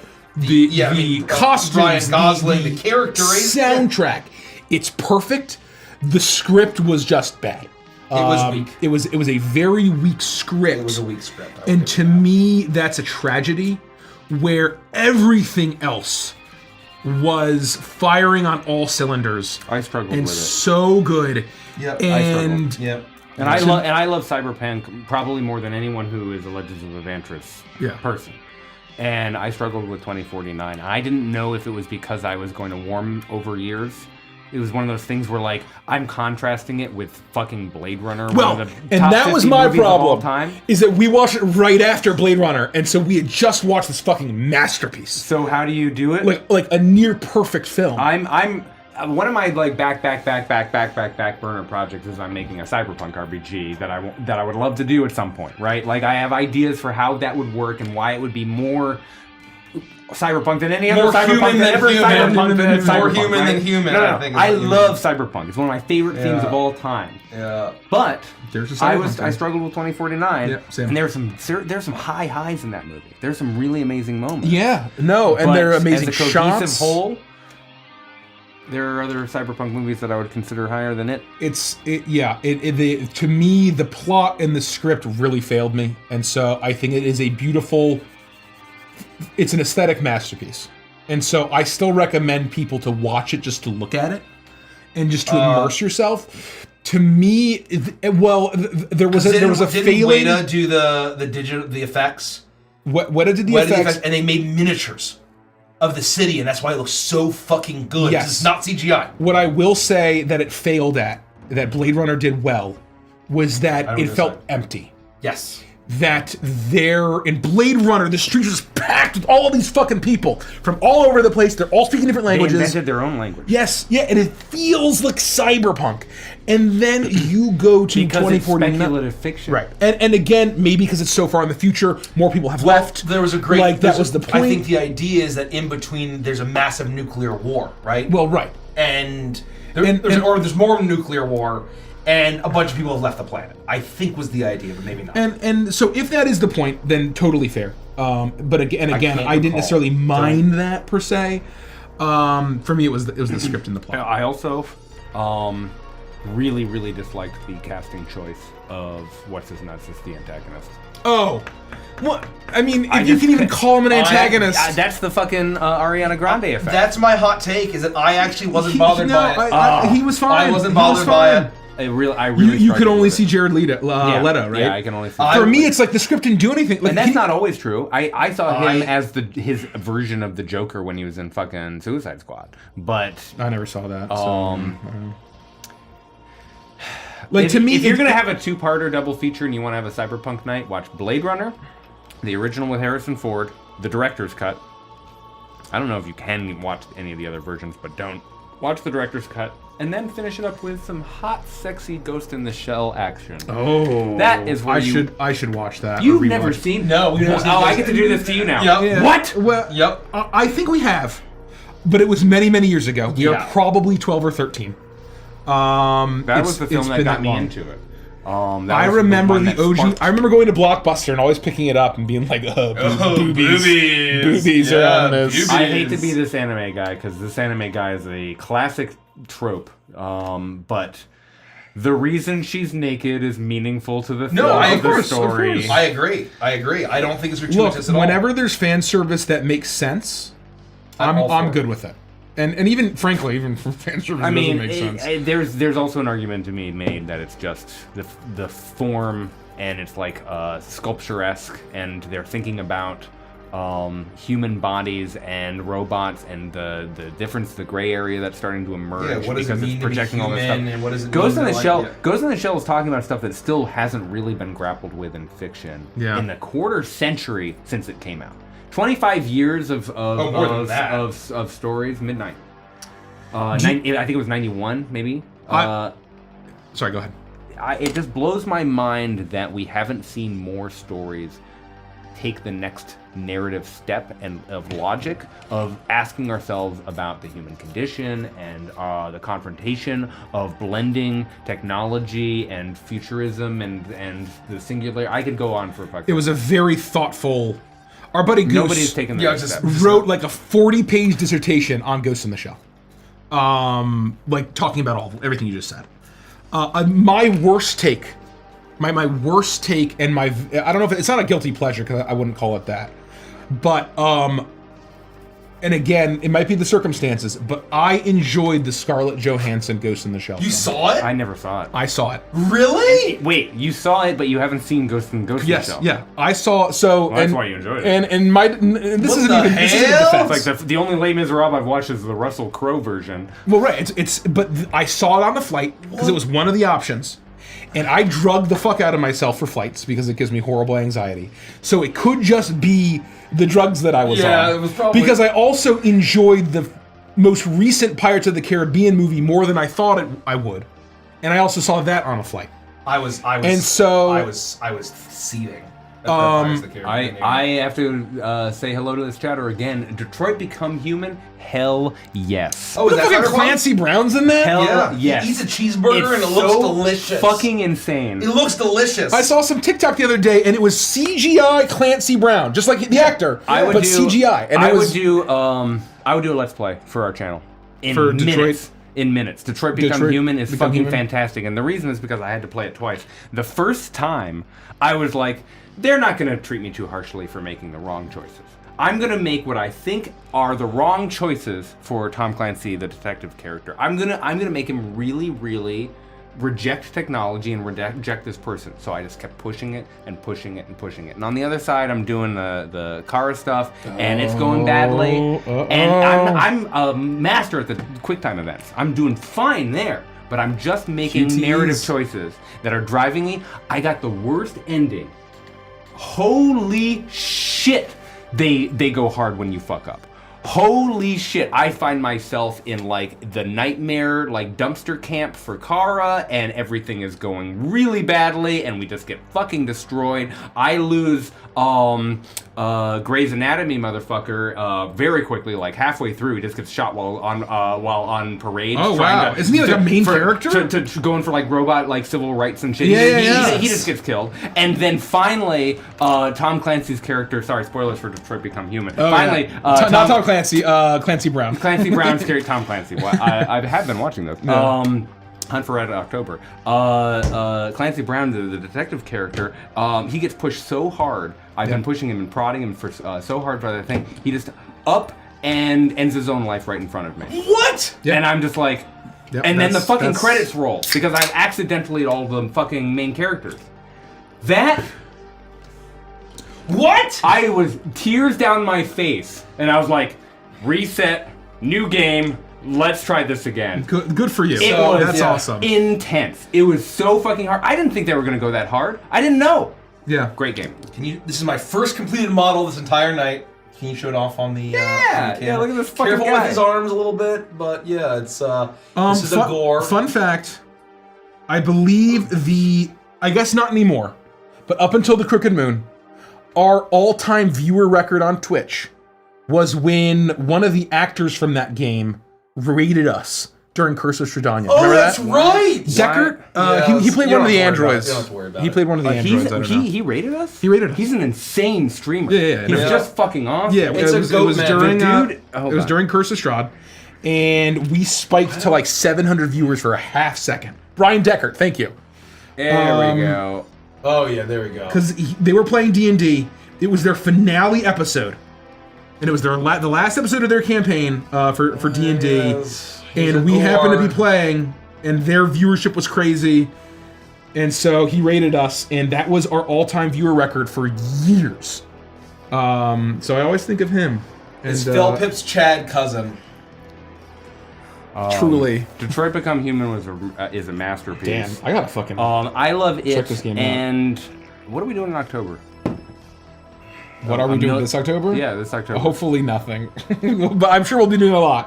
Hopefully not as much as we were I have a last year. tradition that I didn't enjoy last year, and I can't remember why exactly. But I love playing Until Dawn as well because I enjoy these narrative games that where your choices have consequences. And so Detroit Become Human, Until Dawn, maybe The Quarry, I don't know. These kinds of things could be streamable very easily, let's say. Not to change the subject, but I have a question for chat. Uh-oh. For all my Has-Been Hotel Oh. fans. How is the show? I've not seen it, so no spoilers, but I've seen, my TikTok is getting flooded with the songs, and I gotta say, there are a couple of bangers in there. There's a lot of bangers in there. And so, I've loved everything that I've seen. So I'm very curious about how the actual story of the first season is. I've only seen the pilot of Has-Been, and I've only seen the first episode of the whatever the name of the spin-off. Hell of a Boss. Hell of a Boss. I've only ever seen both of those things because I think I'm saving it. It's so good. What I'll say- The pilot was so good. I was just like, I gotta. The Hell of a Boss is just airing, right? Yeah. It just airs on YouTube, I believe. Yeah. So the thing that really got me to say it was I heard a couple of comments 36. that were echoing the same thing. That was basically like, it is. Someone said, I cannot believe that Hell of a Boss and Has Been Hotel are made by the same person, because Has Been Hotel is so much vastly better. Oh wow. And I'm like, okay, I'm not a Hell of a Boss guy. No. I tried that. That's how I felt. Yeah. I love the pilot of Has Been It's Hotel. very much not for me. Oh yeah, I can which is see fine. why people It's like just it. not my thing. I very much, as far as a heart and soul of a TV show, Charlie from Has Been is far more my speed than a Blitzo or whatever that guy's name is. Fuckwad. Yeah. Dick burst. So yeah, I mean that to me is the kind of where it's kind of that's my aesthetic. It's your hot take. I'm saving it. I can't wait for it to be over so I can just binge the entire thing in one fucking day. Holy Bees shit. Legend. Have y'all ever played or heard of Night in the Woods? I have. I would love to play it. Never. I would What is it? absolutely. What It is it, is an Rich? indie game where it's all animal people, and it's in this quaint little Oh, town. we saw cosplay. Yes, there's an amazing cosplay A of whole it. 4 of them Yes. in at MagFest. Yes. I And love that art style. yes, it's an extremely charming art style, but they just act like humans, but them being animals makes it very like charming and cute. And there's like a mystery that happens, and it starts to unveil itself. And the main character, it's kind of like Scott Pilgrim, where she's like this kind of, she dropped out of college because it just wasn't working for her, and then she goes and like runs with her like friends from her hometown, and she plays bass, and like you can like play Guitar Hero style bass songs and like play with the band and stuff. I really, it's on my list. I would love to play it. Good question. Have you ever watched the movie Nimona? No, I hear it's very, very good. I think Nikki has. This is the The shark Netflix girl. movie with It's Oh, a no. shark. It's a shark person. It's like a shapeshifter. I'm about to lose us some I'm a fans. shapeshifter. You didn't like it? I stopped halfway through, and I did not. I cared for it so little that I stopped halfway through. and I No didn't- way. My God. Couldn't do it. I hear that it's so I heard the good. same thing. Wow. It was not for me. Maybe it was just the mood that night. I'm very sorry, everyone. I did not want to yuck your yum. Yeah, well, you know, But, we all have our own The thing. art style seemed very charming to me. It was. Yeah. It was very Arcane-esque, right? Yes. It had the micro expressions, Yes. and it was very. The colorful art style and reminded me of everything. Arcane. The performance, the voice acting was all terrific and everything. It just didn't hit for me, and I I- don't know I still- why. I And I wanna have watch been it. planning on going back and giving it another shot. I But still- for whatever reason, Wow, I'm sorry. that's rare for Derek. I want to watch it. I always like the shape-shifting trope. I'm a shapeshifter. That's always a very fun thing for me. Guess what? I also finished a thing. You did? Oh, nice. Show it off. Can I grab the? Yeah. Sorry. Oh, speaking of asking for asking for thoughts, has anyone in the Adventures fam seen? Sea Beast. Oh, I wasn't gonna say that. That's a I good was question. trying to predict what you're going to ask. No. Ask yours. As above, so below. As above, so below? I've heard those words in that order. It is I've a heard of horror it. film that's several years old, or probably like a decade old at this point, right? I see something from 2014, I'm like, oh yeah, that was a couple years old. No, it's fucking 10 years old. We're just ancient. Your perspective changes when you get middle-aged. Yeah. And it is about the French catacombs. People love Sea Beast. It's on my list. Oh, it is? They do? It's very Barnabas-esque, I think. I'd love to check it My out. worry, it's going to be too much for kids. And it's going to be I don't know. a bit juvenile in its plot and dialogue. I was worried about Klaus with that, and it wasn't at all Oh, too no, juvenile. it's fucking amazing. I mean, fucking Muppets is juvenile, right? And it's still like Well, fucking perfect. they don't talk down. They don't It's talk written for down. adults, right? Like, Well, it's written for everyone. yeah. It's written for everyone. Is that what we mean by juvenile? Talking down? Well, I think that's part of it. It's basically lowest common denominator, like really Okay. not complex dialogue, like basically writing it for Coco Melon type shit. You know what I mean? Obviously, Coco Melon is the worst example of it. But No! what I'll say I'm a is that Coco before Gen Con, and this is gonna be me like sounding like the most curmudgeonly old man. Oh, are you a boomer now? I'm a boomer. where the night before we left for Gen Con last year, we went to a Walmart in the fucking middle of the night, like before they closed at fucking 2 a.m. And there was a family there with a mom and a dad and 2 kids. And they each had an iPad, and they were both playing Cocomelon, and they were walking around like fucking zombies, staring at the Cocomelon like... And I'm like, if this ain't dystopia, I don't know what is. And that may be me being out of touch. And I may be a piece of shit. No, and I may be full of shit. But but what I'll say is, it was like fucking wild. I was like, holy shit, Damn. that's a little wild. Anyway, we got a super chat. Woo! Celestial Saturn. Hold on one second, so I can read the full name because it's getting cut off. Celestial Saturn. I should have guessed. Try I Was a Teenage Exocolonist. It's a great narrative game and it has consequences to your choices. Thank you. Very cool. I will try. I've been looking for more sorry. consequence stories, and I haven't played the Walking Dead stuff, which I understand is really The Telltale terrific. Yeah, games? the Telltale stuff I understand is really good, and I love zombies, so at some point maybe I'll hit those up as well. I just picked, not just, God, it was probably years ago, or like 2 years ago now, but I picked up the Telltale Monkey Island games. How are they? I haven't played them. Oh. They're on my list. With what time, Rich? Yeah, I know. Well, I was always Eurocopter. interested, to no one's surprise, about the Telltale Game of Thrones thing, where they invent 2 houses that have a terrible blood feud, like It's the kind of a cool concept. like the Brackens and the Blackwoods. But they didn't want to do anything by lore. Well, no, and also none of the show fans knew anything about the Brackens and the Blackwoods, so they could basically take that plot line and put it into a game. And obviously, because it's supposed to be in the canon of the show, my presumption is that both of them are going to fucking annihilate each other in some horrible shit by the end. But, I always was very curious about that because, any little bit of... A soyaf. Any bit of a soyaf, I kind of gobble up. We missed a super chat. Oh, Hopefully, did we? this wasn't too long ago. Question From for the Seth. group from Yeah. Seth. I'm so What is sorry. your favorite childhood memory involving backyard street games? Oh. And then I'm I'm going to with put you. a pin in whether we played the quarry, and I also see some other stuff. But let's talk about backyard street games. I So was the never most- into like sports as a kid or ball. But what I'll say is the fondest memory that I have was playing pretend Yep.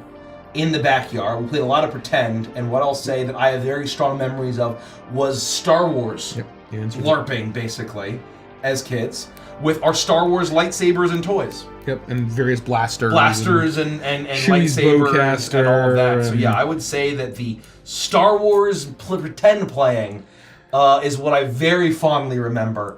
I in the also love the backyard. slip and slide. I was just thinking that too. I was very fortunate as a kid. I lived about 10-15 minute walk from a large hill, a 10-15 minute walk from a massive woods, and a 10-15 minute walk from a giant lake. Giant when you're a kid. And the lake had a lazy river / like a miniature Six Flags almost, with like water slides Lake and Ann? stuff. Uh-huh. Oh wow. And I didn't know that. Shit, I they could- have How did I that. fucking miss that? I could walk to it. And so Wow. my backyard unbelievable. looked like the adventures that we played out in the woods, where you leave the house, you don't have a license on you don't have a credit card, you don't have anything except you have a stick that looks like a gun. And you just go and you just tell Bridge to adventures. Terabithia style. You know, you just I go mean, out. I had one of these old like VHS like movie cameras, and so we made a lot of Oh, movies yeah, where we're yeah. like pretending to be Predator, and we That's were inspired by fucking the Matrix badass, and dude. shit and all of that Yeah. good stuff. Most of my backyard shenanigans also were story and imagination oriented, which Isn't I'm that sure funny surprises nothing. No, that we ended up where we fucking are. Yeah. For me, I think I very much have strong memories of playing with toys and also playing pretend with the toys. And I remember the Jurassic Park toys that we had and the Beast Wars toys. Yep. Very strong memories of that in the backyard as well. That's done. So to answer the pinned question, yes, I have played the quarry. Is it worth playing again? I enjoyed it. The what? Quarry. The Quarry is another video game by Supermassive. Supermassive is the game company that developed Until Dawn, and they've never quite captured the magic of that original game, in my opinion, even though it should be so fucking obvious how to do it. They came out with something called The Man from Medicea. Someone mentioned that in chat today. Man from Yeah. Someone talked about and it. it was supposed to be a series of mini stories that were loosely connected by an overarching plot. And none of them quite hit.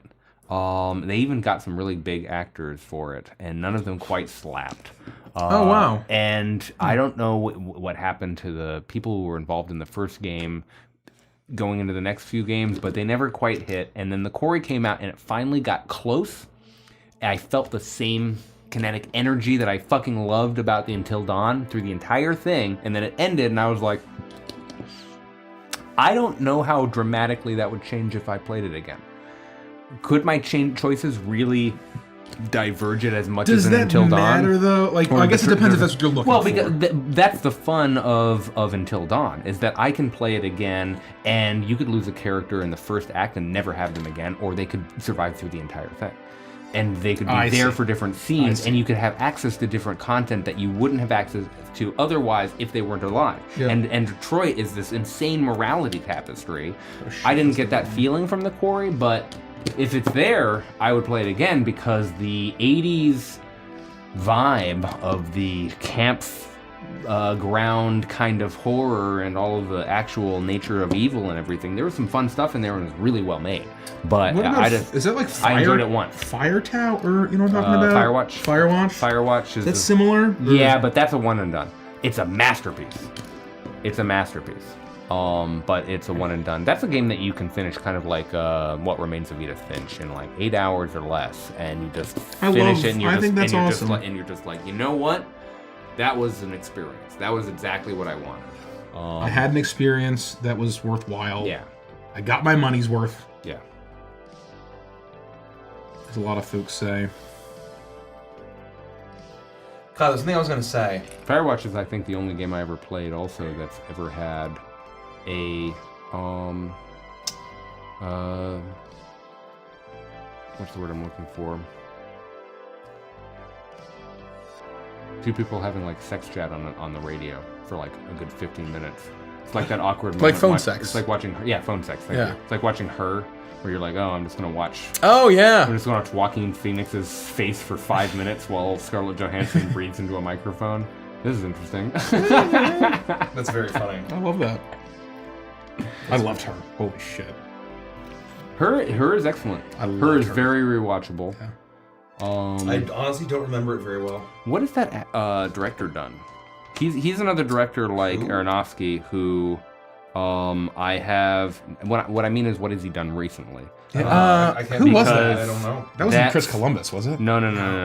That's Actually, I don't know. I don't know what I'm saying now. Eternal Sunshine of the Spotless Mind. Oh, that guy. I've been meaning to see that, and I wouldn't recommend it. I was gonna say, For like, you. I was gonna say, you, I wouldn't that's recommend what it. I mean is that, like, I think that I would not have been able to watch it in the past 3 years, but I think like now I'm finally at the point. But it might just it might not ever be worth trying to watch it for me. What's the premise? Like, what's the? It's I would very say- devastating. I would say that if you had, It's extremely. if there's a place in your emotional body where a knife can be inserted about relationships and the hurt that it can sometimes brings, Eternal Sunshine of the Spotless Mind has the longest blade. That is how I would describe it. That's what I've It heard. is. It is a piercing analysis of how hard relationships can be and when they fall apart, what it looks like, and it is hard. Jim Carrey and and, Titanic lady, Kate Winslet. Kate Winslet are both fucking excellent in it.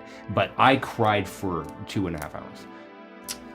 I would like to watch that. Yeah, me that sounds too. awesome. Spike Jonze. I'm ready to be. I'm ready to Oh, Spike have. Jonze. Okay. I'm ready to be stabbed. Spike very Jonze deeply. did Being John Malkovich, Where the Wild Things Are, Her adaptation, which is Nicolas Cage's best film by a wide margin. Wow. He didn't do I need to. Eternal Sunshine? Who am I thinking of? Holy shit, did I confuse Spike Jonze with somebody else? One moment. My apologies. Stop the How fucking could music. you? How could you? I'm thinking of Michel Gondry. I did confuse them. Holy shit. What's Michel Gondry up to? The style of those films is very similar. So Yeah. I see what you're talking about. Um, The cinematography, like the color palette of both films is nothing like I've heard of. identical. Nothing I've heard of. Anyways, Eternal not- Sunshine is rough. Billy Kaplan, not a question, but an answer. Has Been Hotel has such an amazingly stacked cast with a lot of my favorite Broadway actors, and I absolutely adore Hank, who's played by Keith David. I'm a big Keith David fan. Nuclear Blue, do you guys like dioramas? There's a YouTuber called Boyle Hobby Time. He's a diorama series. He has a diorama series called The Old Imaginary West, and I think you got it 100%. Oh, wow. I love dioramas. I've been into dioramas for since like since we were- 2012 or 13. I mean, even Since younger we than were that. kids. Since kids, but like more specifically, when I got into mini painting, I looked into dioramas a lot. And there was another amazing YouTuber that he just posted the first video that he posted in like 6 years or something like that the other week. He did these like amazing swamp dioramas, jungle dioramas. One that I saw was a U-boat getting hit by a torpedo, and it looks fucking real. But it's all a diorama, and it's a mini sub, and he somehow got resin to look like this fucking underwater explosion, and he lit the explosion and has like this orange LED in it. It's fucking beautiful. There are a few craft streams, YouTube channels that I've watched, not religiously, and I can't remember the name of them, but once in a while, I'll get recommended a video and throw on like one of those like 20, 30, 45 minute long videos of somebody making some insane resin like underwater creature like reaching up onto an island or something. It's so fun and impressive to watch that stuff. I need to. And it's good comfort. It's good comfort food. Boyle Hobby Time. Boyle Hobby Time. Billy Kaplan, have you guys ever played any of the Little Nightmare games? I'm excited for the new game. I've never heard of that. Sounds badass. Little Nightmares. Little Nightmares. How are you doing? From Catchy Cantrips. Hey, Catchy Cantrips. Hey. Welcome on in. Doing well. Good to see you. Hello. Ripple Wildthorn, have you guys We seen... didn't answer the question. We're doing well. Oh. I'm doing doing well. great. To each Hello. of us individually. How are you doing, Mikey? I'm doing well. How are you doing, I'm Rich? assembling I'm doing really well. my unit of gore. It's Friday night. It's Friday night. Low-key and we're- hangout stream. And we're just fucking painting Warhammer miniatures Thank you, because we Cassie. are very cool. I'm doing great. Thanks for asking. We are very cool. It's been a topsy-turvy week. 100%. And They're it feels, very it feels, topsy-turvy. it feels good to just sort of chill and Yeah, it feels awesome. talk with the folks who are hanging out. Yeah, we had a very productive week. And a very Derek and busy I week. have been And judoing. behind the curtains, we've had a very productive Yes. week. It hasn't looked like that to you No. because we haven't played our fucking sessions, and it was We did supposed to be Saltmarsh Icebound, and- and- Saltmarsh, baby. Saltmarsh was beautiful. Saltmarsh, But- if there's one thing It's that been we a can hard week. hope to count on by fucking hook or by crook. What I will say is that no matter what happens, as long as I draw breath, we will play something on Mondays. Yep. If I was ready on Monday to if another 2-person one-shot in some Pirate Board worlds, there's a bunch of shit that Luke wrote I love that. that love that, dude. that we didn't touch on. If it's just me and you. If it's just sorry, you guys. No, So but if let's say Rich and Andy are down for the count. Do you want to finally cross the threshold to a one-man protagonist, like main hero character? I could totally, like one-shot? I absolutely would do that. I think yeah. that would be fucking fun. Yep. We could do I that. absolutely would do Derek, that. when have I missed a fucking session? That one time during the Mighty Trunks, Yeah, that one time, which I... 4 And years ago. What about I haven't hold on. forgotten. I was When are you traveling gonna for make work. this up to me? What about Everyone is John and the other one? I've missed a total of 4 streams in my life. And Tactical Waifu. 4 streams in my life. Yep. And it was Tactical Waifu, Everyone is John, Mighty Trunks, and a hangout stream. I think it was the second episode of Mighty Trunks too. How fucking dare Which if you're gonna you, watch that motherfucker. 4-parter, It was the second episode. you missed the weakest of the 4 episodes. That's what I heard. That's what you told me. And so I didn't feel too bad. It was fine. It was fine. I'm sure it was great. I'm sure it was awesome. But I almost made a joke of ha ha ha, that's what you heard from the fans. And then I realized, we didn't have any fans back then. Nobody watched it.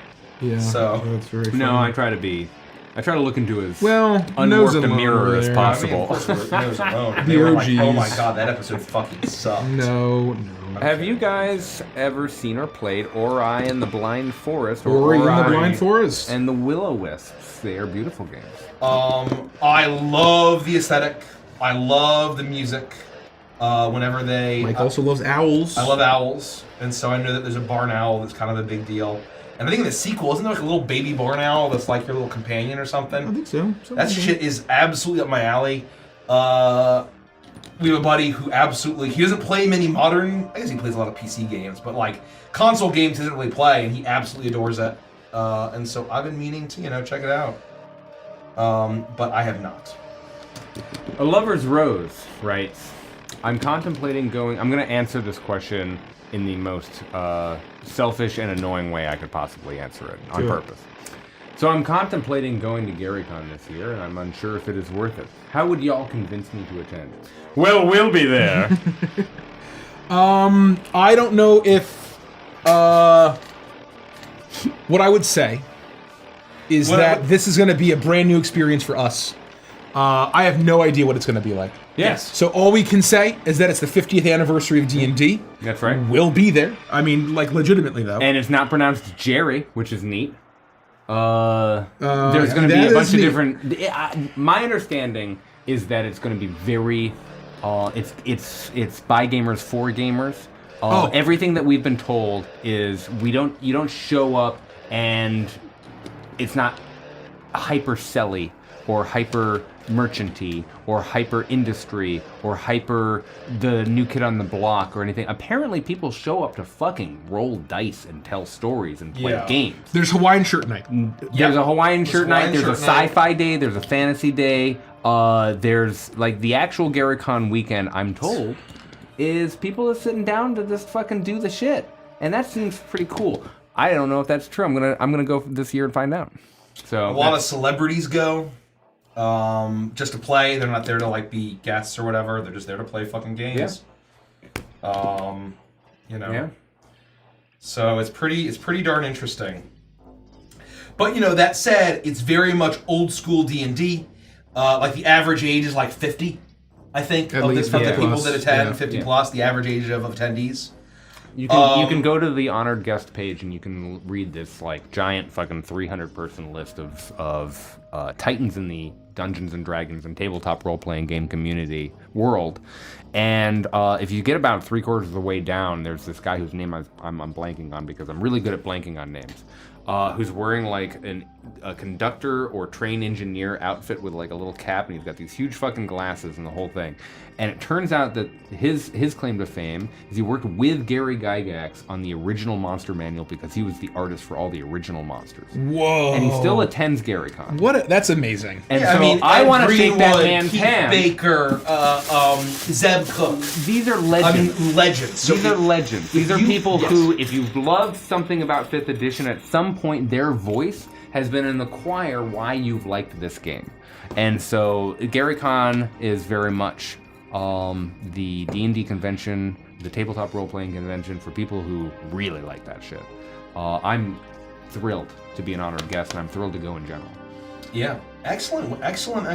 And so that's the thing. It will not be for everyone, certainly. It is very old school, and it's very much like, do you love the history of the game? Do you love the, and kind of the journey to get to where we are? And we have a respect and a reverence for that. Not everybody does. So it's one of those things where, there are some people who would never go to GaryCon, and we're the kind of people who would love to go. We've been talking about going for years, and we just never got around to it. So until now. Excellent question. Our lives have been forever changed because of the existence of that game. You know what I mean? What game? D&D. Oh yeah. Right? Like. Oh yeah. I mean, shit. So like for me, when we say reverence, like that's kind of what we mean. It's one of those things is where I think, especially kind of after knowing kind of our journey and like, even at the smaller scope of what we've done, and basically just what it takes to build something. Oh my god. And to build something that new and that revolutionary and that world changing in a lot of ways is incredible. It really truly is incredible. And so I'm very, very, very excited to see what is in store, Gary. We should be shilling. Speaking of that, we have a charity stream tomorrow. 10 a.m. You haven't been able to see us play D&D, but tomorrow you will be able to. And in a very different form factor than you might be used to. Yes. We'll be at this table. However, we'll be streaming with a few others, and we'll be guided through the adventure using Fantasy Grounds, one of these VTT digital tools that allows us to simulate the adventure pixel by pixel, very much in a board gamey way. So we'll actually be walking through hallways. When I look at my screen, I will actually be able to see as far as my dark vision goes, and that might be different for me than the other characters. It's going to be a very interesting and new way to see us play Dungeons and Dragons. I enjoy that kind of game, so it's going to be... This is the old new school adventure, The Lost Shrine of Tomoe-chan. Yep. And I've played Sunless Citadel. I've run Sunless Citadel, and I've done Tomb of Horrors, but I've never peeked at White Plume Mountain, Forge of Fury, or The Lost Shrine of Tomoe-chan. So these are updated old school modules from the 70s, 80s, and 90s that were remade into 5th edition for the Tales of the from the Yawning Portal.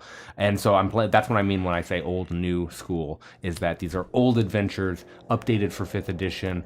It was one of the first modules they put out, at least in the first 2 years. What was Connor saying that this was what year was this the tournament module? 79? 79 or 78. Was it 80? At the Origins convention. Yeah. Allegedly. Yeah. So we're going to be playing some, like, fuck you puzzles and fuck you deadly adventures, and we have all been asked to make backup characters for a reason, and I'm excited about that. We're going to have 4 hours, and I don't know if we're going to be able to fill it because we're all going to be dead from terrible gas, I'm sure.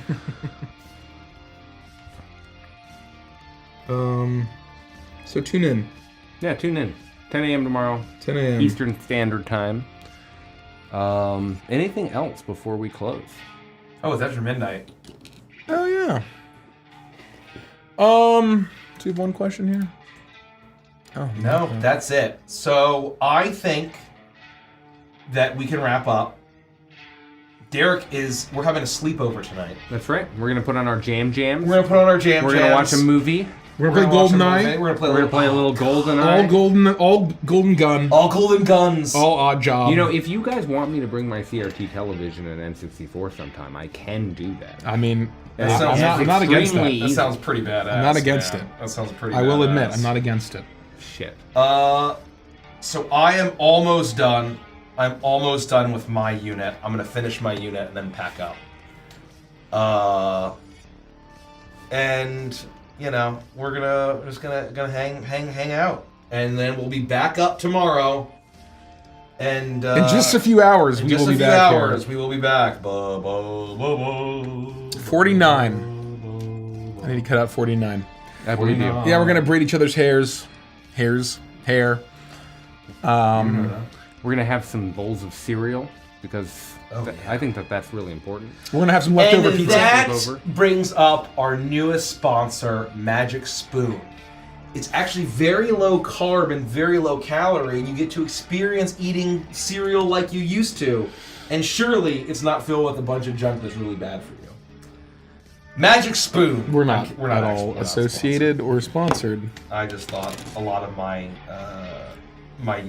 YouTube people I'm so desperately very craving funny. video games right now because of our entire chat. Our chat. Oh yeah. It's one of those things where we always just talk about video games and we just don't actually play them anymore. At least I don't. play 'em. Yeah, you do. That's true. Derek's a gamer. Derek's a gamer. I'm a gamer. I go to conventions that celebrate retro video game music. Sometimes I don't. Well, certainly that's a I don't play. great I don't pastime. actually. They're not play making anymore. any new retro video game music, so what are you gonna do? That's very funny. I think we should close the stream and put on Ghost in the Shell right fucking now. Not a bad idea. I think we should shut down the stream, raid, and then pretend like we don't know that we're live. Oh my god. Why don't you look for somebody to raid, Mike? What do you think? Do you know how to do that? I do. I'll do it. Okay, so I have officially finished 1, 2, 3, 4, 5, 6, 7 gore. Well done. I have 3 left. I only need to glue on their heads and their left arms. All are wielding knives. I'm building them as if they... Knives? Yeah, they have knives. It's Weird. Yeah, I know. I built an additional horseman. You got another night to go. In Tonight. 3 more game nights. Tonight! In 3 more game nights, you will have a full unit. I'll speed up. You'll I will say that I'm really taking my time making sure that I really fan down all these. It's honestly, let's take your time. It's a hobby about taking. What I love about miniature building, it's a hobby where you can go at your own pace. Yeah. And there's no wrong answer. I could do this for fucking 20 hours. Oh, straight. Like I could, we're I just could talking to the literally chat. do miniatures and talk for hours and hours. Dead Man's Chest is an excellent film, but you know what I'll say? What will you say, man? You know what I'll say? I say recently. In 2020, I watched the entire original Pirates of the Caribbean with my now ex, and I thought that I didn't enjoy Dead Man's Chest as much as I remembered, and I enjoyed At World's End far more than I remembered. Which one? Wow. Is the Second one. The second one. The second one. The Yeah. third one. The second one is cool because Davy Jones is the bad guy, but the pacing and the structure No, it's weird. is the weakest. It's weird. Where the third one, it has the climax and the conclusion, and everything's wrapped the up. The second one has the growing pains of them endeavoring to. They basically Grow the world. They basically smashed a 3-movie trilogy into 2 movies, Yes. Yep. 100%. which was the problem.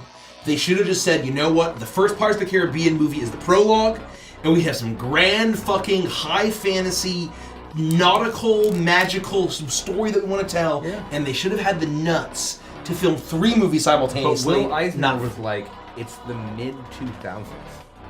Do you know how much $250 million is? You fucks. There's no way I'm spending that much money on these goddamn movies. They're just pirates. Well, I mean, to be fair, the first Pirates made like $1 bajillion. Yeah, and It was- he would have been like, the reason it made $1 billion is because it didn't cost $1 billion. Yeah.